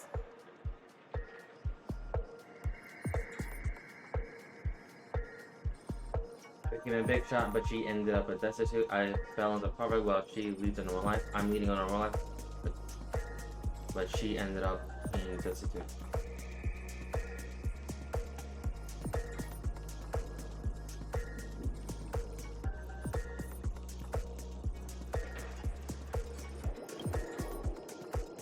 Against the backdrop of a revitalized Penacony, the joy of reunion mixes with the sorrow of past separation, the awkwardness of being strangers, and the shyness of a long-awaited encounter, all converging at this very moment.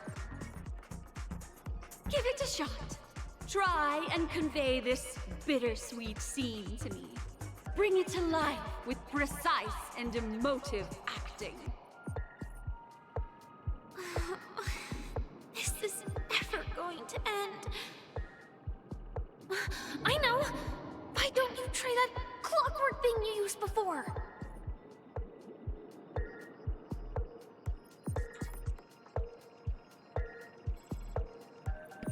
Wait, how did she know that? Your performance is far from satisfactory.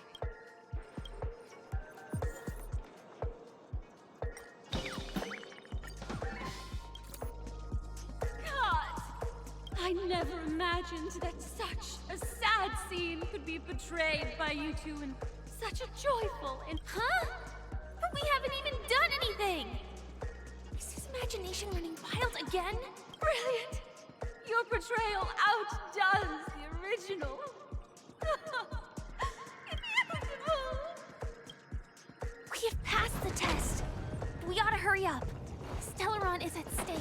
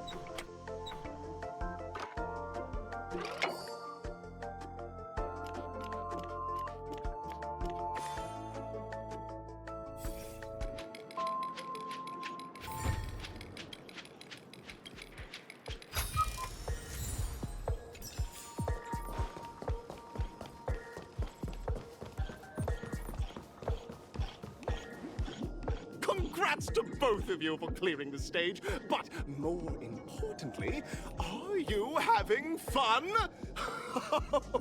Fun is more important than success. Look at the time! You finished much faster than that red-haired contestant did. That red-haired contestant. Who is that exactly? You'll find out eventually, but only if you clear the next test first. Welcome to the second stage of the 33rd Scorched Sand Festival in the 20th season, sponsored by Soul Glad Enterprises. Gunfire time!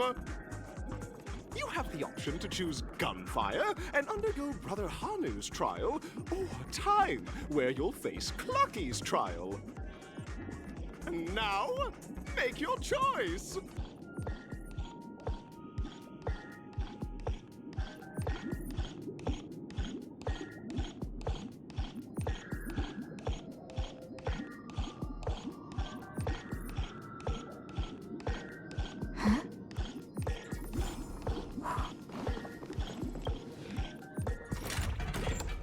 There we go.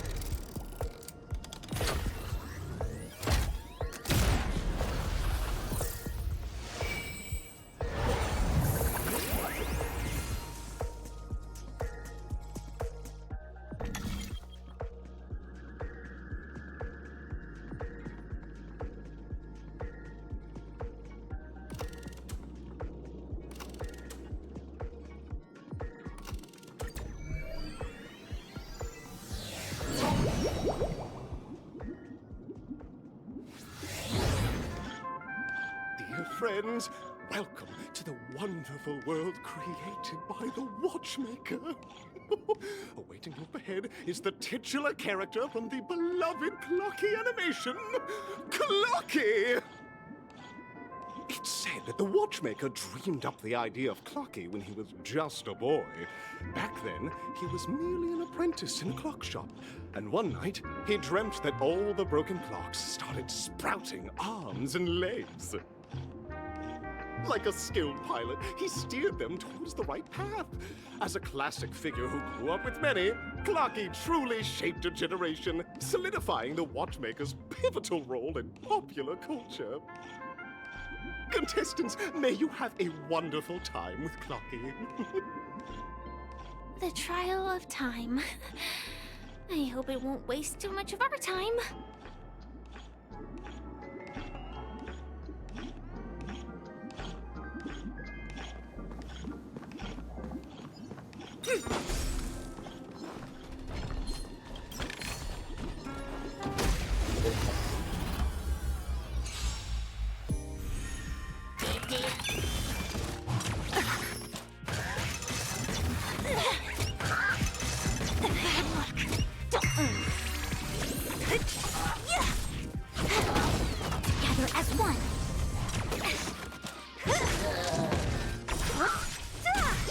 Feeling spiffy?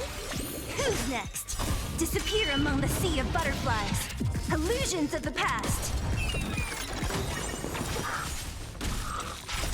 Human creations. Time for a fun.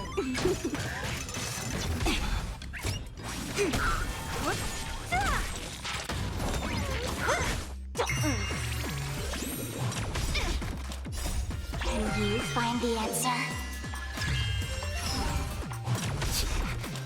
Disappear among the sea of butterflies. Illusions of the past. Time for a fun.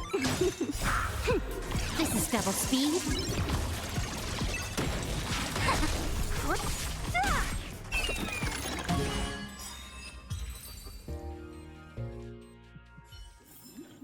All things shift in divination.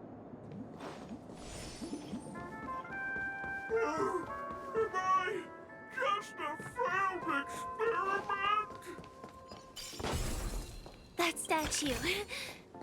Did it just speak?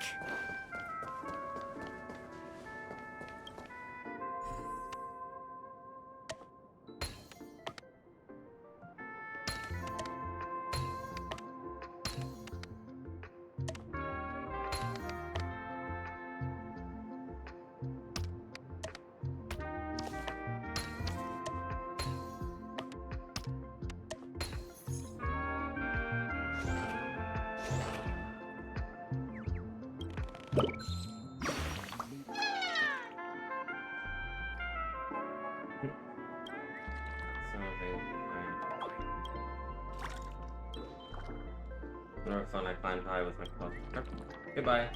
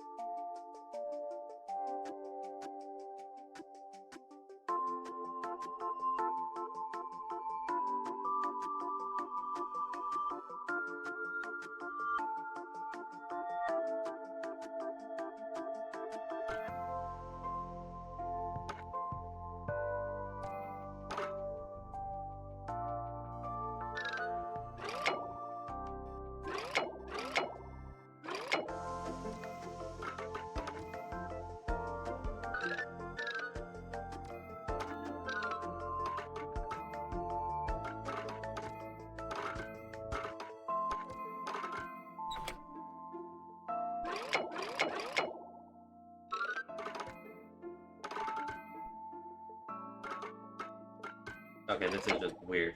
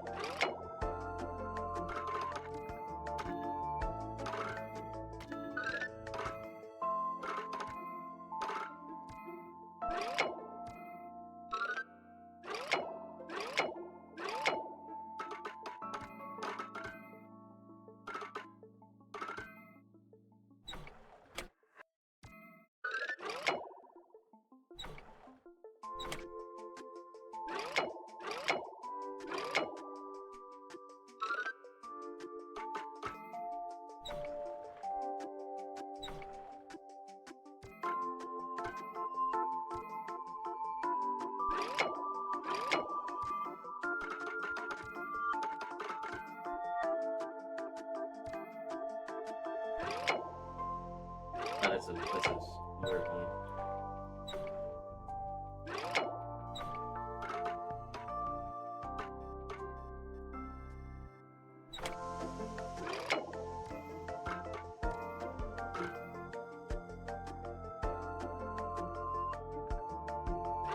I'm almost tempted just to look at this up now.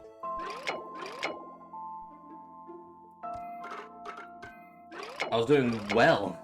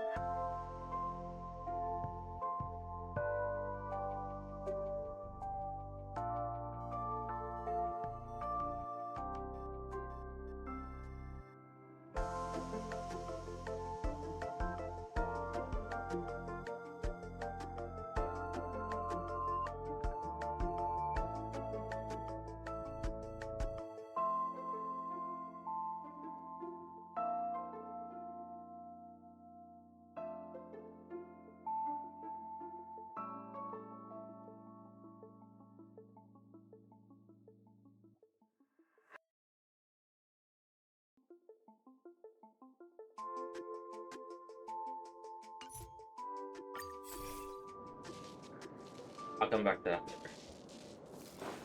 Oh my god. That was something.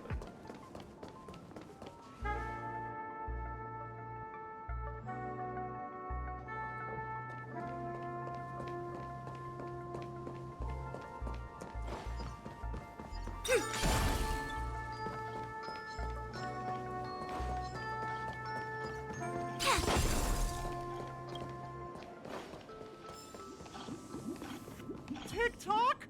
Hey there, my gray-haired friend.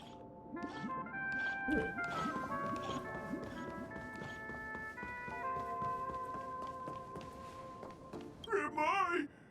I'm just an expendable failure of a clock, aren't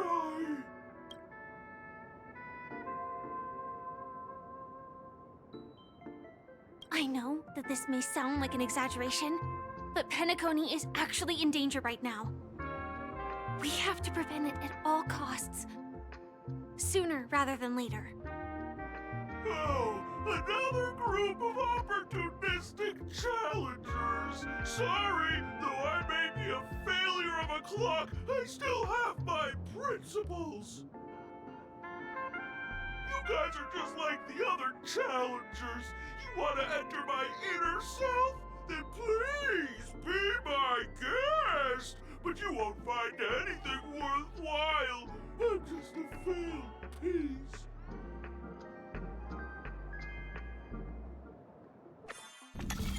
See? I'm just empty inside. Tick-tock!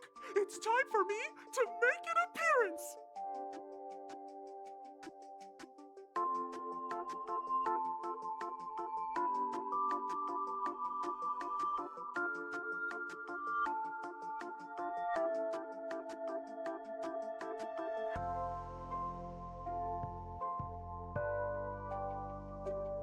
Clocky?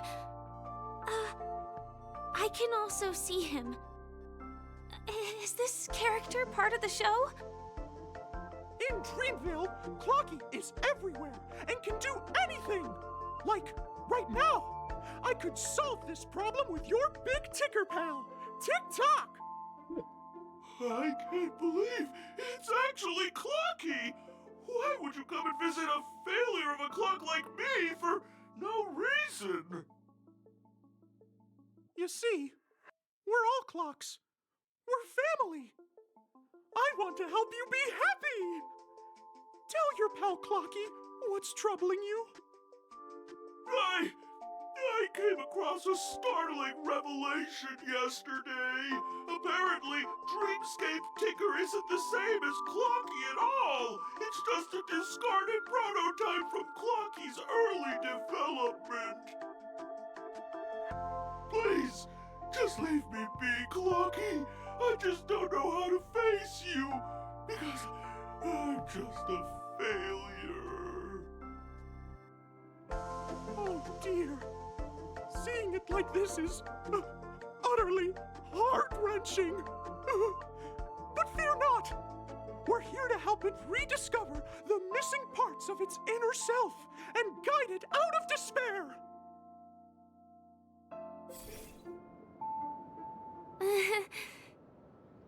I guess even troop members can experience existential crises. Don't worry, miss. I've already pinpointed its missing parts. Over here, my friends. Better use that hamster ball knight speed.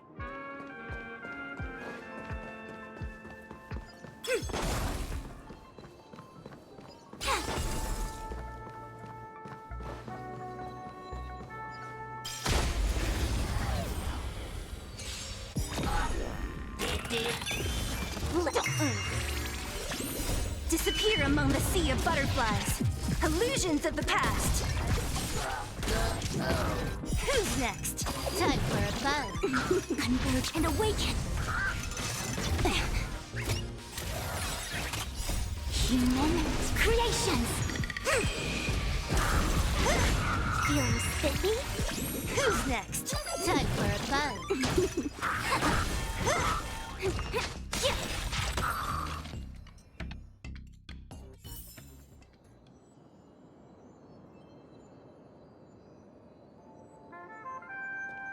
We're here!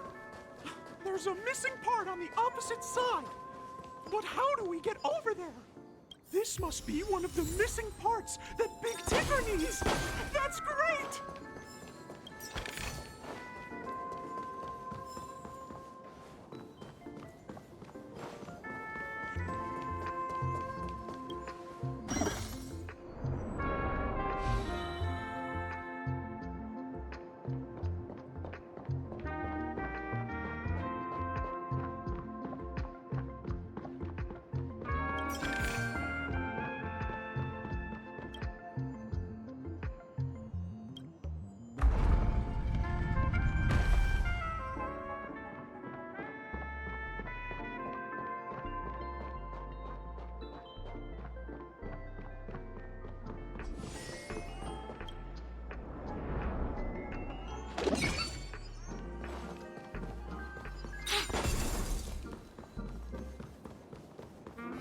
Tick-tock! Do I hear... Tweet! Help! Tweet! This man's body is boiling hot! Tweet! Is anyone there? Tweet! I can't take it anymore! Tweet! Oh dear! It's an origami bird! What's it doing in Beyond Overcooked's tail? Is that Clocky? Tweet! Please save me! Tweet! I'm being roasted alive! Tweet! A roasted bird? Oh! This is horrible! Let's save it, quickly!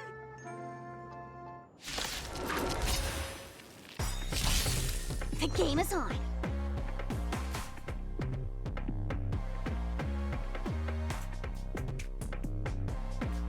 Can you find the answer?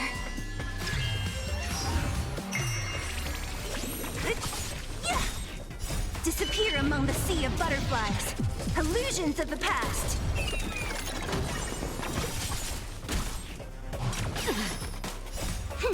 This is double speed. Converge and awaken.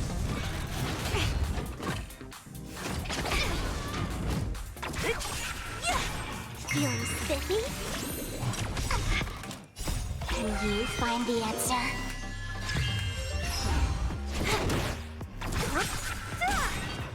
Disappear among the sea of butterflies. Illusions of the past.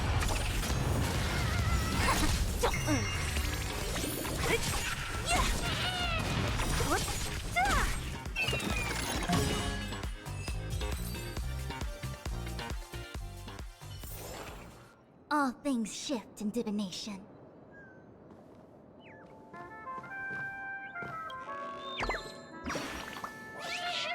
Thank you, guys! Tweet! I feel I'm about 70% cooked, Tweet! Thank goodness you're okay! But why did you burrow yourself into that fella's tail? Because that fella stole one of Mr. Big Tipper's pots, Tweet! I wanted to help retrieve it, but I accidentally got myself stuck in the oven, Tweet! Go ahead and get it, but be careful, it's hot, Tweet! An inner self fragment belonging to the Sweet Dreams troupe? This is just too surreal.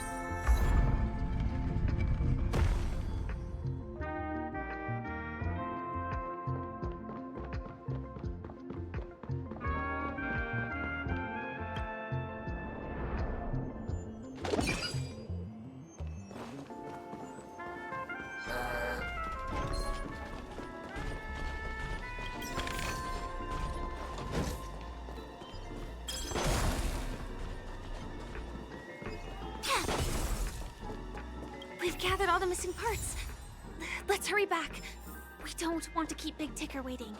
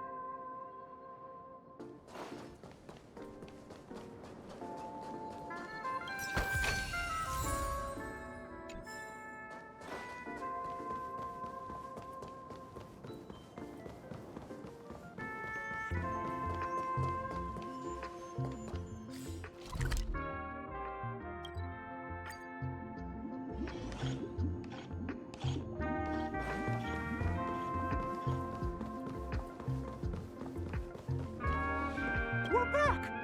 As long as you have these, you'll be able to find closure. Tick-tock!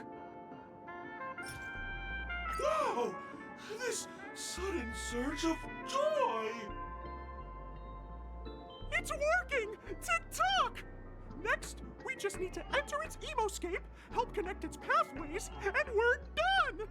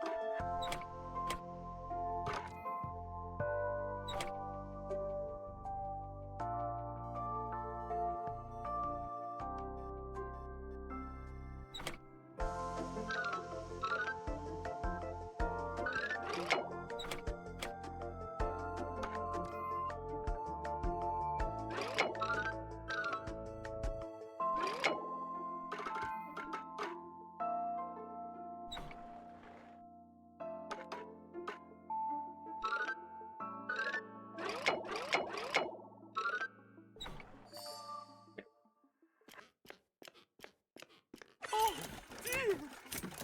What's going on in here? Your inner self is a mess! I'm not qualified to be the real Clocky. Just give up, Clocky. No! This is unacceptable! You have to face your fears!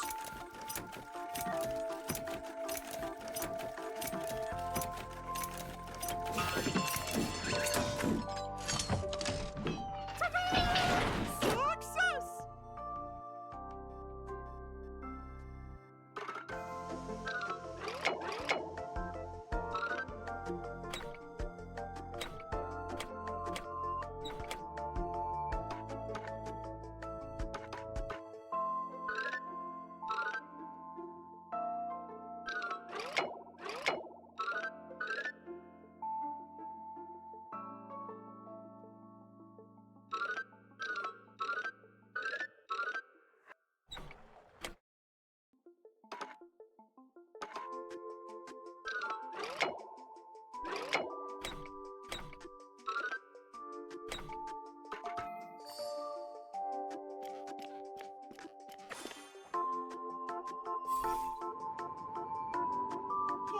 Thank you, Clocky. If not for you, I'd never be able to connect with people like this. You helped me find myself again. No problem at all. As the guardian of Dreamville, it's what I'm here for. Tick-tock! Oh, my friends, you still have other important things to do, right? Go forth, my friends. When the moment comes, all the Dream Tickers and I will cheer for you. It's all done! Victory is in sight! Let's head to the final stage.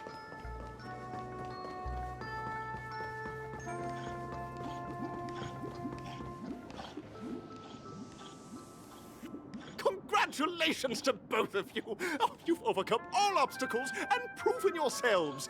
But, unfortunately, there is only one who can be Penacony's festive superstar. In the final stage, you will face the defending champion. If you fail, you will lose the opportunity to become the festive superstar. Welcome to the 33rd Scorched Sand Festival's third stage in the 20th season, sponsored by Soul Glad Enterprises, Superstar Showdown!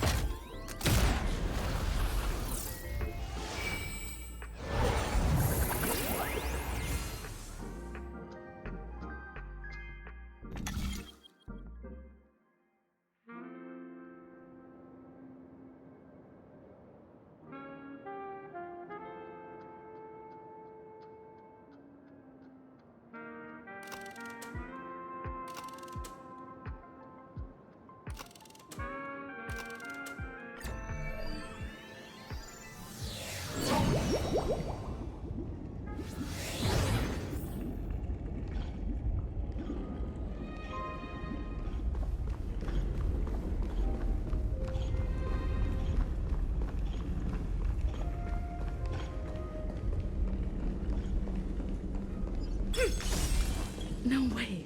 I think I just saw someone. Someone extraordinary.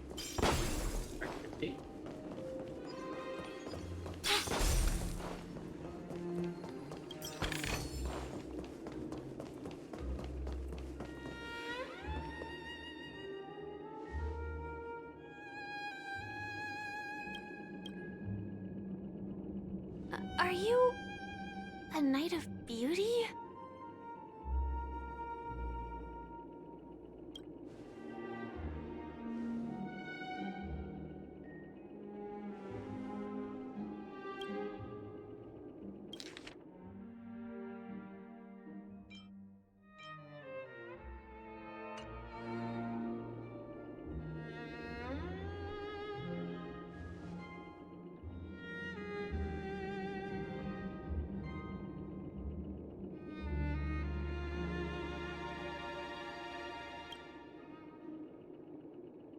Formerly the Dominion Mountain Pilot Street was engine. With 32 other souls, the mistrust all my permanent, creating a safe rock sound. I then led them all here to revel in harmony with Capital.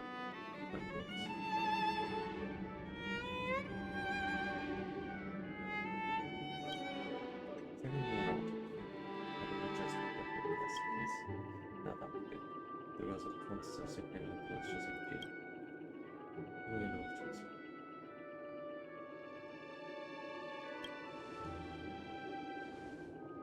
That's right. This magnificent dream is built upon the Stellaron and the countless sacrifices of many people.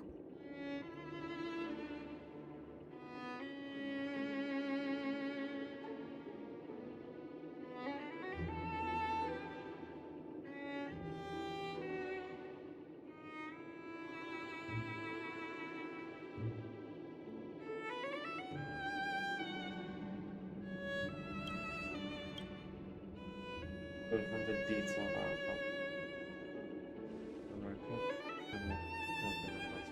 how can I be sure the world was true?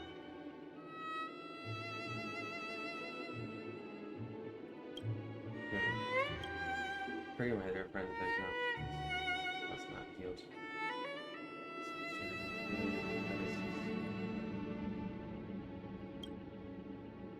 Sorry, I tried that. Maybe that's what I thought about one. Oh, shit, we're losing both.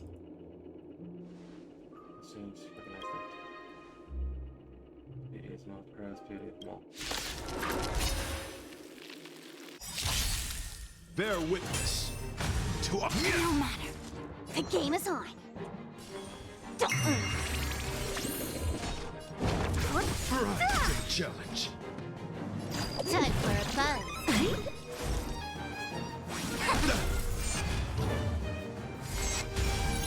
Let the duel commence. Put forth all your might.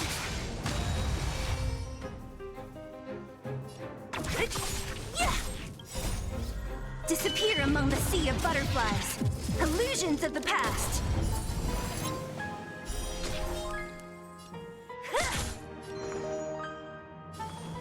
Can you find the answer? Time for a fun. All things human creations. This combat needs. This is double speed.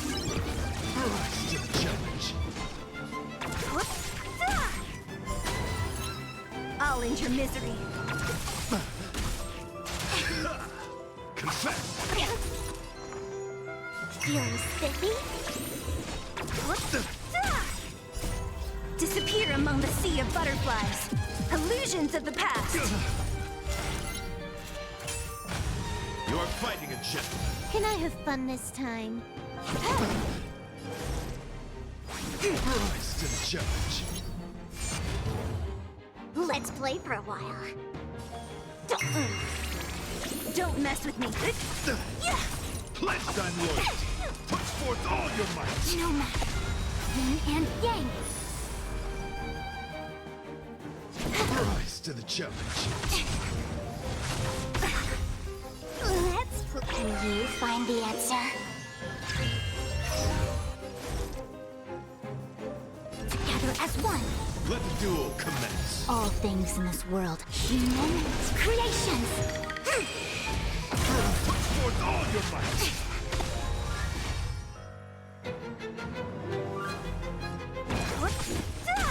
I'll go easy this time. Feeling spiffy?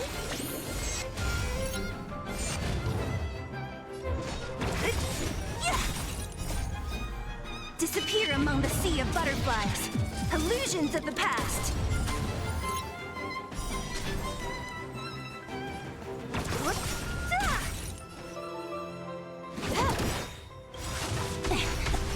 This combat needs optimizing. This is double speed. Yin and yang. A quick divination. Converge and awaken. Bear witness. You're fighting a gentleman. Let's play for a while.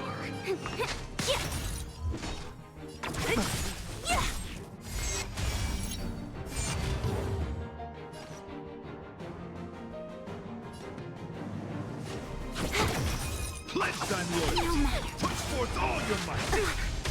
I see through you. Can you find the answer?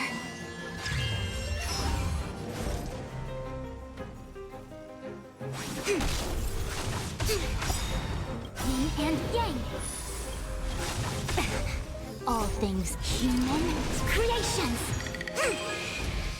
I'll free you from your chains. Disappear among the sea of butterflies. Illusions of the past.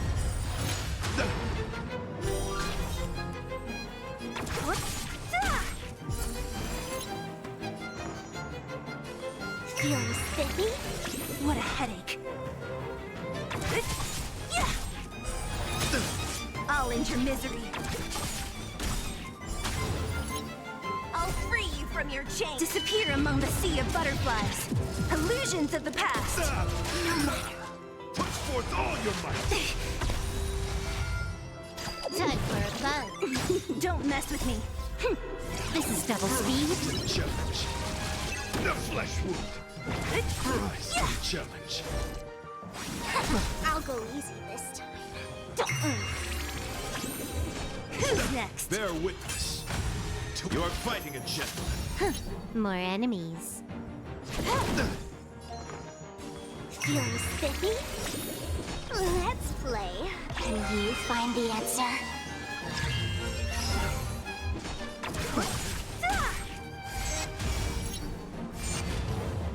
A quick divination. Pledge thy loyalty. Only Put a forth scratch. all your might. Yin and yang. Can I have fun this time? Time for a fun.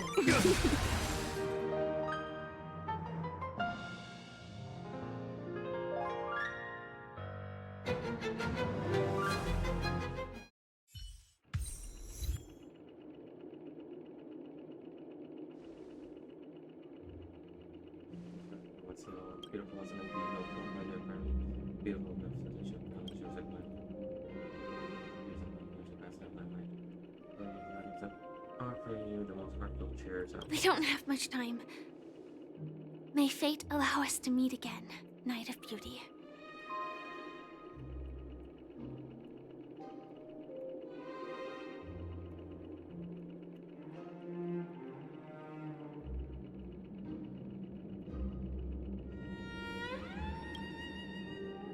In that case, let's make our way to the end. Penacony's really thronging with talent. I hope we make it in time.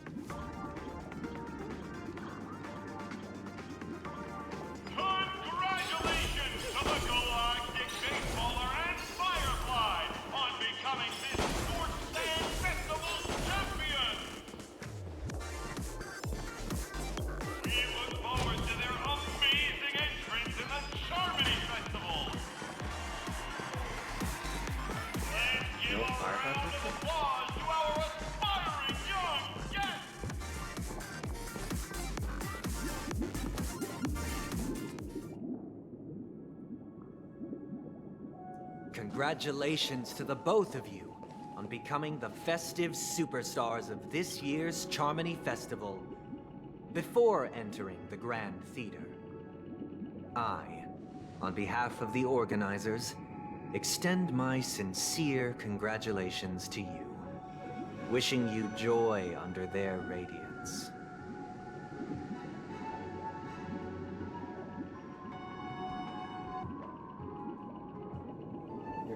Congratulations, where are my stellar jades?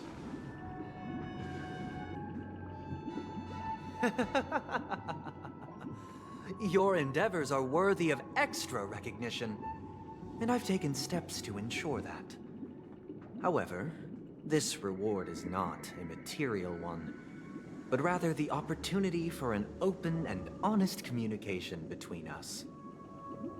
As previously promised, my sister, Mr. Yang, and I have met with the Dream Master. We delved into the truth about Penacony and its Stellaron, and have come to a consensus. Both I and the Oak family cannot acquiesce to your request. Just as expected. We acknowledge the perspective of you, Nameless. Penacony does require change, but not as you propose. The planet of festivities cannot and will not revert to a place characterized by chaos, disorder, or anarchy. Through your journey of overcoming obstacles, you must have glimpsed the essence of that era. The vulnerable ruthlessly eliminated, equality non-existent, common folk living precarious lives, eking out a dreary existence. Ultimately, only heroes like yourselves manage to achieve success. But I would dare ask, if you did not possess the special status of having a Stellaron, and you were but an anonymous and frail member among the masses, which Penacony would you prefer?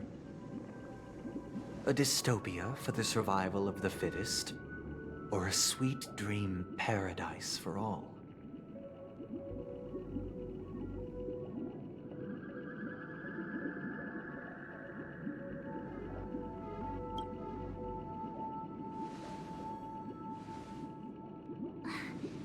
That's not the point! Don't let him mislead you! Mr. Sunday, even if the members of the Oak family can't fully agree on what to do about the Stellaron, now's not exactly the time to be holding an extensive discourse about Penacony's past and future, is it? The Stellaron issue concerns the life and death of everyone on Penacony. If anyone has a better suggestion, the crew is more than willing to listen. Also, it'd be best to tell us the ins and outs of that meeting. This way, we'll at least know what Welt and Miss Robin are dealing with, and the reason why they failed to make our appointment. Ah, Navigator.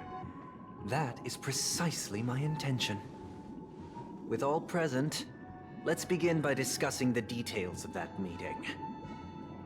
Let's talk about our tribulations and choices, our ideals and beliefs, and our final course of action. The only path to take.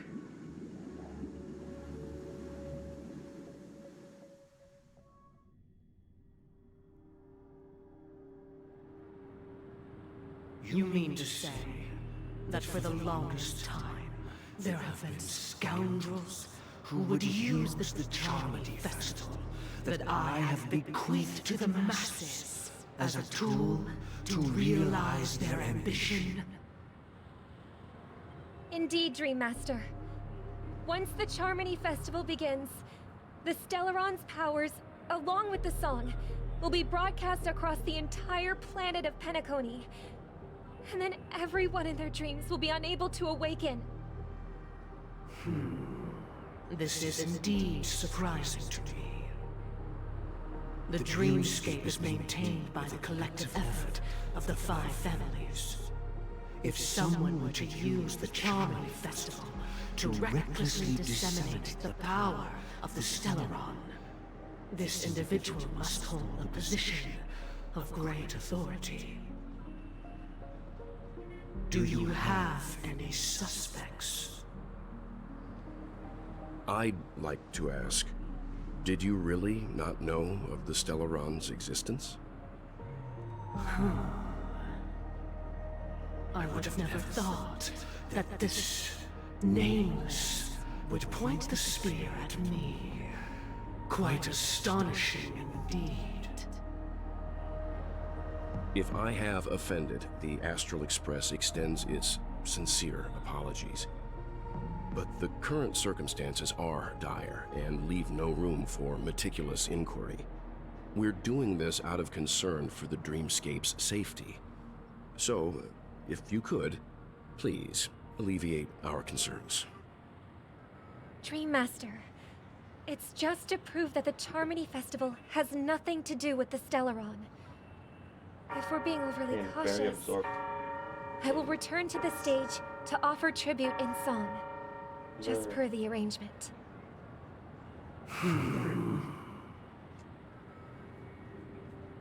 Sunday, Robin, I've watched you two grow up and know your dispositions like the back of my hand. Both of you, right now, can surely be lauded as their most devout advocates. I already know your resolve. The magnitude of this matter is enormous and cannot be taken lightly.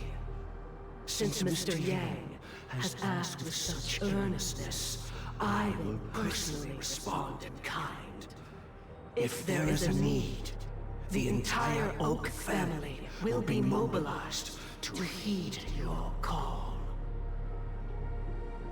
Someday, might I ask you to beseech them to cast their light unto me, and question me in their stead, so that no lies may be concealed? I will do as you command. Robin, could I entrust you to be present as a witness, to document the truth, and to proclaim my innocence, so that all slander may be utterly dispelled? I will do as you command. May thy will be carried out on earth, just as it is in the heavens. Oh, triple-faced soul, please sear his tongue and palms with a hot iron, so that he will not be able to fabricate lies and make false vows. Let us begin. There is nothing else to prepare. Understood. Question. Have you devoted your life to your god, never worshipping other gods? Naturally. Do you love your god as you do yourself, always heeding their admonishments?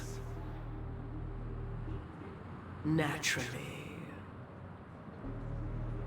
Have you strayed from the path expected by your god, betraying their name? Never. Have you ever been inordinate with your asks of your god, coveting more than the foundation of the creation itself? Never. Then, a final question. Do you swear to fulfill all vows, past, present, and future? With the Eon as my witness, if I do not deliver on my words, or if I renege on my vows, may I be cursed in accordance with divine law. They have seen your faith, and have endorsed your faith. With this, it can be evidenced... Just a moment. What is it, Mr. Yang? I have another question I hope to have answered. To my understanding, the family's harmony and prosperity have never relied on so-called divine laws. The god you both mentioned, are they truly Shipe? Mr. Yang should know that those belonging to the family toil together as if they were kin, embracing solidarity and unity under their light. All duplicity is laid bare before the harmony. Well, it says, hold up. Such a delicate and complex symphony. Which other god could perfectly harmonize this, if not for the Great One? Shipe. Perfectly harmonize it. Therein lies the problem. It isn't an outsider lurking in the shadows who changed the harmony, but a dissonance that has surreptitiously emerged from within this very symphony itself. In the distant past, there existed an Eon. With one flick of the wrist, they crafted the laws of the cosmos. Their followers formed the Beyond the Sky Choir, spreading solemn and reverent hymns throughout the universe. Later, they fell. The route traversed by this Eon clashed with the harmony, ultimately being absorbed and fused into it. The chorus that once reverberated across worlds fell silent, and when it echoed anew, it was transformed into the hymn of harmony. Though an Eon may perish, paths with no masters still linger. In the all-forgiving harmony, echoes of bygone dissonance may subtly arise. Mr. Yang. Welt just referenced the simulated universe and the lore of the simulated universe. Damn. Being overly astute can be a detriment. Especially when you find yourself alone and without allies. So this is how it is.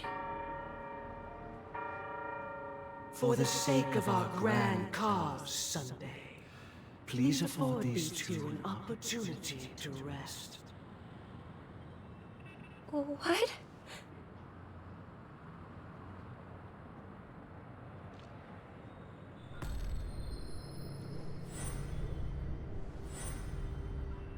Sorry, Robin. It's just you. I did not wish for you to know this.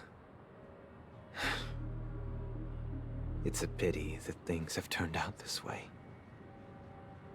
So, this is the true reason I can't sing? The shadow that envelops Penacony is actually... We were never children of the harmony. Our ideal paradise could not have been crafted by Xipe. True bliss can only be guaranteed by the one who transcends the many. Within the foundation of law, humanity establishes civilization, and through harmony, we obtain order.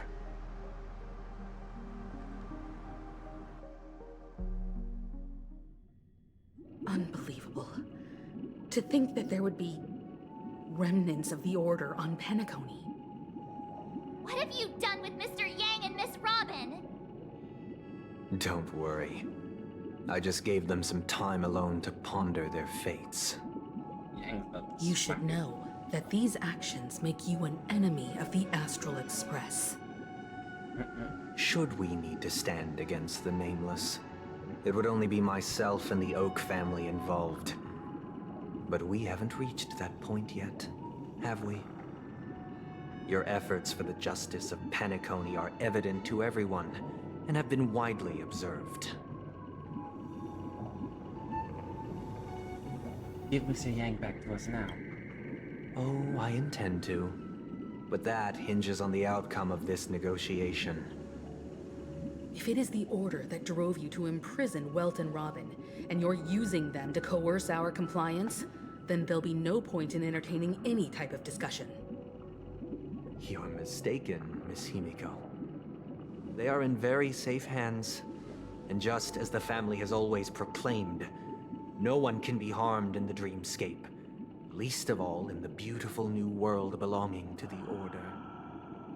Penacony and the entire universe have witnessed far too much innocent bloodshed. The strong wield their blades against the weak, and the victors push the vanquished to the brink of life. Natural selection. The world abides by this principle, establishing the well-being of humanity atop the corpses of the downtrodden. Only we, or rather, I, possess the power to put an end to this farce. So you've decided to resurrect a dead Eon? No one's ever done such a thing.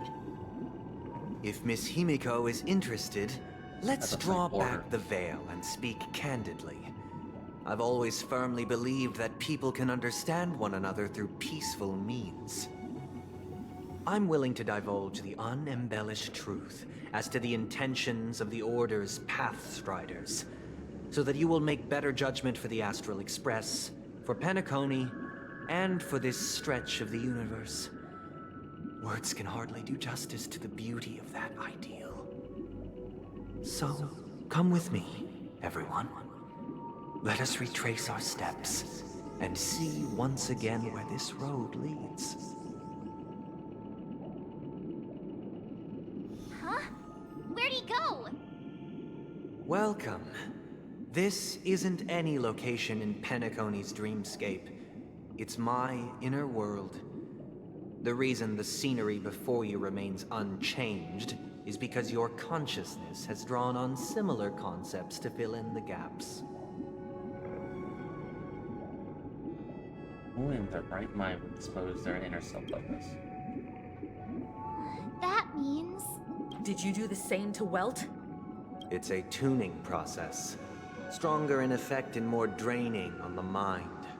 The gray-haired guest has experienced it before, so she should understand what it entails. Tuning allows you to intuitively grasp my feelings, which also means that I cannot hide anything from you. Now, everyone, please look at the huge screen. The road we once took begins here. From this point on, you will witness the numerous decisions I've faced, I've selected a portion of these to share with you.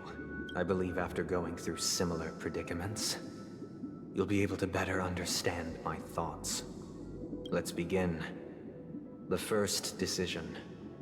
A story about a baby bird. This story happened when Robin and I were very young. We were victims of the Stellaron disaster, and the family's Mr. Gopher Wood, who would later become the Dream Master of Penacony, saw that we siblings had no one to turn to and took us in. Later on, Robin and I lived a time with nary a care in the world. One day, after dinner, while my younger sister and I were lounging about in Mr. Gopher Wood's yard, we spotted a fledgling Charmony dove all on its own. That baby bird was tiny. It didn't even have all of its feathers, and it couldn't sing.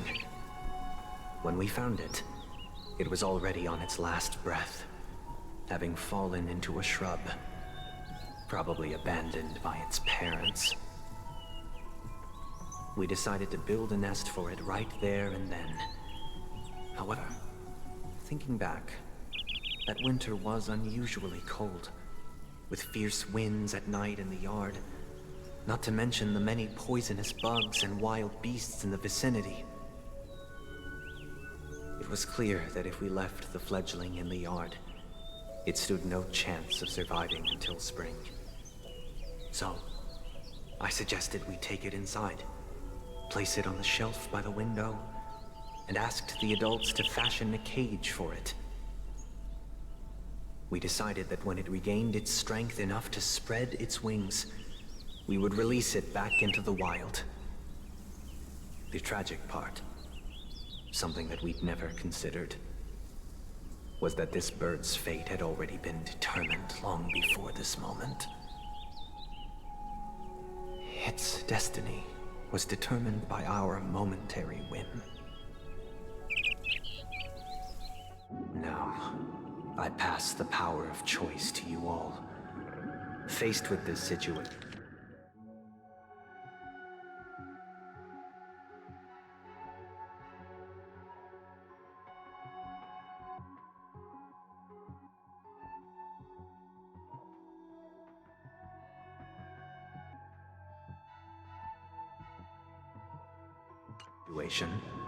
what choice would you make? Stick to the original plan and build a nest with soft net where the Charmony dove fell, or build a cage for it and feed it, giving it the utmost care from within the warmth of a home. I eagerly await your answer. Sir.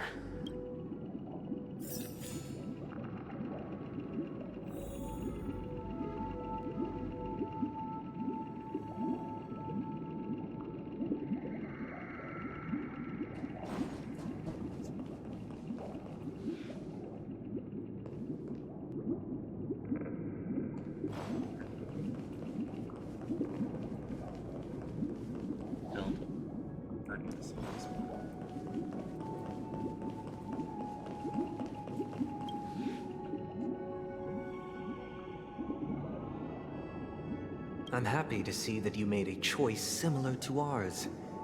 If your mind is made up, let me reveal the outcome of this choice. We passionately nursed it back to health, preparing only the best food for it every day. We even preened its feathers. Later, on the day that Robin left Penacony, we opened the cage door and let it fly back into the sky. I watched it for a long while by the window. Probably about 3 or so days. In those 3 long days, the little Charmony dove tried again and again to spread its wings to fly into the sky, but fell to the ground, only to keep trying. Finally, on the 137th attempt, it succeeded. But its attempt did not go perfectly. After flying unsteadily for a while, it fell to the ground. Unable to grasp the direction of the air currents, the fall shattered its wings. It writhed helplessly in my embrace. But it was all for naught, finally succumbing to a painful demise. And in that instant, our tender care, our given love and hopes, they all became the inevitable push that sent it to its death. I deeply regret the choices we made. Next, let us head to the second decision. This time, it's the story of a dream chaser. This story happened when I was appointed as Bronze Melodia, a position exclusive to the Oak family, charged with listening to the problems and vexations of Dreamscape residents, and providing them with the relevant guidance. It was during that period that I had the opportunity to hear voices from all corners of the Dreamscape. Joy, sorrow, arrogance, regret. The complex tapestry of human nature that formed the world. And I was fortunate to catch a glimpse of it.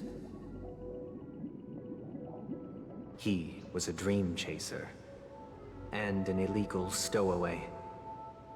Just like the rest of them, he came to Penacony in search of a better life, except that, to most people, the price he paid, I suppose you could say it was everything. He told me I sold everything I could at home. The house, the land, even his 2 children. He said he could not afford to raise them, and that at least they could eat if they lived as slaves. He had a plan in place. He would buy back his children once he had made his fortune, and enjoy Penacony's beautiful dream with them. Alas, his plan to smuggle himself was somewhat clumsy, and he was sniffed out by those pig-headed hounds. After hearing the Dream Chaser's story, I immediately appealed to the Bloodhound family to cease their pursuit. That way, at least he could live peacefully. But I was still too naive to the ways of the world. I did not anticipate that what I thought was a kind gesture would later lead to dire consequences. I'll tell you the outcome soon. For now, I'd like you all to make a choice. Will you do as I did, and try to convince the Bloodhound family to stop their pursuit, so that the Dream Chaser may live peacefully and realize his wishes? Or will you remain silent, leaving him to languish while the hounds are hot on his heels, until his inevitable judgment arrives? I look forward to everyone's decisions. Who knows? Perhaps they might even alter the outcome of this tragedy.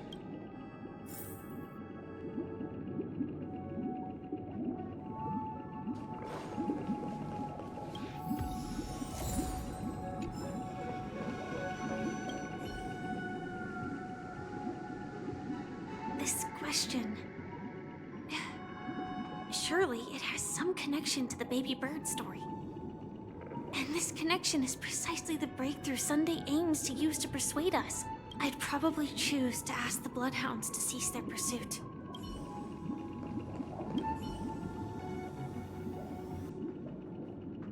A dream chaser story. If I acted out of kindness, I would probably ask the Bloodhounds to stop their pursuit and lend him a hand. But what cruel repercussion would this choice result in? I think Sunday must have been deeply impressed by the limitations of the strong defending the weak through this incident.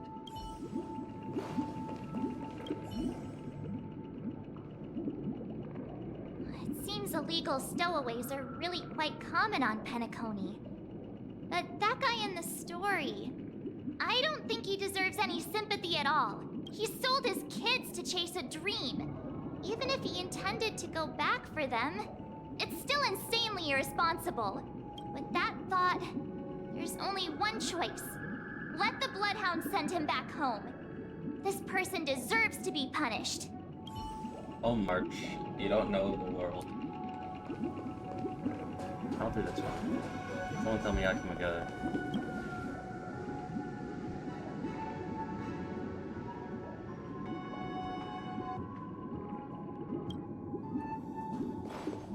No.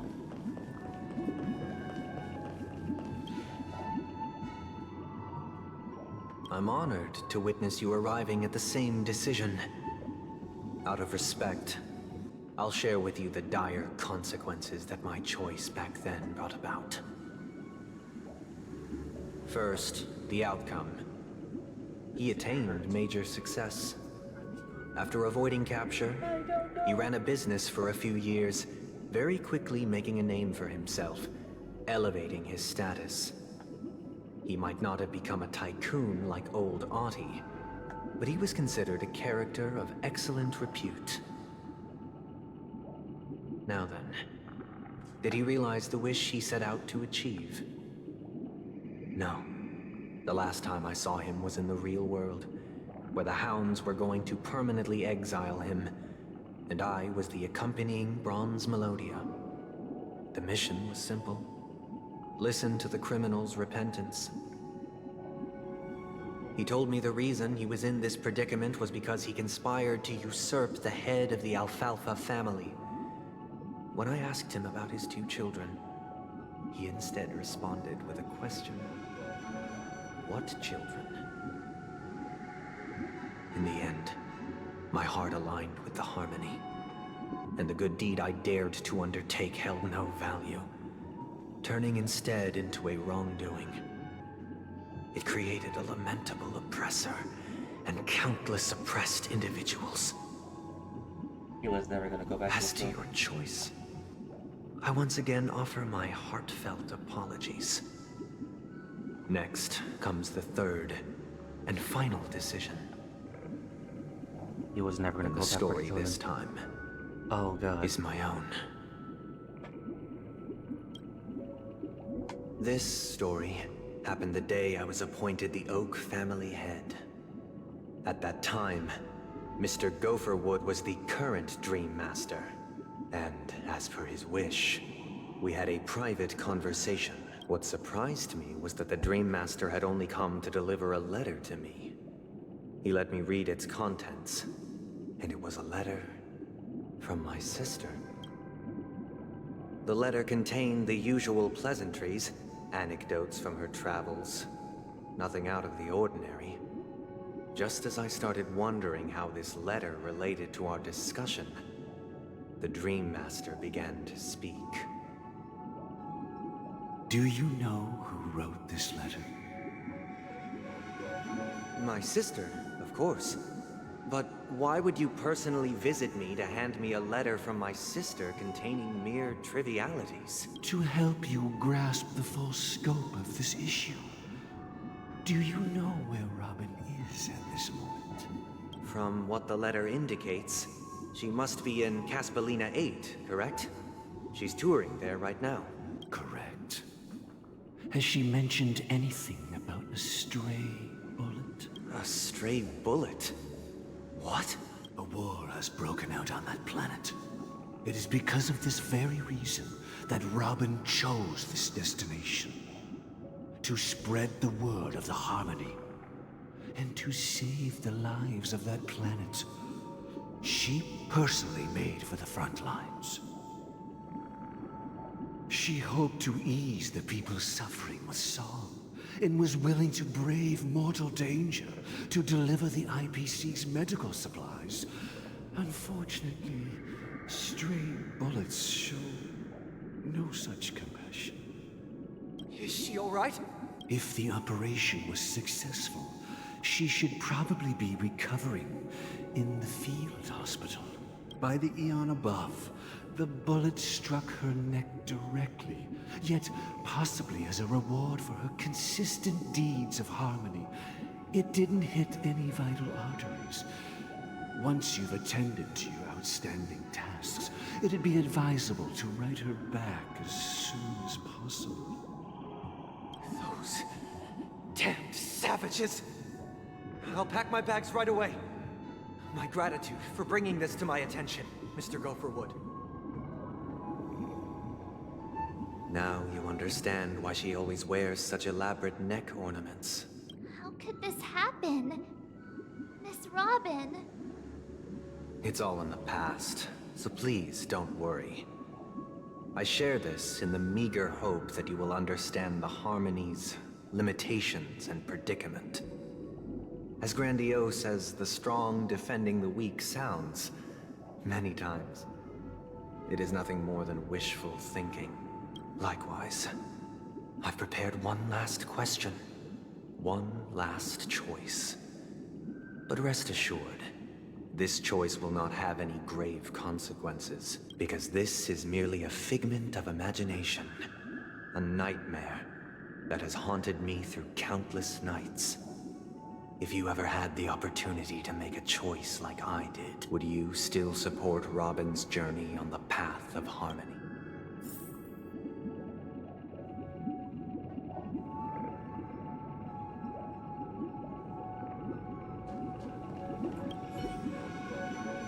I often feel like I've dreamt of similar scenes on certain nights. In the dream, I see blurry faces. I don't know who they are, but I sympathize with all of them. Fighting for survival against some unfathomable force. Their confusion and fear are lucid to me. But I also remember they chose never to give up. Just like Miss Robin. If Mr. Sunday's question leaves you puzzled, you should find the answer from your own experiences with each trailblaze. Dangers and tribulations will surely follow. But would you ever back away? Would you stop March and Don Hung from reaching their next destination? I believe you have an answer of your own in your heart. Miss Robin's courage is admirable. And here I was thinking she was just another superstar celebrity. But the fact that she's also Mr. Sunday's younger sister? No, I doubt he'd wish harm on his own flesh and blood, no matter how grand the ambition.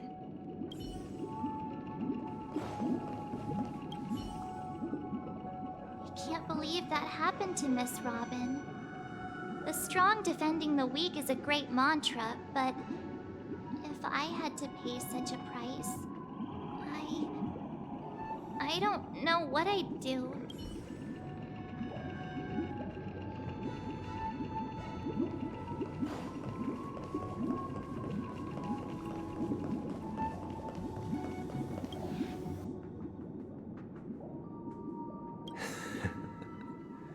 I see. I am now aware of everyone's stances. Raising these questions merely serves to illustrate one point. The plight of Penacony cannot be salvaged by the harmony. The true foundation for a sweet dream paradise can only be established through the order where the strong govern the weak. I know the suffering of being tormented, the turmoil of losing your way, how sorrow and even despair set in when matters don't work out. All of this causes me unending pain, because this is not what happiness is at all. We must teach the weak how to live a happy life. And this life isn't some noble propriety that the upper crust preaches, but in definitive terms, a way of survival that belongs to everyone. So what is your definition of living a happy life? Good question. Human consciousness is fundamentally an illusion, a cage known as self-worth. People lured in by this illusion make mistakes, yet still ask that external influences bear the burden. When one mistake after the next permeates the masses, they become impossible to trace. Thus, The amassing of these individual cages culminate to form a prison. A place dictated only by the rule of survival of the fittest. Nature is always accompanied by predation and sacrifice. Its antithesis is known as order. That is what I want to do. Unite people's happiness under the banner of order. They won't need to make bitter choices any longer, nor face the weaknesses of humanity. They can cast aside their primal instincts to build a haven for mankind.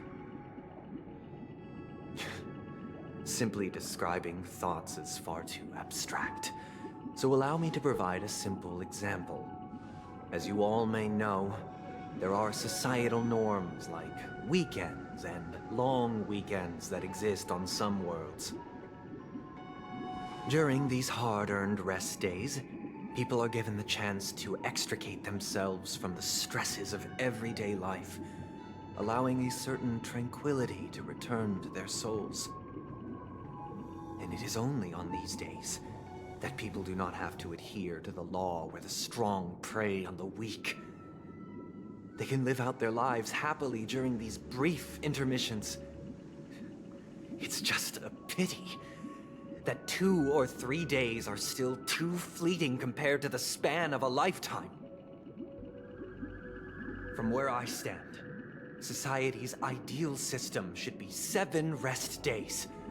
Following Sunday, there should ensue a second, a third, and indeed an infinite procession of Sundays. This should be the face of the new world. Idyllic, eternal, peaceful days. But then nothing will get done. And thus, every person can return to their base selves in this utopia. Some gaze in reverence at the stars, pouring their whole beings into calculating the distance between us and the isolated world of Pagana. Meanwhile, some seek refuge in quiet corners, holding one another, unencumbered by the chains of unwelcome obligations. There would be no need to bear the hardships of reality.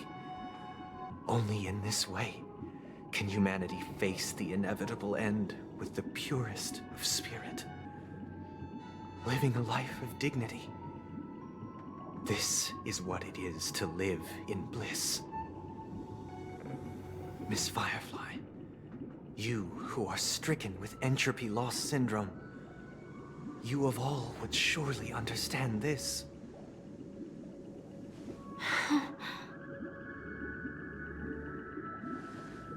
It sounds like a flawless theory.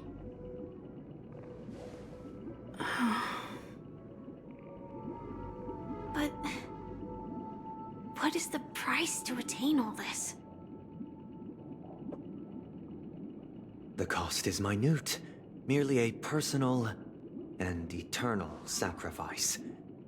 If this paradise is to be maintained for everyone, someone must remain trapped in solitary awakening until the end of the cosmos.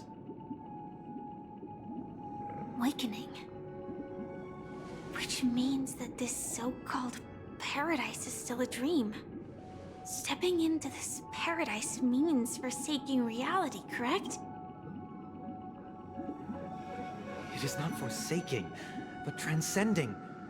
Flesh, blood, sorrow, weakness. If the physical is the root of spiritual suffering, it is only logical that we defeat it. But in this supposed bliss, people won't have defeated their demons. The chance to overcome their tribulations would be forever lost to them. In other words, it is an escape. That's another way of understanding it. But there is no shame in escape. On the contrary, the seeds of escape exist in everyone's hearts.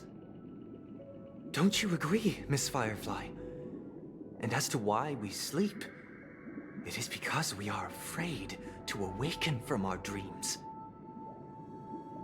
But this is not in conflict with the grand plan. Only in acknowledging this can we truly understand the frailty of human nature, and from there, show compassion and protection.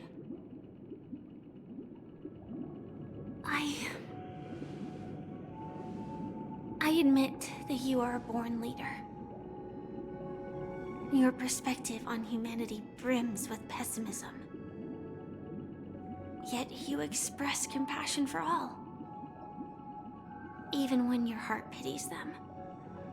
But unlike you, I live for the self. From my perspective, individuals making choices for themselves is their birthright. The want to escape may be innate in the weak. But whether they are weak or not, it is not up to another to decide. Perhaps in your mind, you also view me as weak?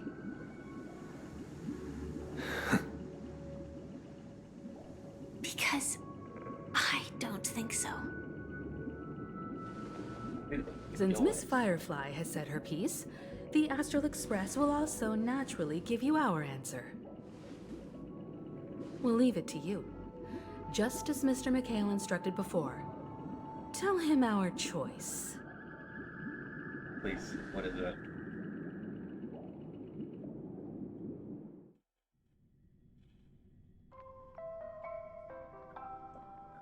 What is this place? Does this place ring any bells, Misha?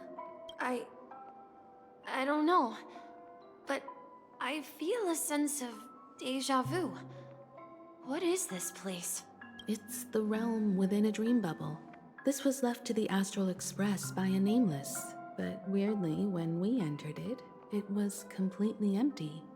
Dr. Edward from the Dreamscape sales store told me that dreams are formed from memories, and a dream bubble can't take shape if its core is empty. So I thought you might be able to help us in unraveling this mystery, Misha. As a hotel doorman, you know Penacony best among us. I don't know much about dream bubbles, but if you want to figure out what this mansion is, I'll do my best. I'm counting on you then. Himeko, I still don't get it. Why were you so sure that Misha had a connection with this dream bubble? I wasn't sure. It was just a hunch. But since Misha feels familiar with this place, my hunch might be correct.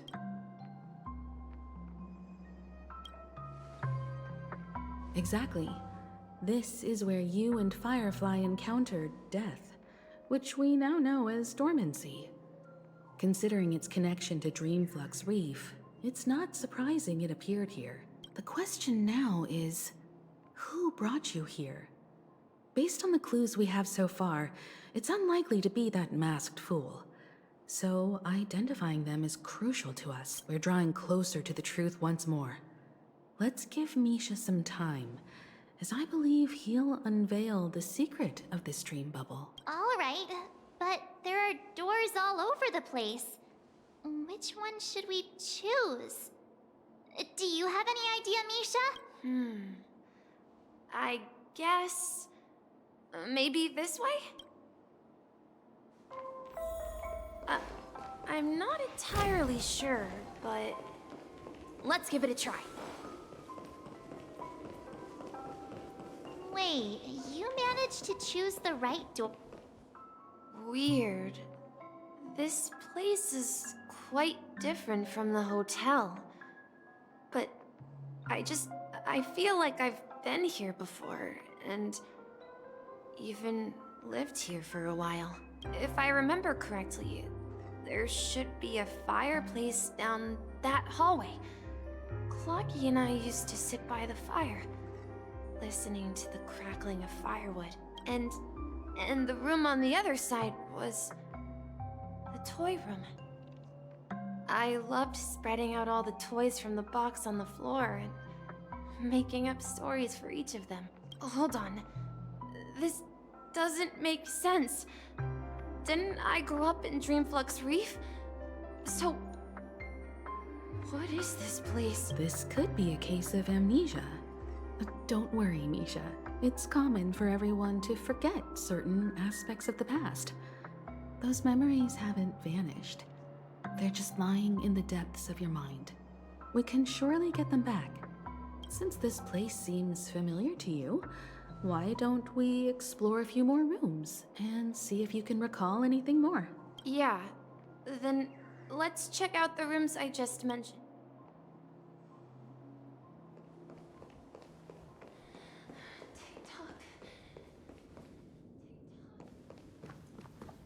Mikhail, that's the name. Now we all know him as the Watchmaker. So, who is he talking to? Do you know anything about it, Misha? I'm sorry, I don't know much about the Watchmaker.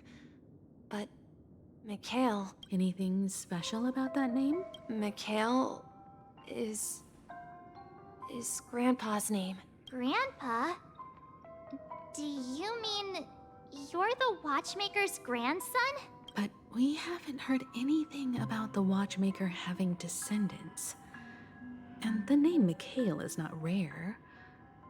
Perhaps it's merely a coincidence. Could you tell us more about your grandpa, Mikhail? Yeah, sure.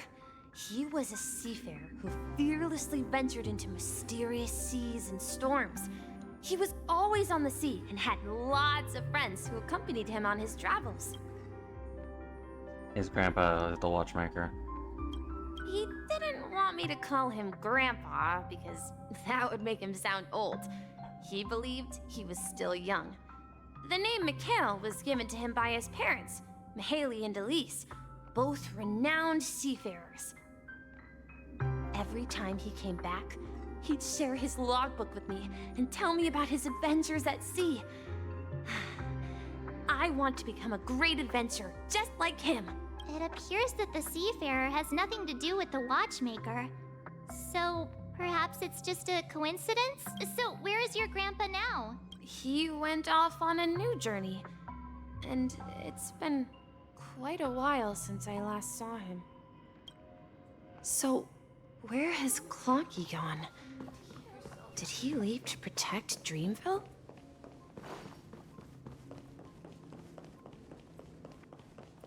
Tick-tock. Tick-tock.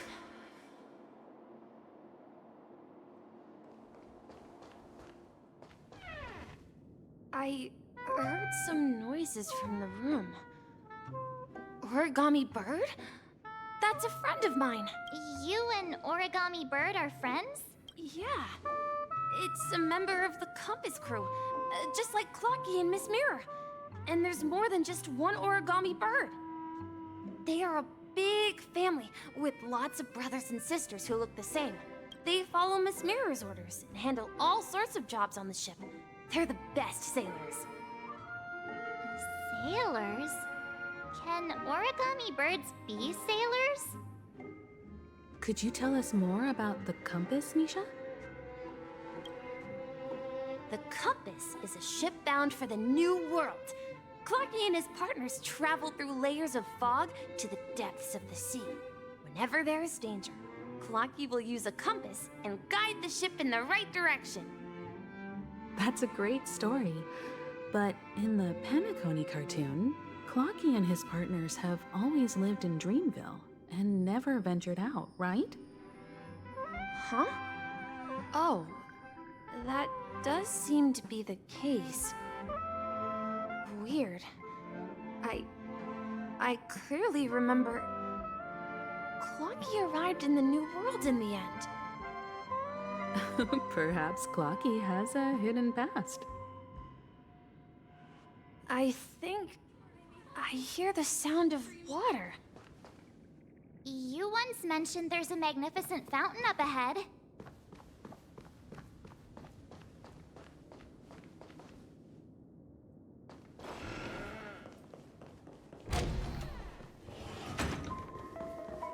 Look, there it is!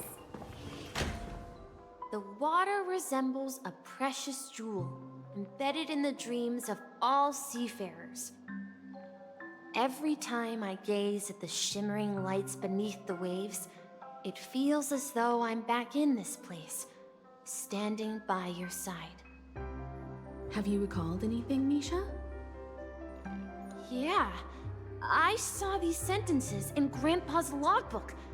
He used to say that despite the perils of the sea, whenever he stood on the deck in the afternoon, overlooking the sparkling waves, he would think of this fountain in front of his house.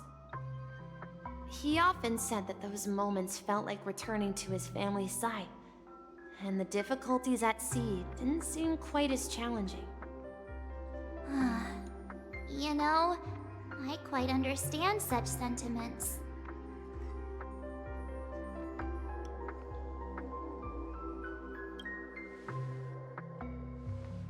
Hey, don't tease! I was just being a bit sentimental. Perhaps every adventurer far from home carries a fountain within their soul.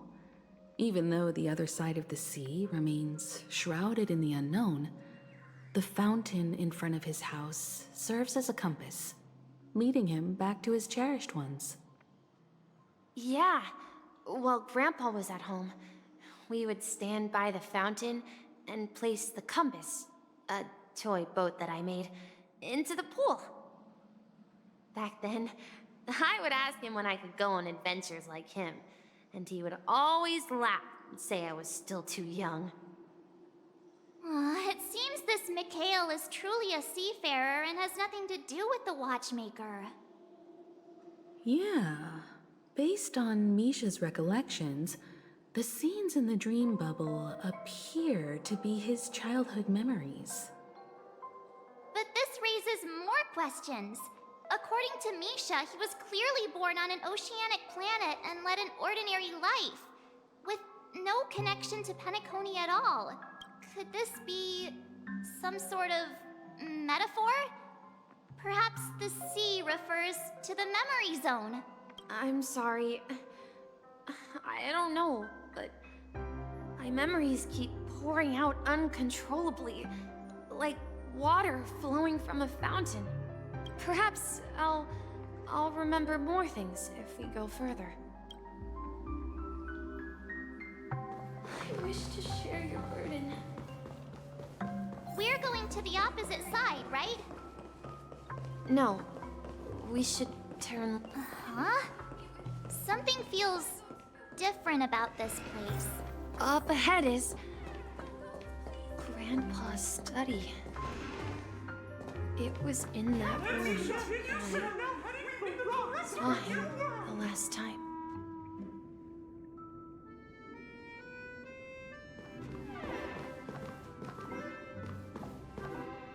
The atmosphere in this room feels totally different. Misha!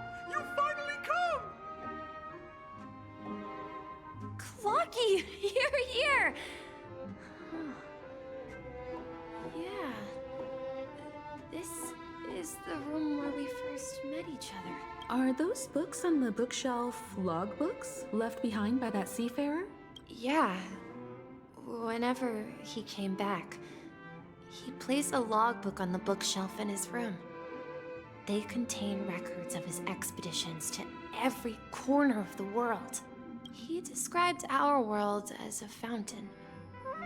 At some point, the sea started to gradually swallow up the land where people lived, to ensure that everyone had land to settle on.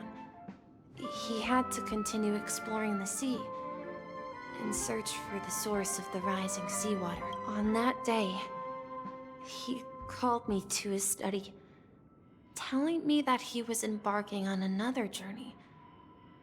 However, I could sense the gravity in his expression. It was the same look I had seen on my father's face before his final voyage. I asked him if I could go with him, but he said that my adventure lay elsewhere, and told me to stay home, and patiently await a certain sound at the door.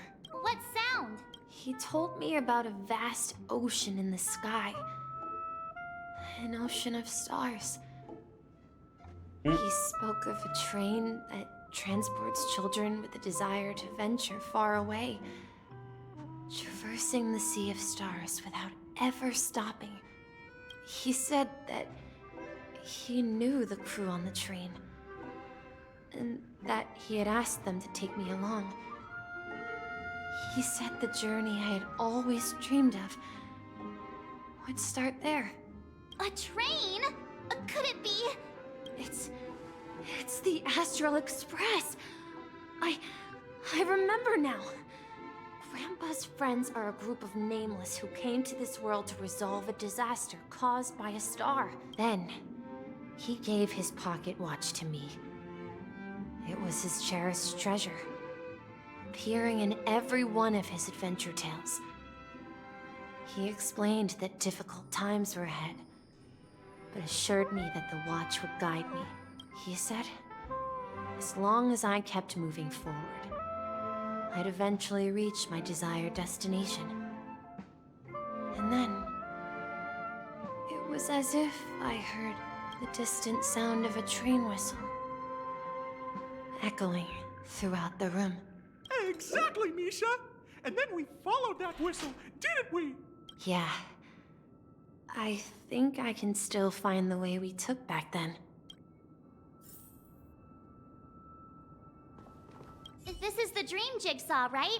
So we're supposed to find the exit. Do you remember? You said you obtained a mysterious shard when you stumbled into this place. Hey, the shape seems to match.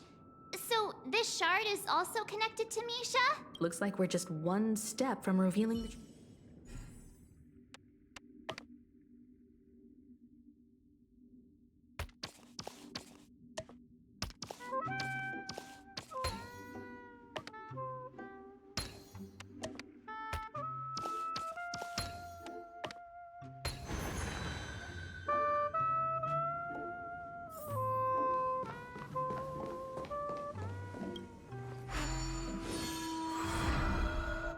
This is it.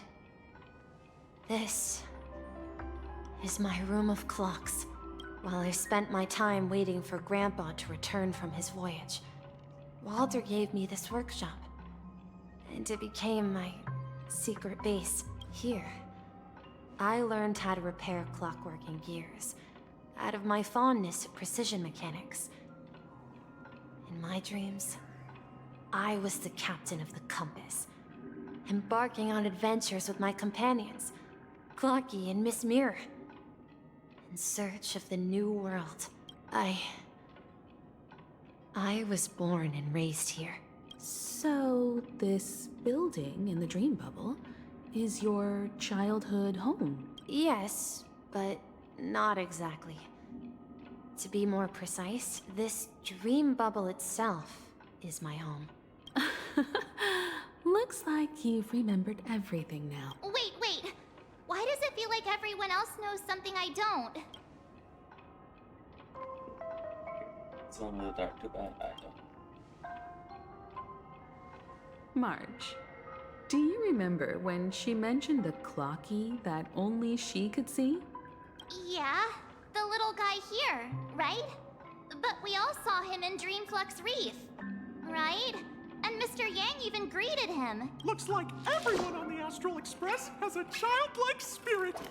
The answer lies in the Astral Express. Her experience shows that neither Firefly nor Acheron can see this clocky. And when we were in Dreamflux Reef, you may have noticed that for some reason, nobody outside of the crew had ever talked with Clocky. Yeah, what is that? A mimetic life that can only be seen by a select few. It's just like a hidden message, left by someone for the nameless. But Misha can see Clocky too, right? They even grew up together. But Misha hasn't started the way of the Trailblaze yet. That's the key to the mystery, March. Now, take a moment to recall. Have you ever seen anyone outside of the crew interact with Misha? Wait. No way! That's the answer, March 7th. This dream bubble is the place where I was born. And I'm a dweller in this dream. Just like a memory zone meme. I should have stayed here and waited for you.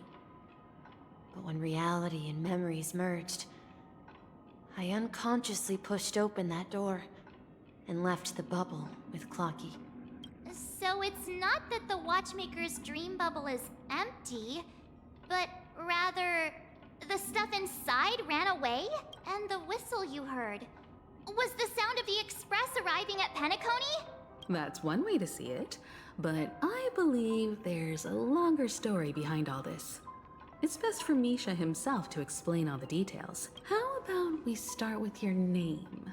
Now, should we call you Misha, or...? Thank you all for helping me rediscover my true self.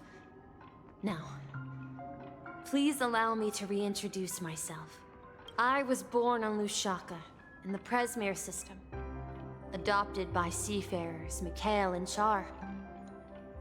They gave me a treasure, a name that carried their hopes.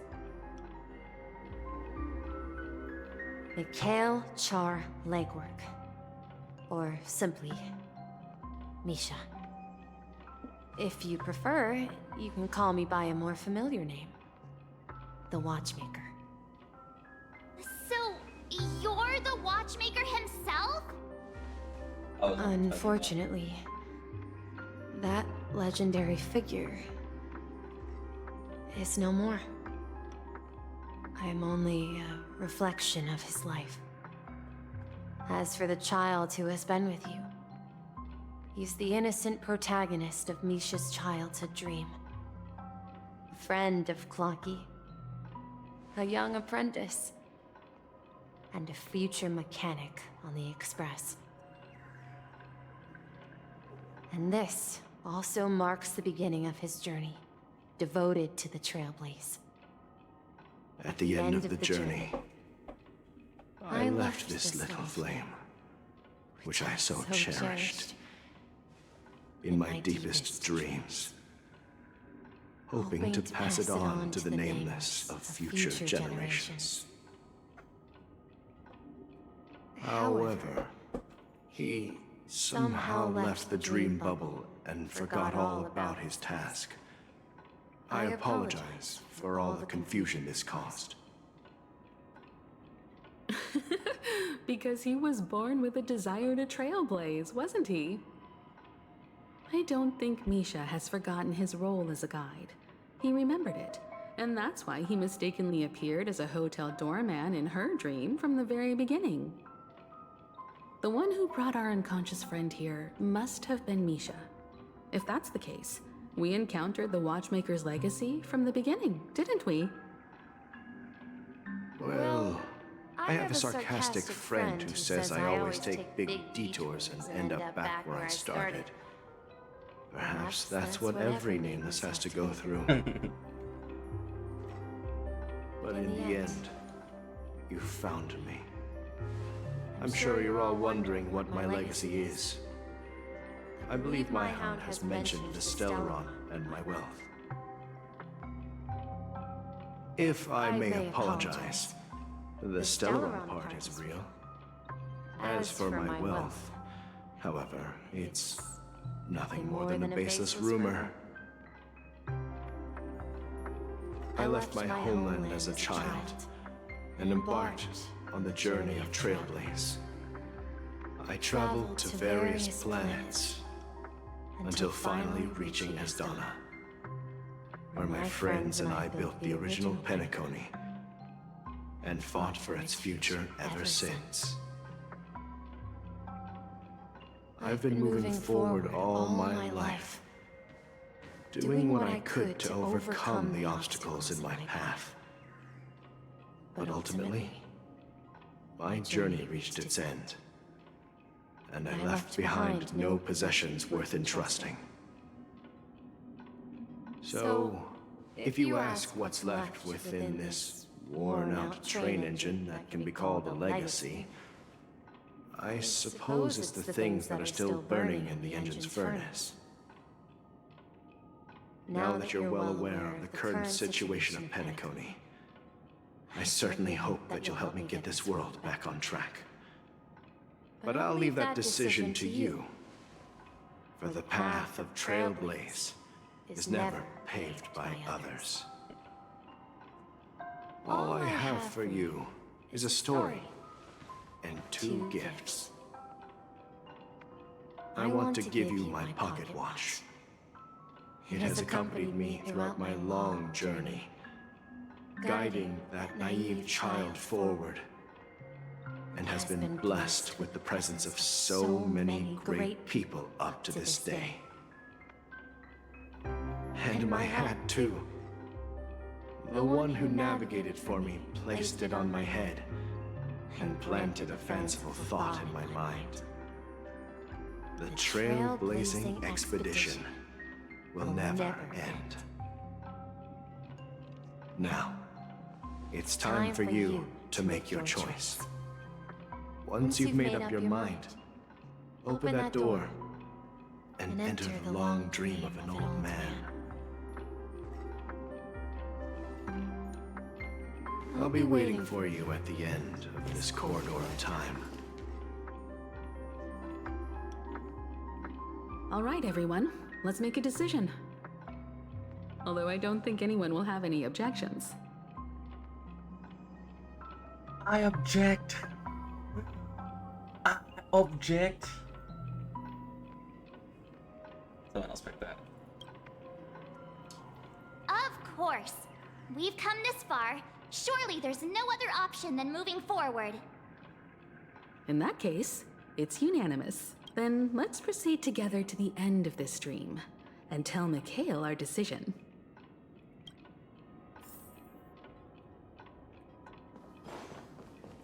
Because in order to trailblaze, it always has to be unanimous.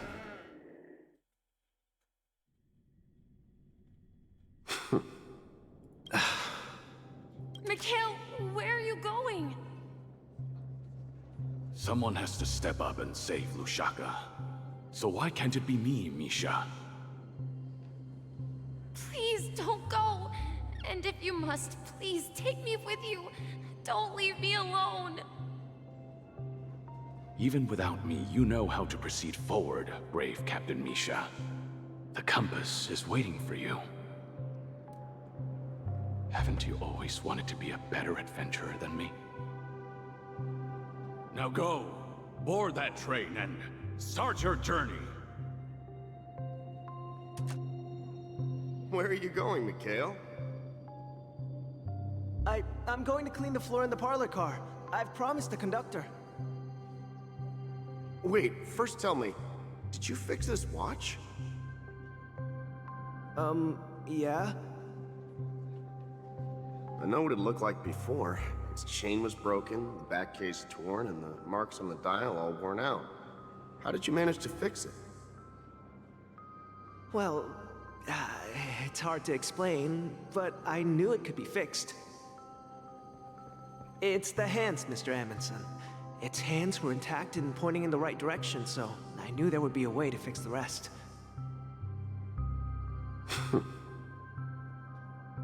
I see. You'll work with me from now on. Haven't you always wanted to tinker with this train? You're its mechanic now.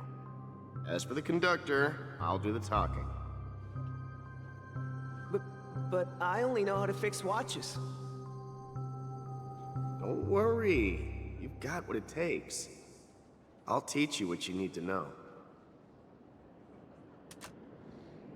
Where are you going, legwork? It's time to head to our next stop.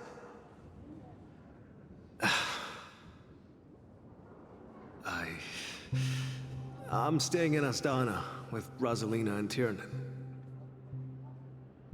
I see. This place reminds you of home. The people of Astana have only achieved a tiny victory, and still have a long way to go towards true freedom. Hanunu needs us. Hanunu. Don't worry. Not all journeys lead to the stars.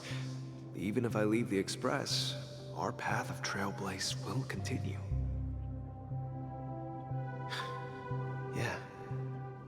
I knew you wouldn't stay on the Express forever. Leave in peace, my friend. And, take this with you. This is Mr. Amundsen's hat. But why? When he departed, he said he would leave it to his best student. Well, I suppose the time has come. Farewell, legwork. Take care of Tiernan and Rosalina. And don't forget to write to us.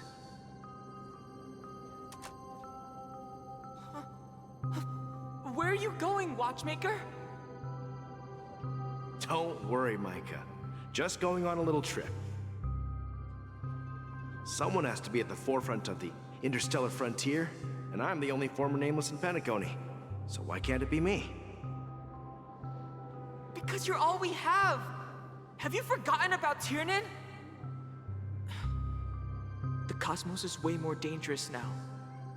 What will happen to Penacony if we lose you too?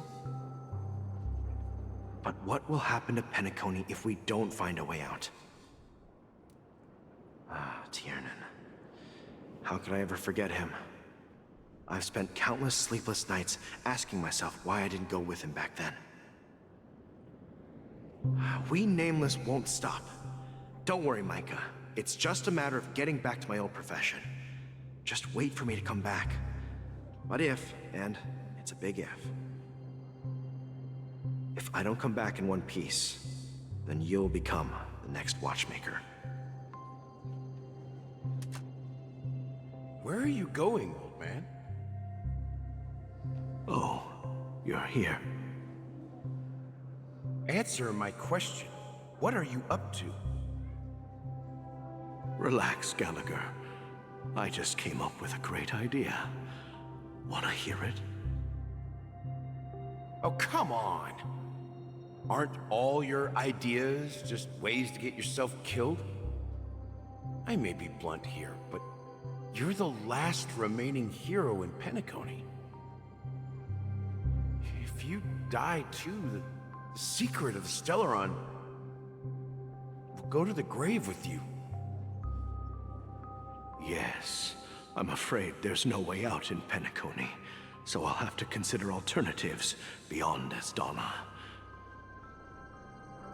We'll organize a festival using the Watchmaker's legacy as a facade, and send invitations to the entire cosmos to gather people here.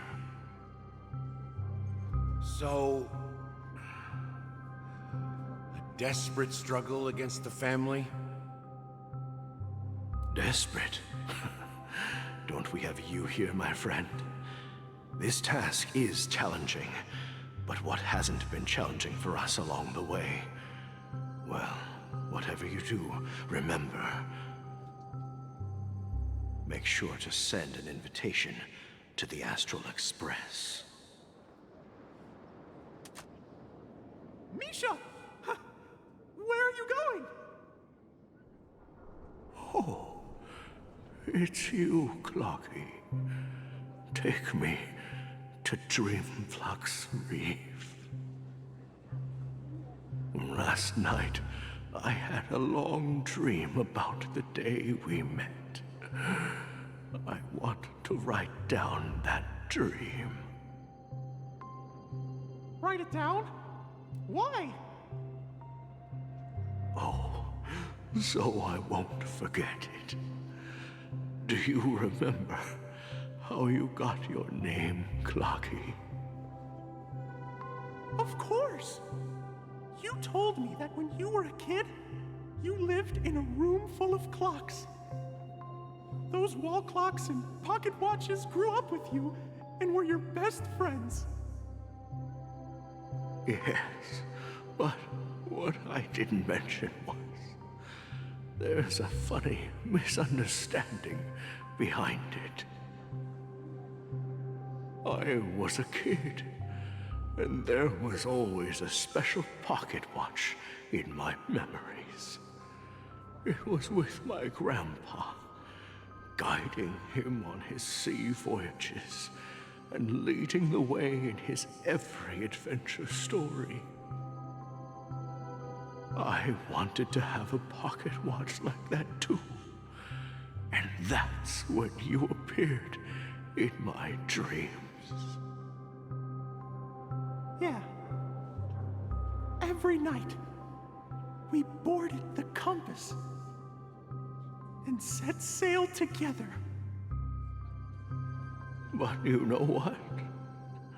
It wasn't until the day my grandpa gave it to me that I realized it wasn't a pocket watch at all. It was a compass. So, your name should have been Compassy. And the watchmaker is just a nameless.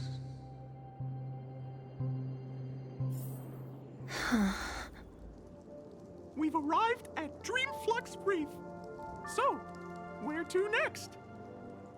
You know, Clocky, I don't think I'll be going anywhere else.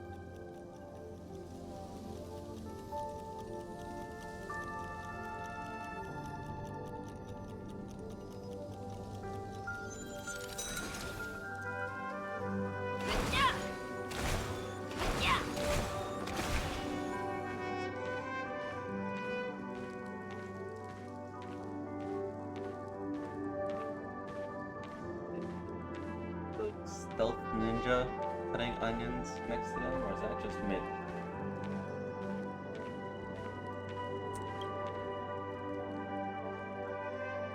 I've traveled far enough, and it's time for a little break.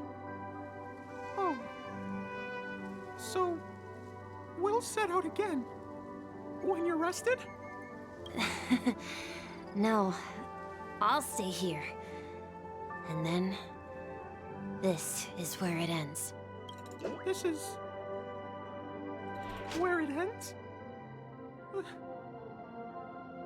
What do you mean, Misha? You told me that the trailblazing expedition would never end. Yeah, that's what I said. So now, it's up to you to decide your next destination. My next destination? What's that supposed to be? I've been following you, Misha. You're acting weird today. If you're feeling down, we can just do what we usually do. With the clockwork. No, I'm not feeling down. As for clockwork, yeah, it resolves all problems in this dream. So, do you know what clockwork actually is? I'm not quite sure. Well, everyone gets lost at times. They may hesitate and doubt which way to go. That happens in this dreamscape and beyond. But don't worry. Everyone goes through moments of uncertainty and hesitation. Eventually, they gather the courage to make bold decisions. Whether it's calming, joyful, angry, or sad. All they need is a little nudge to take that step toward where they truly belong. I'm leaving that little nudge with you, and I hope you'll share it with others. Such is the essence of clockwork, the will of the Trailblaze.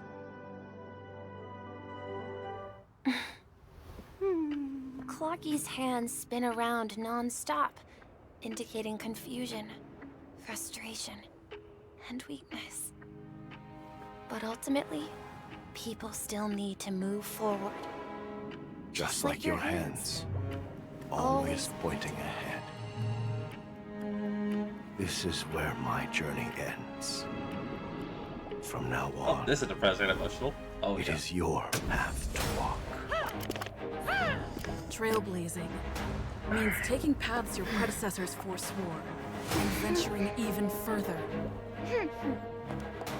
The Penacony in Mikhail's dreams does not belong to order.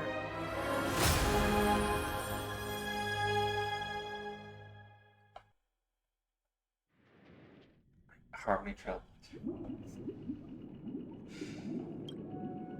I believe that Eon would cast a glance at Penacony at a time like this. Is it because of the resonance from the legacy of the Trailblaze? Or perhaps the bond between you is so strong that it even impresses an Eon? Well, there might be another possibility. Perhaps they want to witness, on behalf of the fallen Eons, who will hold the future of Penacony. If that's the case, on behalf of the Dream Master of Penacony and the 107,336 members of the Oak family, I'm extending a formal invitation to all of you. I'm cordially inviting you all to the Penacony Grand Theater to participate in the upcoming Charmony Festival. And, of course, you won't be in the audience, but on center stage, since the future of the Stellaron, Penacony, and even the entire cosmos is at stake. Let's draw a conclusion there, in all fairness. If you truly believe in Akavili's path, then show me their courage and determination.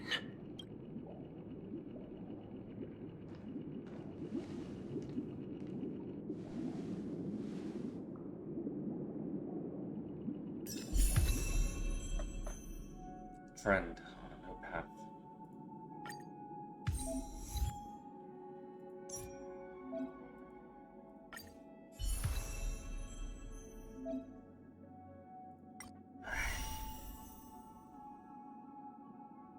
We're doing this.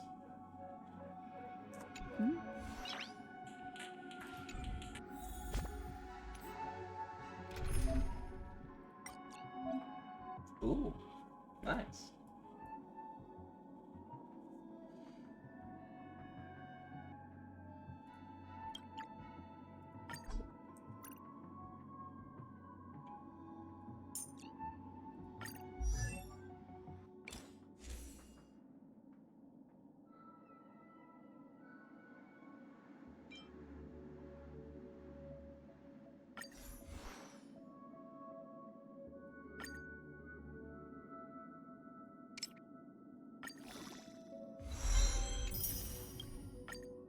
I'm not done yet.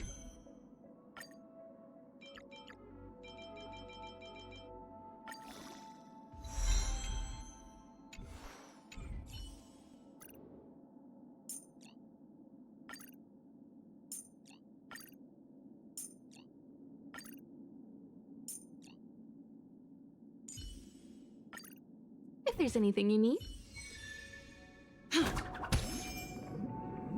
Let's dance.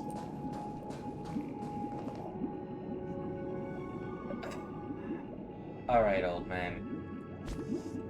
Let's dance. Does that mean he wants to fight us during the Charmony Festival? I'm afraid so. Bro, let's honor a wish of our fallen trailblazer. Let's honor the old man's wish. This is weird. Aren't Arc villains usually plotting some dirty conspiracy in the end? But he actually said something like, "In all fairness." Could it be that he's underestimating us? Well, in my opinion, Sunday is deeply committed to his own philosophy and genuinely wants to prove that the Order is right. I sensed a strong conviction and a desire for dominance in him. Maybe he won't accept the outcome unless he wins fair and square. That's why he'll give it his all in the upcoming battle.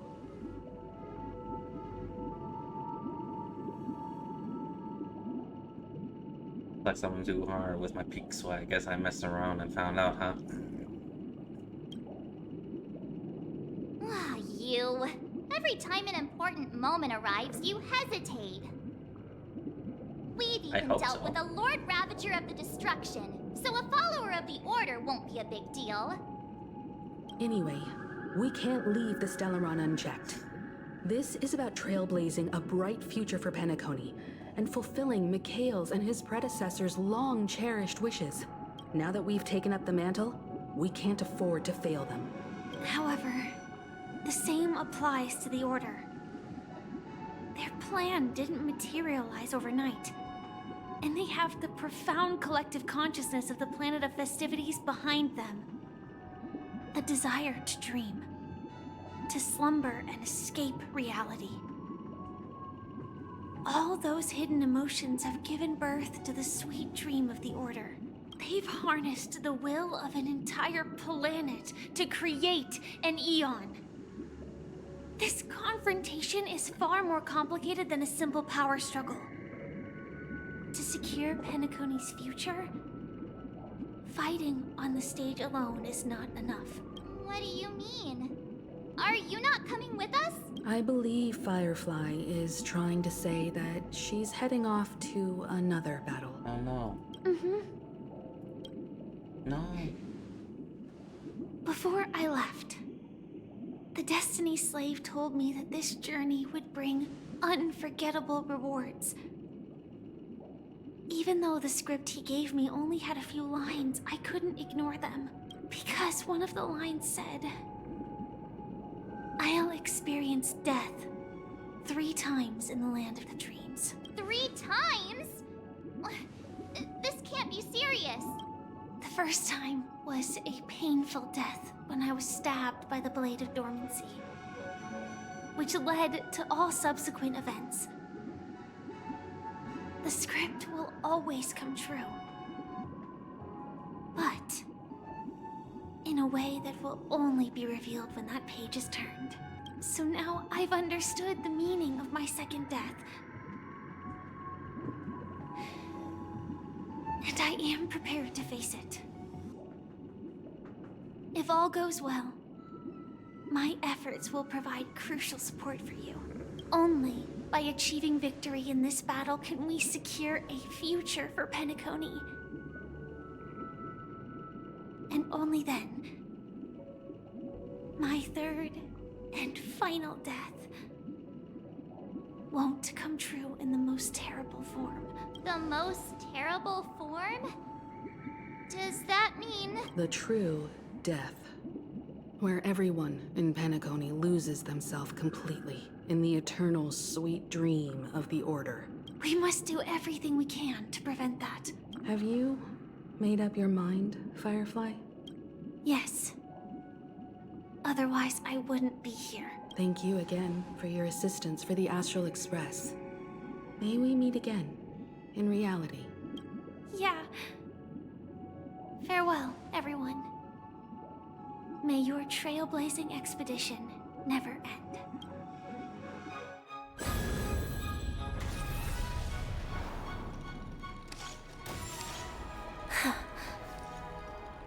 I dreamed of a scorched earth. Everyone, are you ready? A new shoot sprouted from the earth. It bloomed in the morning sun and whispered to me. Like fireflies to a flame, my biggest death. May we meet again in reality.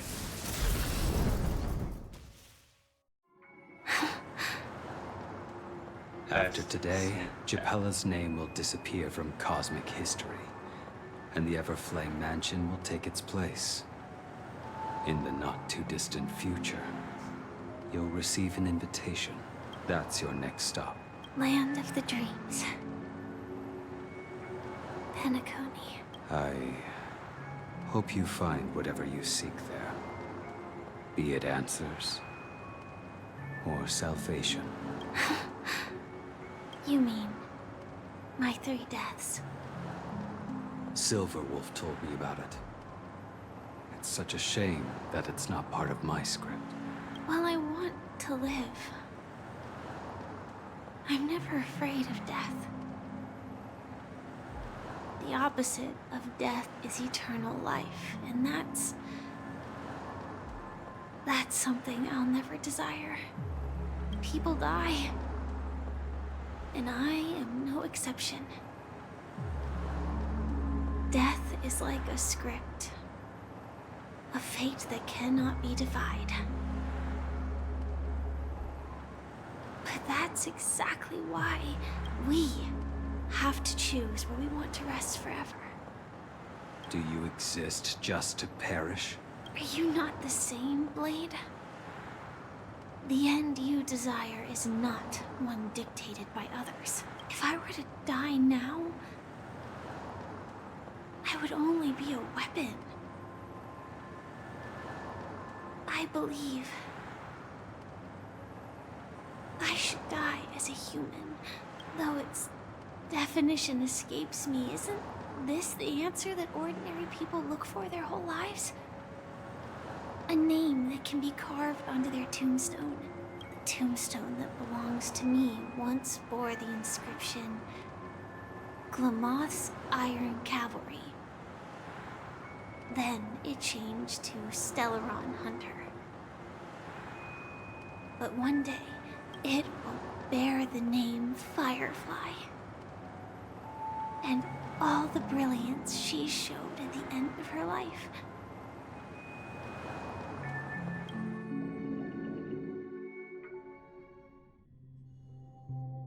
That's quite unexpected, old man. Who would have thought your crazy plan would actually work? Do all you nameless fools just act on a whim? I can sense that this false sweet dream is coming to an end. The Nameless may be young, but they had the ability to achieve this goal. Just like you did in your time. It's a shame you won't be able to see it firsthand. Maybe I won't either. Once something fictional is seen through, it ceases to exist. Yeah, not just those Nameless. Even Mr. Wings is just like you. Stubborn, won't listen or give up, no matter what.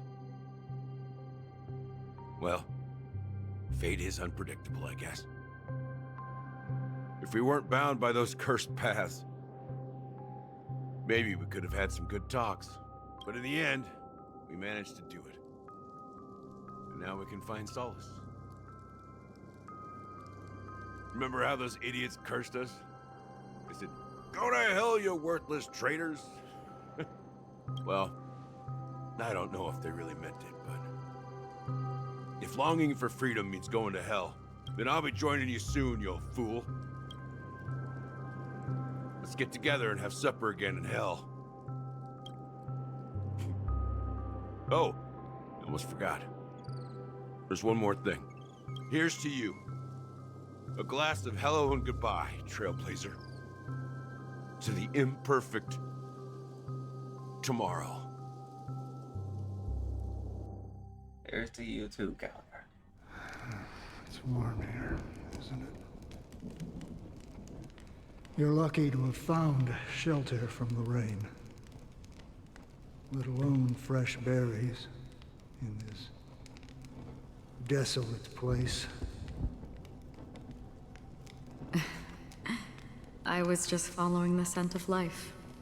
It's particularly strong in a place like this. It's a shame these berries don't have much flavor. Seriously? In case you didn't know, this fruit is pretty juicy. The only downside is that when you chew it, it becomes extremely spicy. Have you lost your sense of taste? I can still taste certain things, like a faint sweetness. Before coming here, I stopped by a place called Orkron. It had barren cliffs and nights lit by bonfires. Burgundy snow would fall from the sky, and when it landed on my tongue, it tasted like raspberries. The flavor wasn't exactly sweet, but it left a lasting impression. When I think back on my past, I realize that what's tying everything together isn't the big events, but rather these small yet unforgettable moments. Don't worry about it. Losing oneself is a reality that every self-annihilator must face. At least I haven't completely lost my senses and memories yet. Well, congratulations on adding another footnote to your journey. By the way, are you always alone? No, I had a companion in Orkron. She's a short, nameless girl who aspired to explore IX. She always said she'd walk a path deeper and farther than Akavili's. Quite an ambition for such a small girl. So, what happened? She became stagnant water. Well, my condolences. Condolences. I don't need them. The girl left with a smile. She never regretted her choice and most definitely wanted me to say goodbye with a smile. So, that's what I did.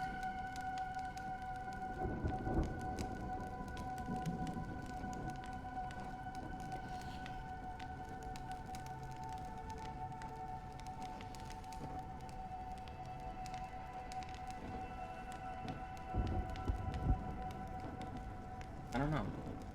I don't know who it is, though. That's proof that you're grieving for her. Or perhaps I'm just afraid. Afraid? I rarely sense that emotion from you. What do you fear? I'm afraid I'll forget the 30 days I spent with her. Just like all the other days in my life. Most of them have already washed away with the rain, disappearing into an unseen realm. I fear that those vivid red memories will fade away too. There isn't much color left. And besides this faint, warm red, there's almost nothing. Hard to imagine. A ranger accustomed to bloodshed, destruction, and chaos finding warmth in the red color. Because I have experienced this warmth many times. Long ago, I promised someone that I'd bring it to more people. And that for every remaining moment of my life, I'd strive for a better ending for all. As long as this red color still lingers, I have a chance to fulfill that promise. It represents a burning fire, a blooming flower, the berries in this cave, and life itself, fleeting yet still dazzling. In the end, it will lead me beyond the horizon of existence. And on the other side, I will cut off nihility. The one blessed by the sleeping and shapeless is considering how to kill them. I know she's talking about their gods. Truly pure nihility.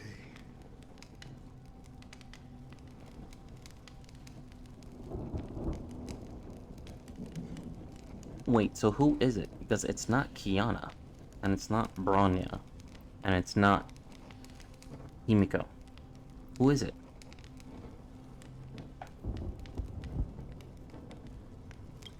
But you're right about one thing.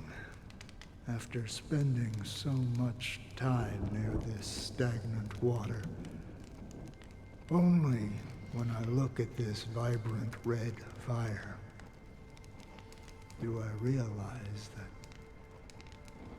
I'm still alive. When will this rain ever stop? Perhaps when the sorrows of the departed have finally quieted down, the sky will clear up. Force us now until festival. Have you heard of a planet named Biari Scamandros, Don Hung? It's one of the Paradise Kingdoms under the influence of the Harmony. A sought-after wonderland for the inhabitants of the Dardanu major and minor systems. Half an Amber Era ago, the family held an unprecedented festival there. And after that, everyone on the planet became part of the family. Do you think the same thing will happen on Penacony? Yes. Or how else can we explain it? The family deliberately used the Watchmaker's invitation to keep all the Pathstriders here, but banished the Emanator of the Nihility. Because of the nihility, I'm rarely affected by the power of other paths, but somehow I can unconsciously infiltrate them. Maybe that's the risk they're trying to avoid. I would disagree. Biari Scamandros is not part of the credit system or connected to the Silver Rail. It's nothing more than a remote civilization sheltered by the Harmony. But Penacony is different. If the family messes with Penacony, that would be like declaring war on almost half of the factions in the cosmos. They have no reason to do that. No, they don't. If they truly serve the Harmony, that is. What do you mean? The path in Penacony is impure. The Harmony here has impurities. Do you remember the ancient swarm disaster? Tazerond, the propagation, brought endless havoc to the universe, and it eventually evolved into a fierce battle among all eons. 2 paths lost their eons in that war, the propagation and the order. Coincidentally, their downfall is related to a certain eon. Xipe, the Harmony. Legend has it that they participated in the crusade against the Imperator Insectorum, and devoured Anna the Order for unknown reasons. Holy Forgaroni. So you're saying that the 2 leaderless paths are working behind the scenes? But I don't see any descendants of the propagation in Penacony. Could it be that the remnants of Beyond the Sky Choir are hiding within the family, trying to resurrect a fallen eon? I can't say for sure, but they're definitely planning something for the Charmony Festival. This is getting way too complicated. Is this why you want us to leave Astana right away? Are you giving up? The Charmony Festival will start soon. There's one thing that I need to confirm no matter what. A warp jump is the best way to do so. Time is running out. I have another plan.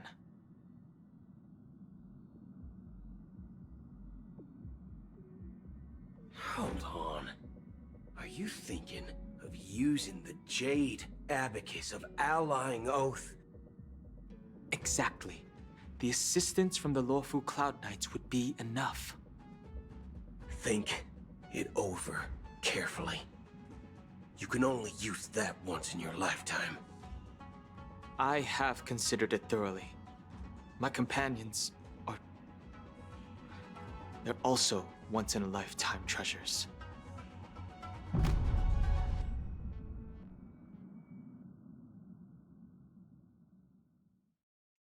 Are we bringing the Master Stroke himself here?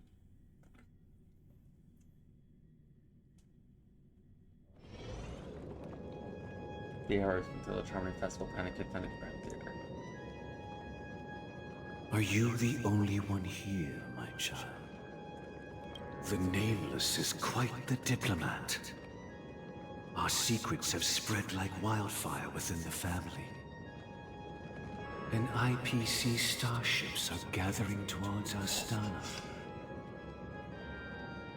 This is a crucial moment for us. So, where is the chosen one who harmonizes the varied sounds?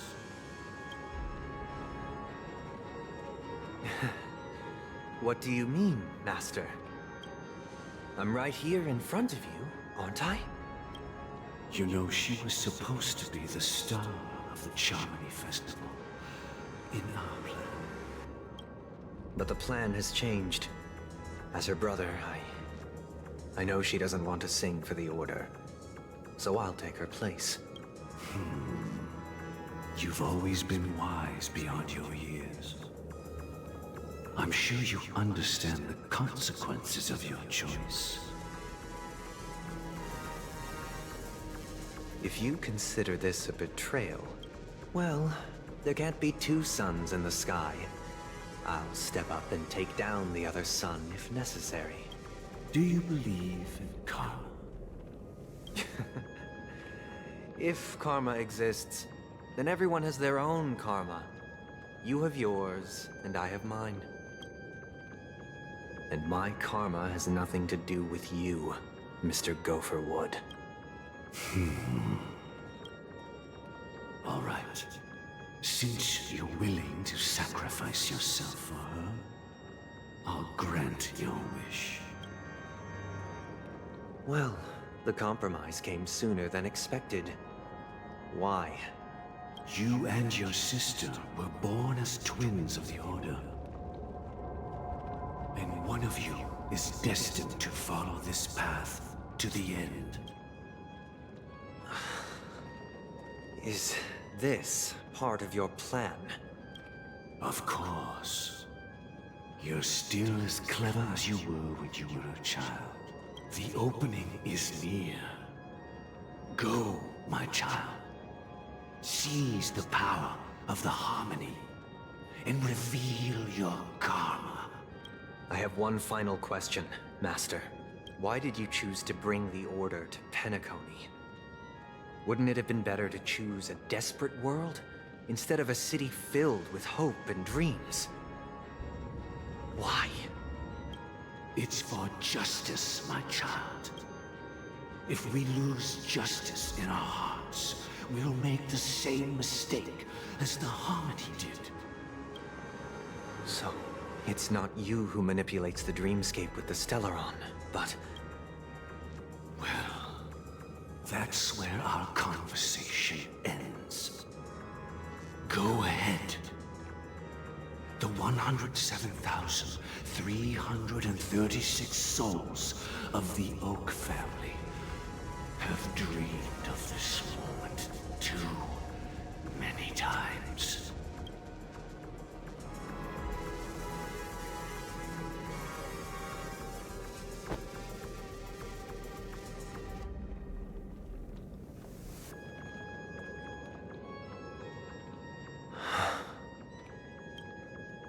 I shall ascend to the heavens, becoming the scorching sun. Bathed in my light, my people shall flourish, while all evil shall be eradicated. This is the interior of the Penacony Grand Theater. It's quite exhilarating to be flushed into the air by Soulglad. But why is the venue still closed when the Charmony Festival is about to start? And not only that, the entire theater is eerily quiet. No audience, no staff, no one around.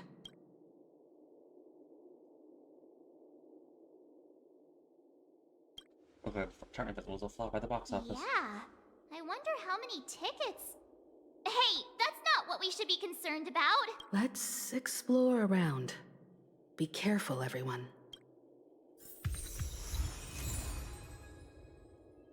The Watchmaker's Hut.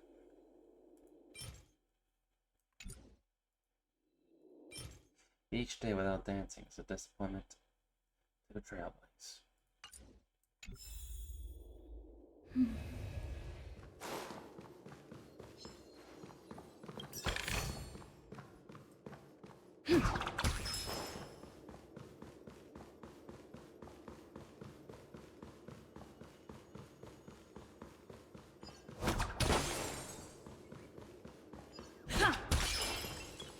Gosh, the atmosphere here is so creepy and unsettling. Even if there's no audience yet, there should be some staff around. Why is it so silent?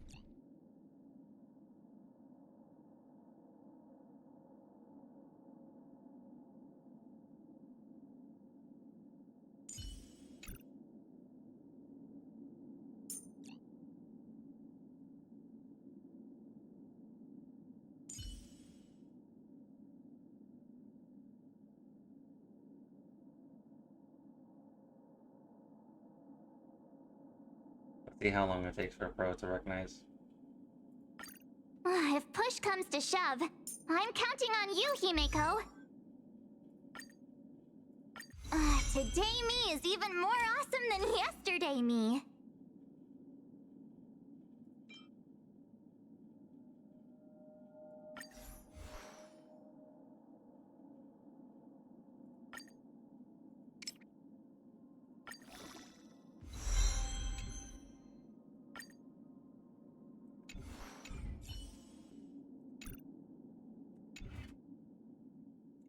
It was me. There it is.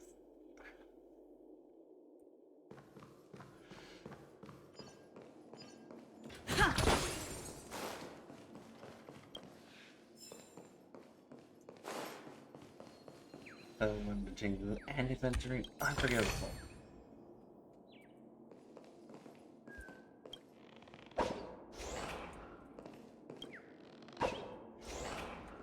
Thing is, I'm running trying to like max my entire team, so that's why.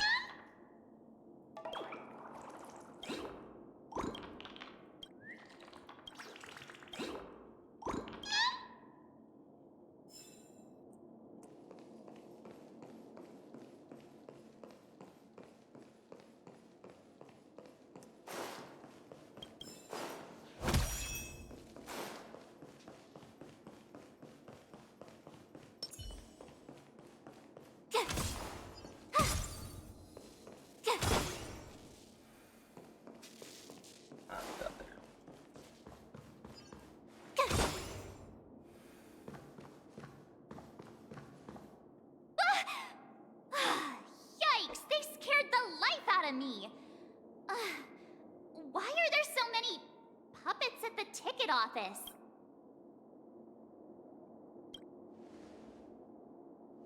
What? You're so annoying. Stop scaring me. Are these puppets part of the stage setup? Even so, it's so eerie that the entire front hall is empty.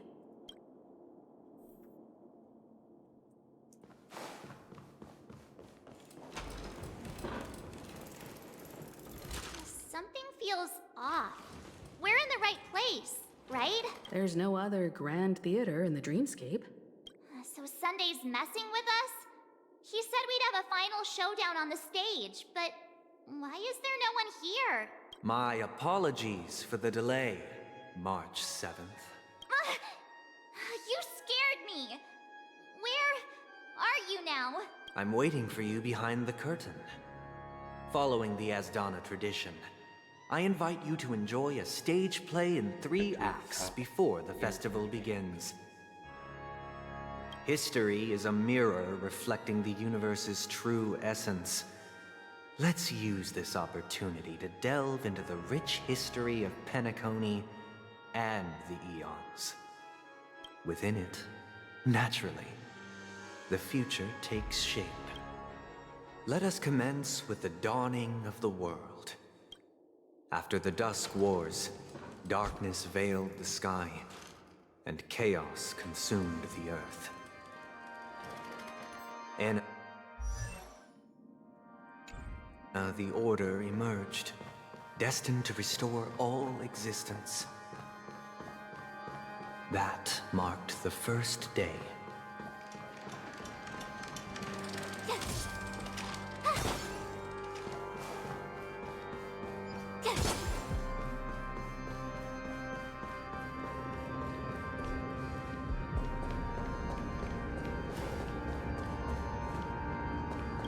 They gathered nebulae and forged them into picks, thus creating a grand lyre with black and white keys.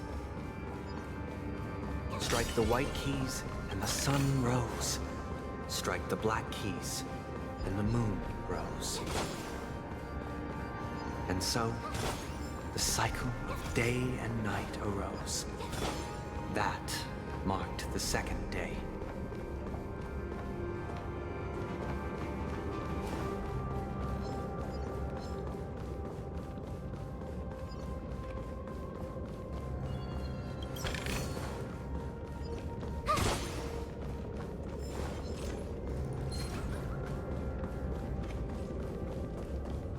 puppets are gathering around the frame.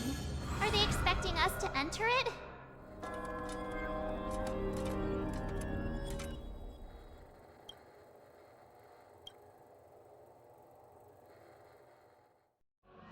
Where are we now? The atmosphere here looks similar to Sunday's inner world. This act is named Ode to Prisoner. Given the atmosphere here, I believe it's about Penacony's past. I thought things were finally looking up as I managed to dodge prison during my recent trailblazing expeditions. But now it looks like I'll be back behind bars again. I genuinely wish to avoid a violent clash with my esteemed guests from afar. Therefore, I've arranged 3 acts before the situation becomes irreparable. Where shall we start our narrative? Well, let's start with the time when Penacony was still a frontier prison.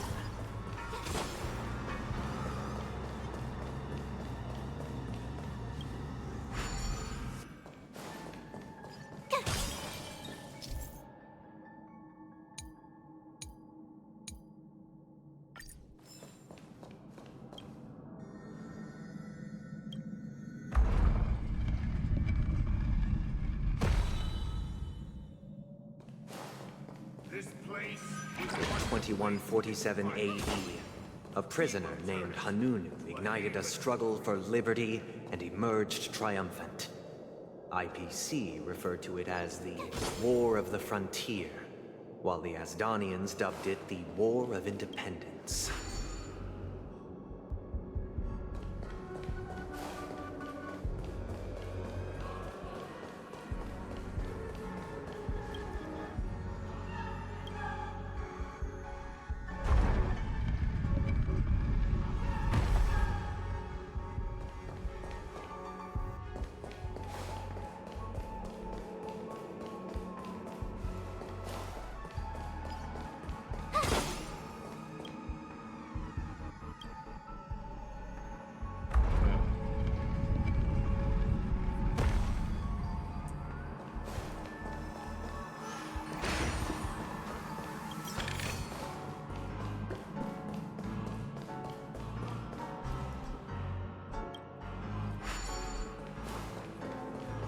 I'm getting Persona 4 vibes from this music.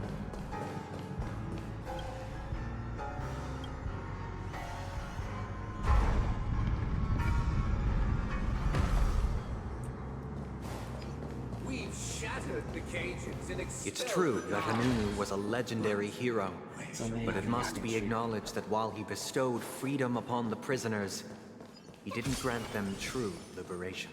Thank you for staying here, honorable travelers. The 3 However, nameless stayed on the you planet, could banish the endeavoring gods to spread the from tenets of Trailblaze throughout the frontier prison. Alas, their efforts proved futile.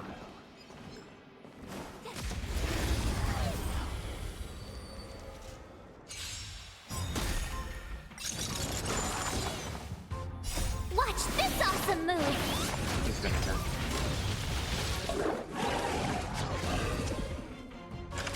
You're annoying! Cute! Dreams do come true. You won't get away. Humanity never conceals its desire to control the heavens, and I'm no exception. Let's improvise.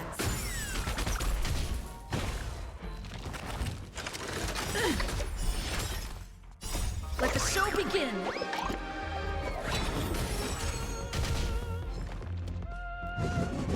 You've got a lot of nerve. Try that again!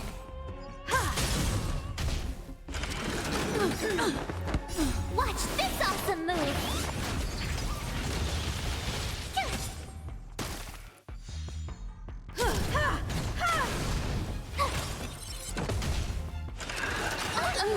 Just getting Okay. started. Well, I knew that was gonna happen one day. Can't play too much.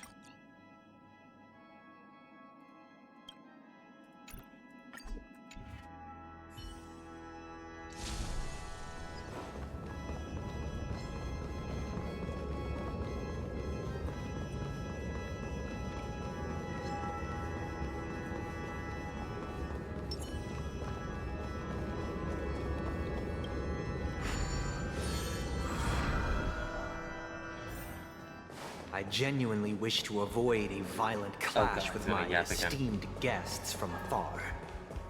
Therefore, I've arranged 3 acts before the situation becomes irreparable. Where shall we start our narrative? Well, let's start with the time when Penacony was still a frontier prison.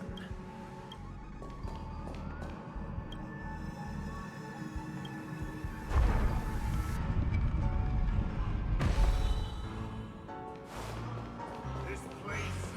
2147 AE, a prisoner named Hanunu ignited a struggle for liberty and emerged triumphant. IPC referred to it as the War of the Frontier, while the Asdanians dubbed it the War.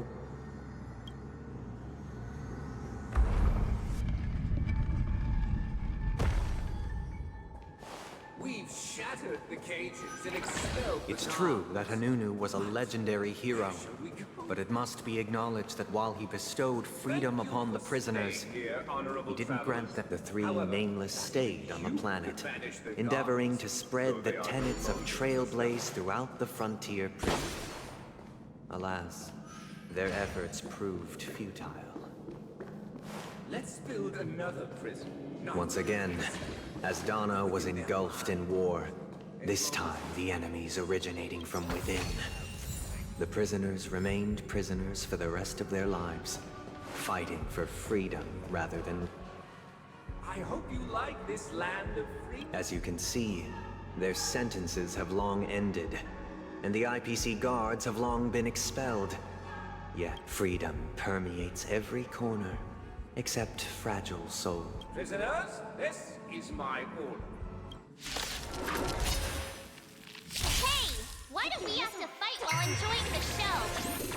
For I desire not only your enjoyment, but also your assistance in its completion. Creations!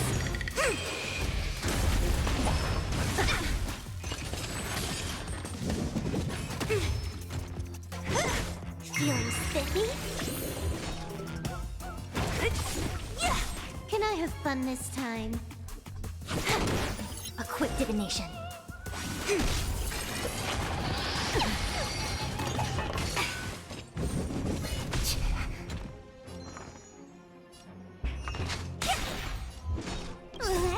Can you find the answer?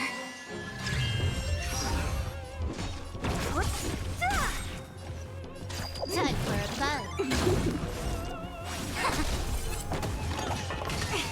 I'll free you. Disappear among the sea of butterflies. Illusions of the past. Yin and yang. I'll go easy this time. Time for a bug. I see through all things human creations.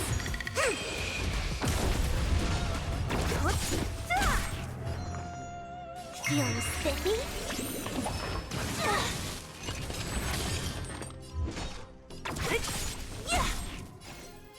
Time for a bug. We came together. What a headache. Can you find the answer? This combat... This is double speed.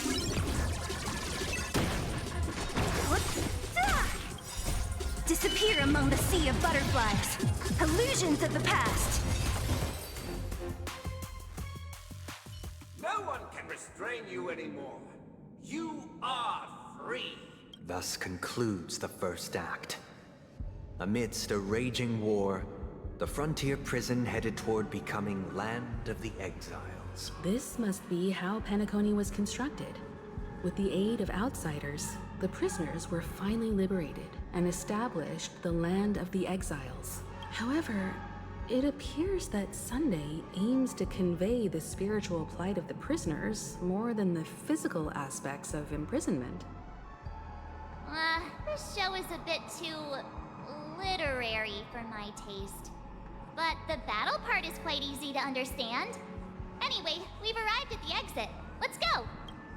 March is literally in me right now. These puppets. Where are they guiding us this time?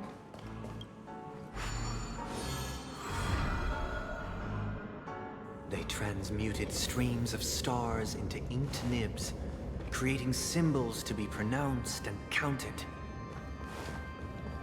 They molded stardust into flowing rivers, assigning the righteous upstream and the unjust downstream. Thus, all things were marked, and the world learned to discern between good and evil. That marked the third and fourth days.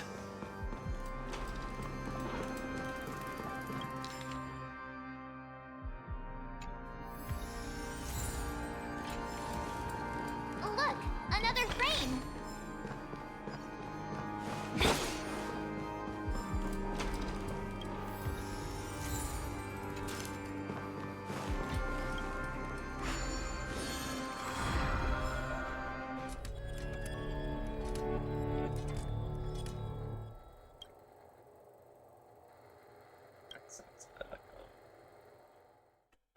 Ode to Fool.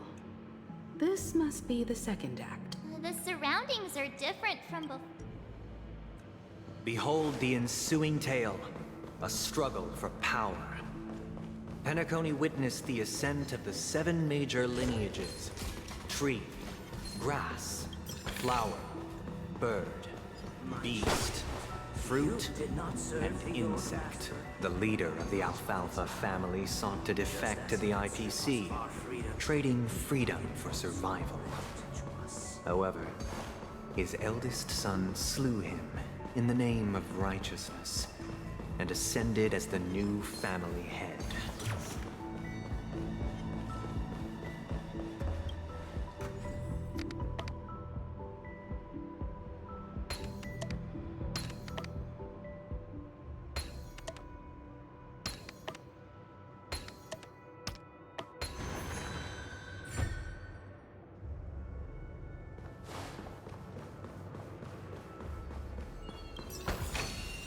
Welcome to this mansion, dear outsider. Land of the Exiles was in disarray, besieged by both internal and external perils. Though the 7 major lineages appeared united on the surface, each harbored their own ambitions, leading to ceaseless conflict.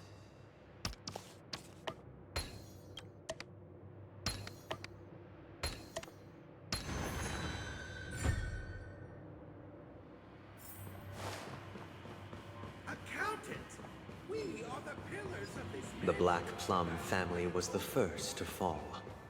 They withered away in the White Desert event, orchestrated by the Alfalfa family. Because Master shaped you from clay, but forged me from fire. I'm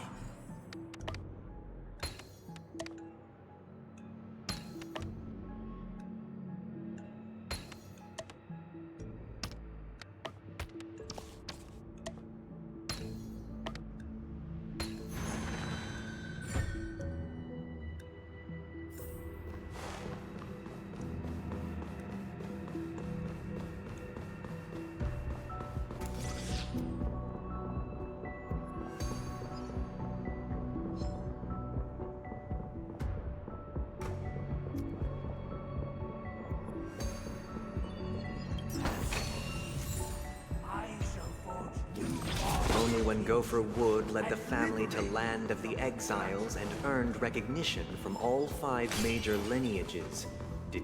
Dear outsider, I beseech your aid. You want us to help you? I wish they could regain their reason and... This is the second act. Looks like it's about Penacony's journey to becoming the Land of the Dreams, during which the family plays a crucial role. But this new master seems like a bad guy to me. Perhaps this is the truth Sunday is trying to express, if you read between the lines. The Harmony changed Penacony just as the guards once did. Looks like we've gotta help those guys, Neely.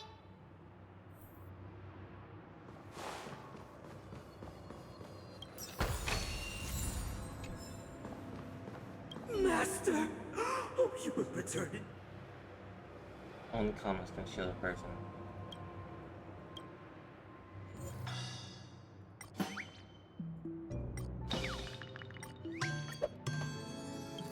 Master. Now that you have gone, I shall wait no longer for my reward. I shall seize what is rightfully mine. Once, I stood as the most loyal guard. Oh, okay.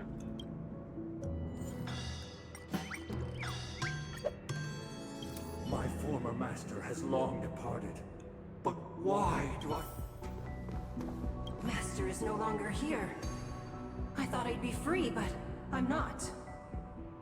Now, without my master's command, I'll have to seek guidance from the blind.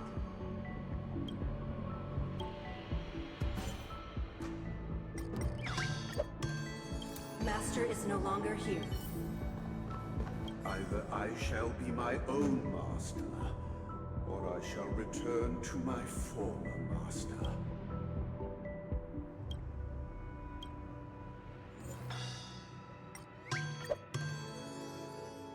Without a master, who can grant me true freedom?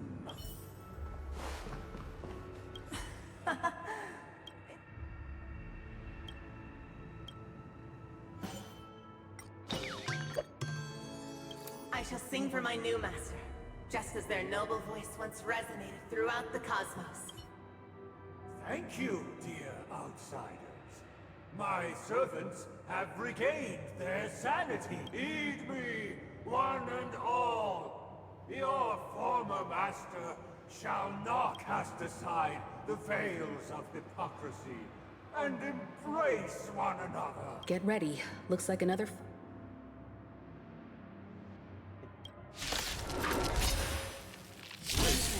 The snow blankets all of us on.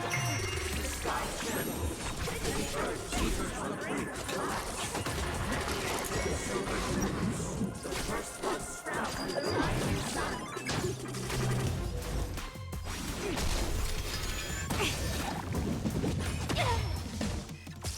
What a headache.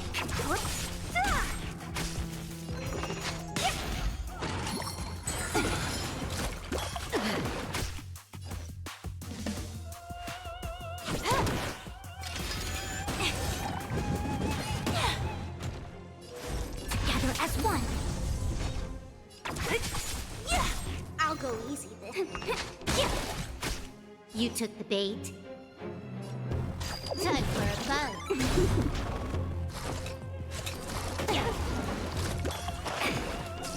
Don't mess with me. I'll free you from your chains. Disappear among the sea of butterflies. Illusions of the past.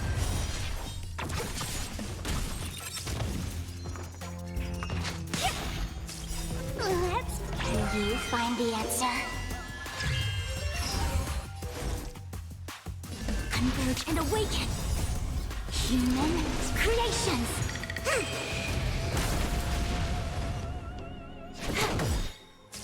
This combat need. This is double speed.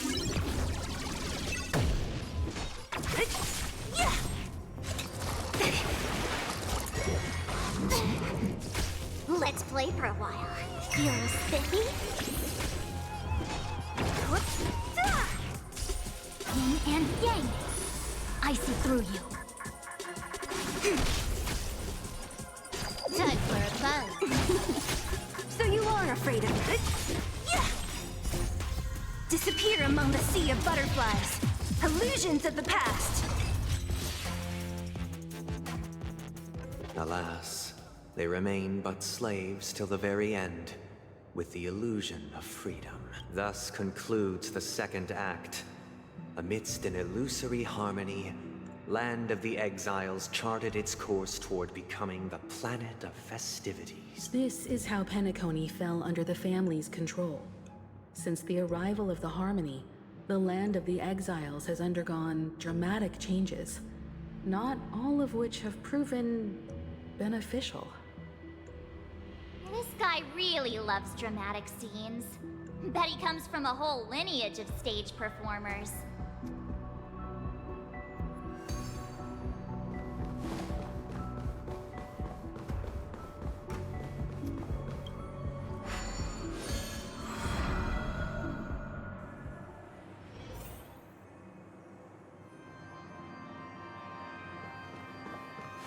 They used the planetary rings to establish the law, forging a code of conduct among the masses. A grand lyre with black and white keys served as an instrument, while symbols of articulation and numerical notation took the form of musical notes. The downward flowing river became a melody, and the canon of law dictated the form. Thus, all mortals found their unique place within this symphony. That marked the 5th and 6th days.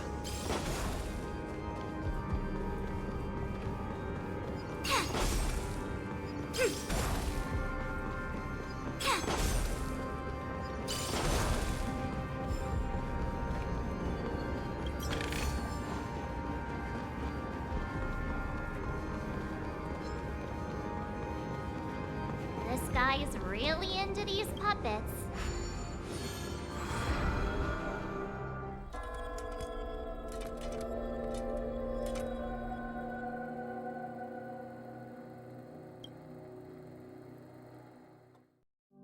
Oh, I get it now. The last scene is all about singing the praises of the Order. And the atmosphere here is completely different from the previous 2 scenes.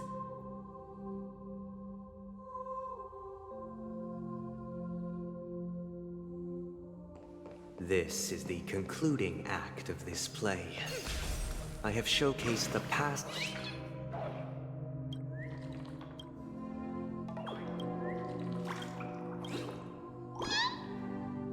This is the concluding act of this play. I have showcased the past and present of Penacony, hoping that my desire for change resonates within you. And now, I shall reveal its future to you.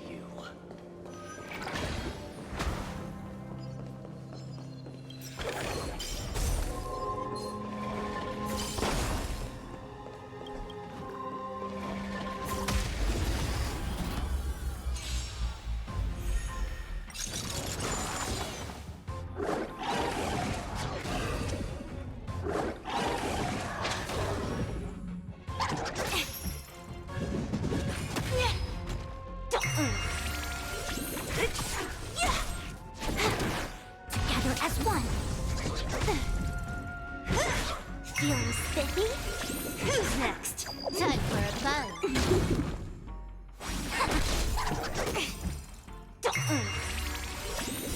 Can you find the answer?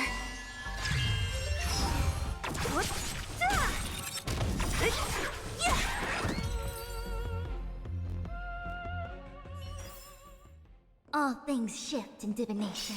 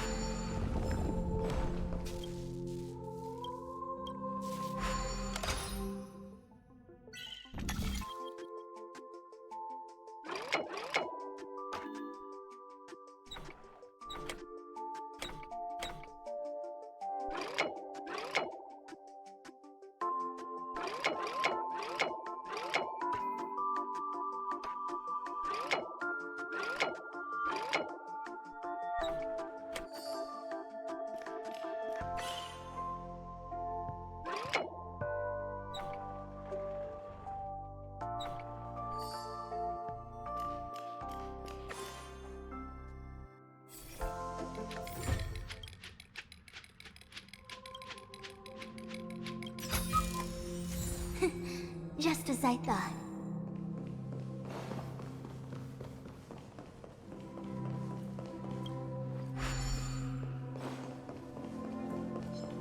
Without a king, you show me responsibility for the people. If the people lack foresight, we will make choices on their behalf and bear the responsibility.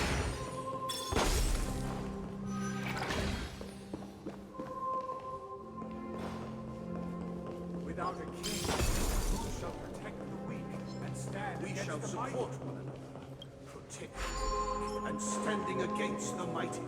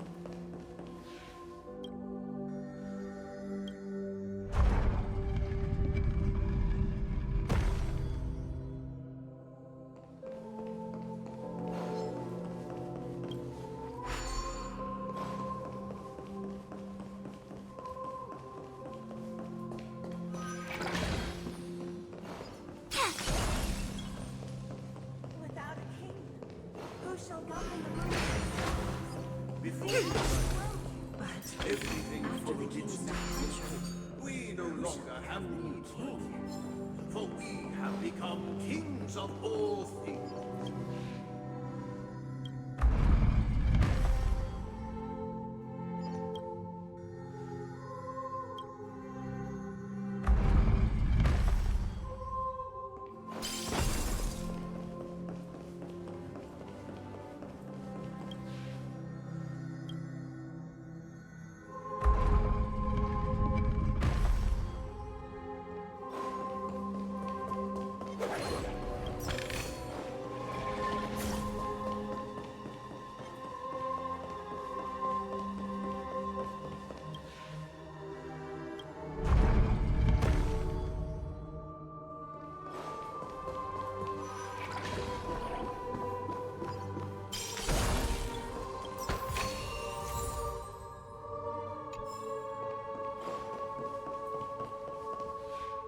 Hey, aren't we supposed to kick off a short story and have a fight here just like we did in the previous acts?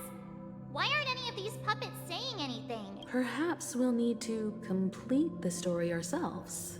So, do you think their mind needs tinkering?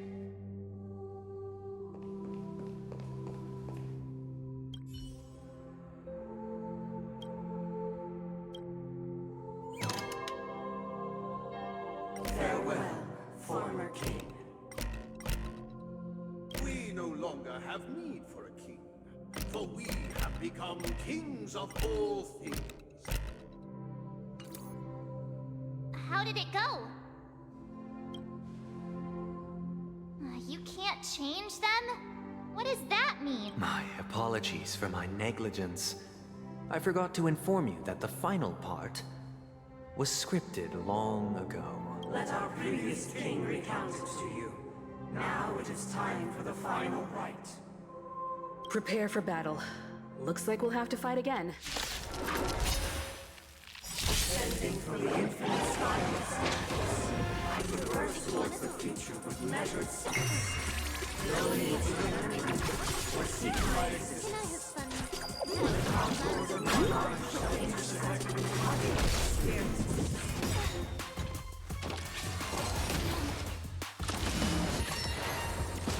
Don't mess with me.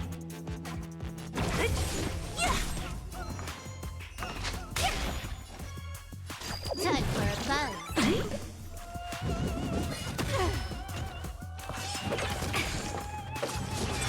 What a headache. Who's next? Let's play for a while. Morin, time for a buzz. This combat need. This is double speed. All things in this human creations. I'll free you from your chain. Disappear among the sea of butterflies. Illusions of the past. Converge and awaken. So you are afraid of... I'll go easy this time. Feeling spiffy? Don't mess with me. Can you find the answer?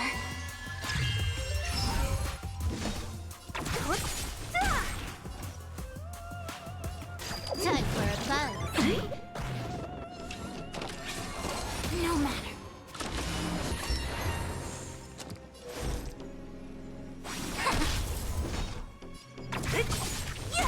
Let's play for a while.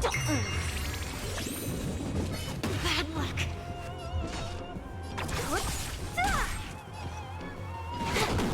I see through you.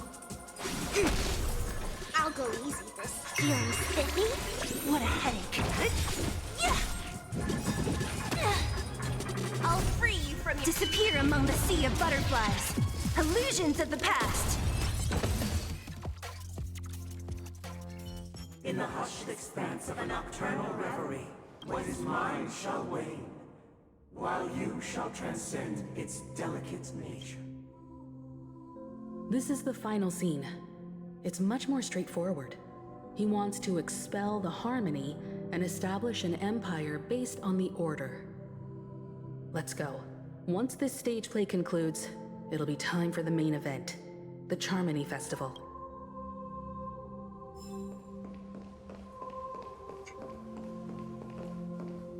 I'm going to end stream here. It has been 8 hours. I am ending stream here. I need to get some rest. So, I'll continue this tomorrow. Alright? Cheers for now.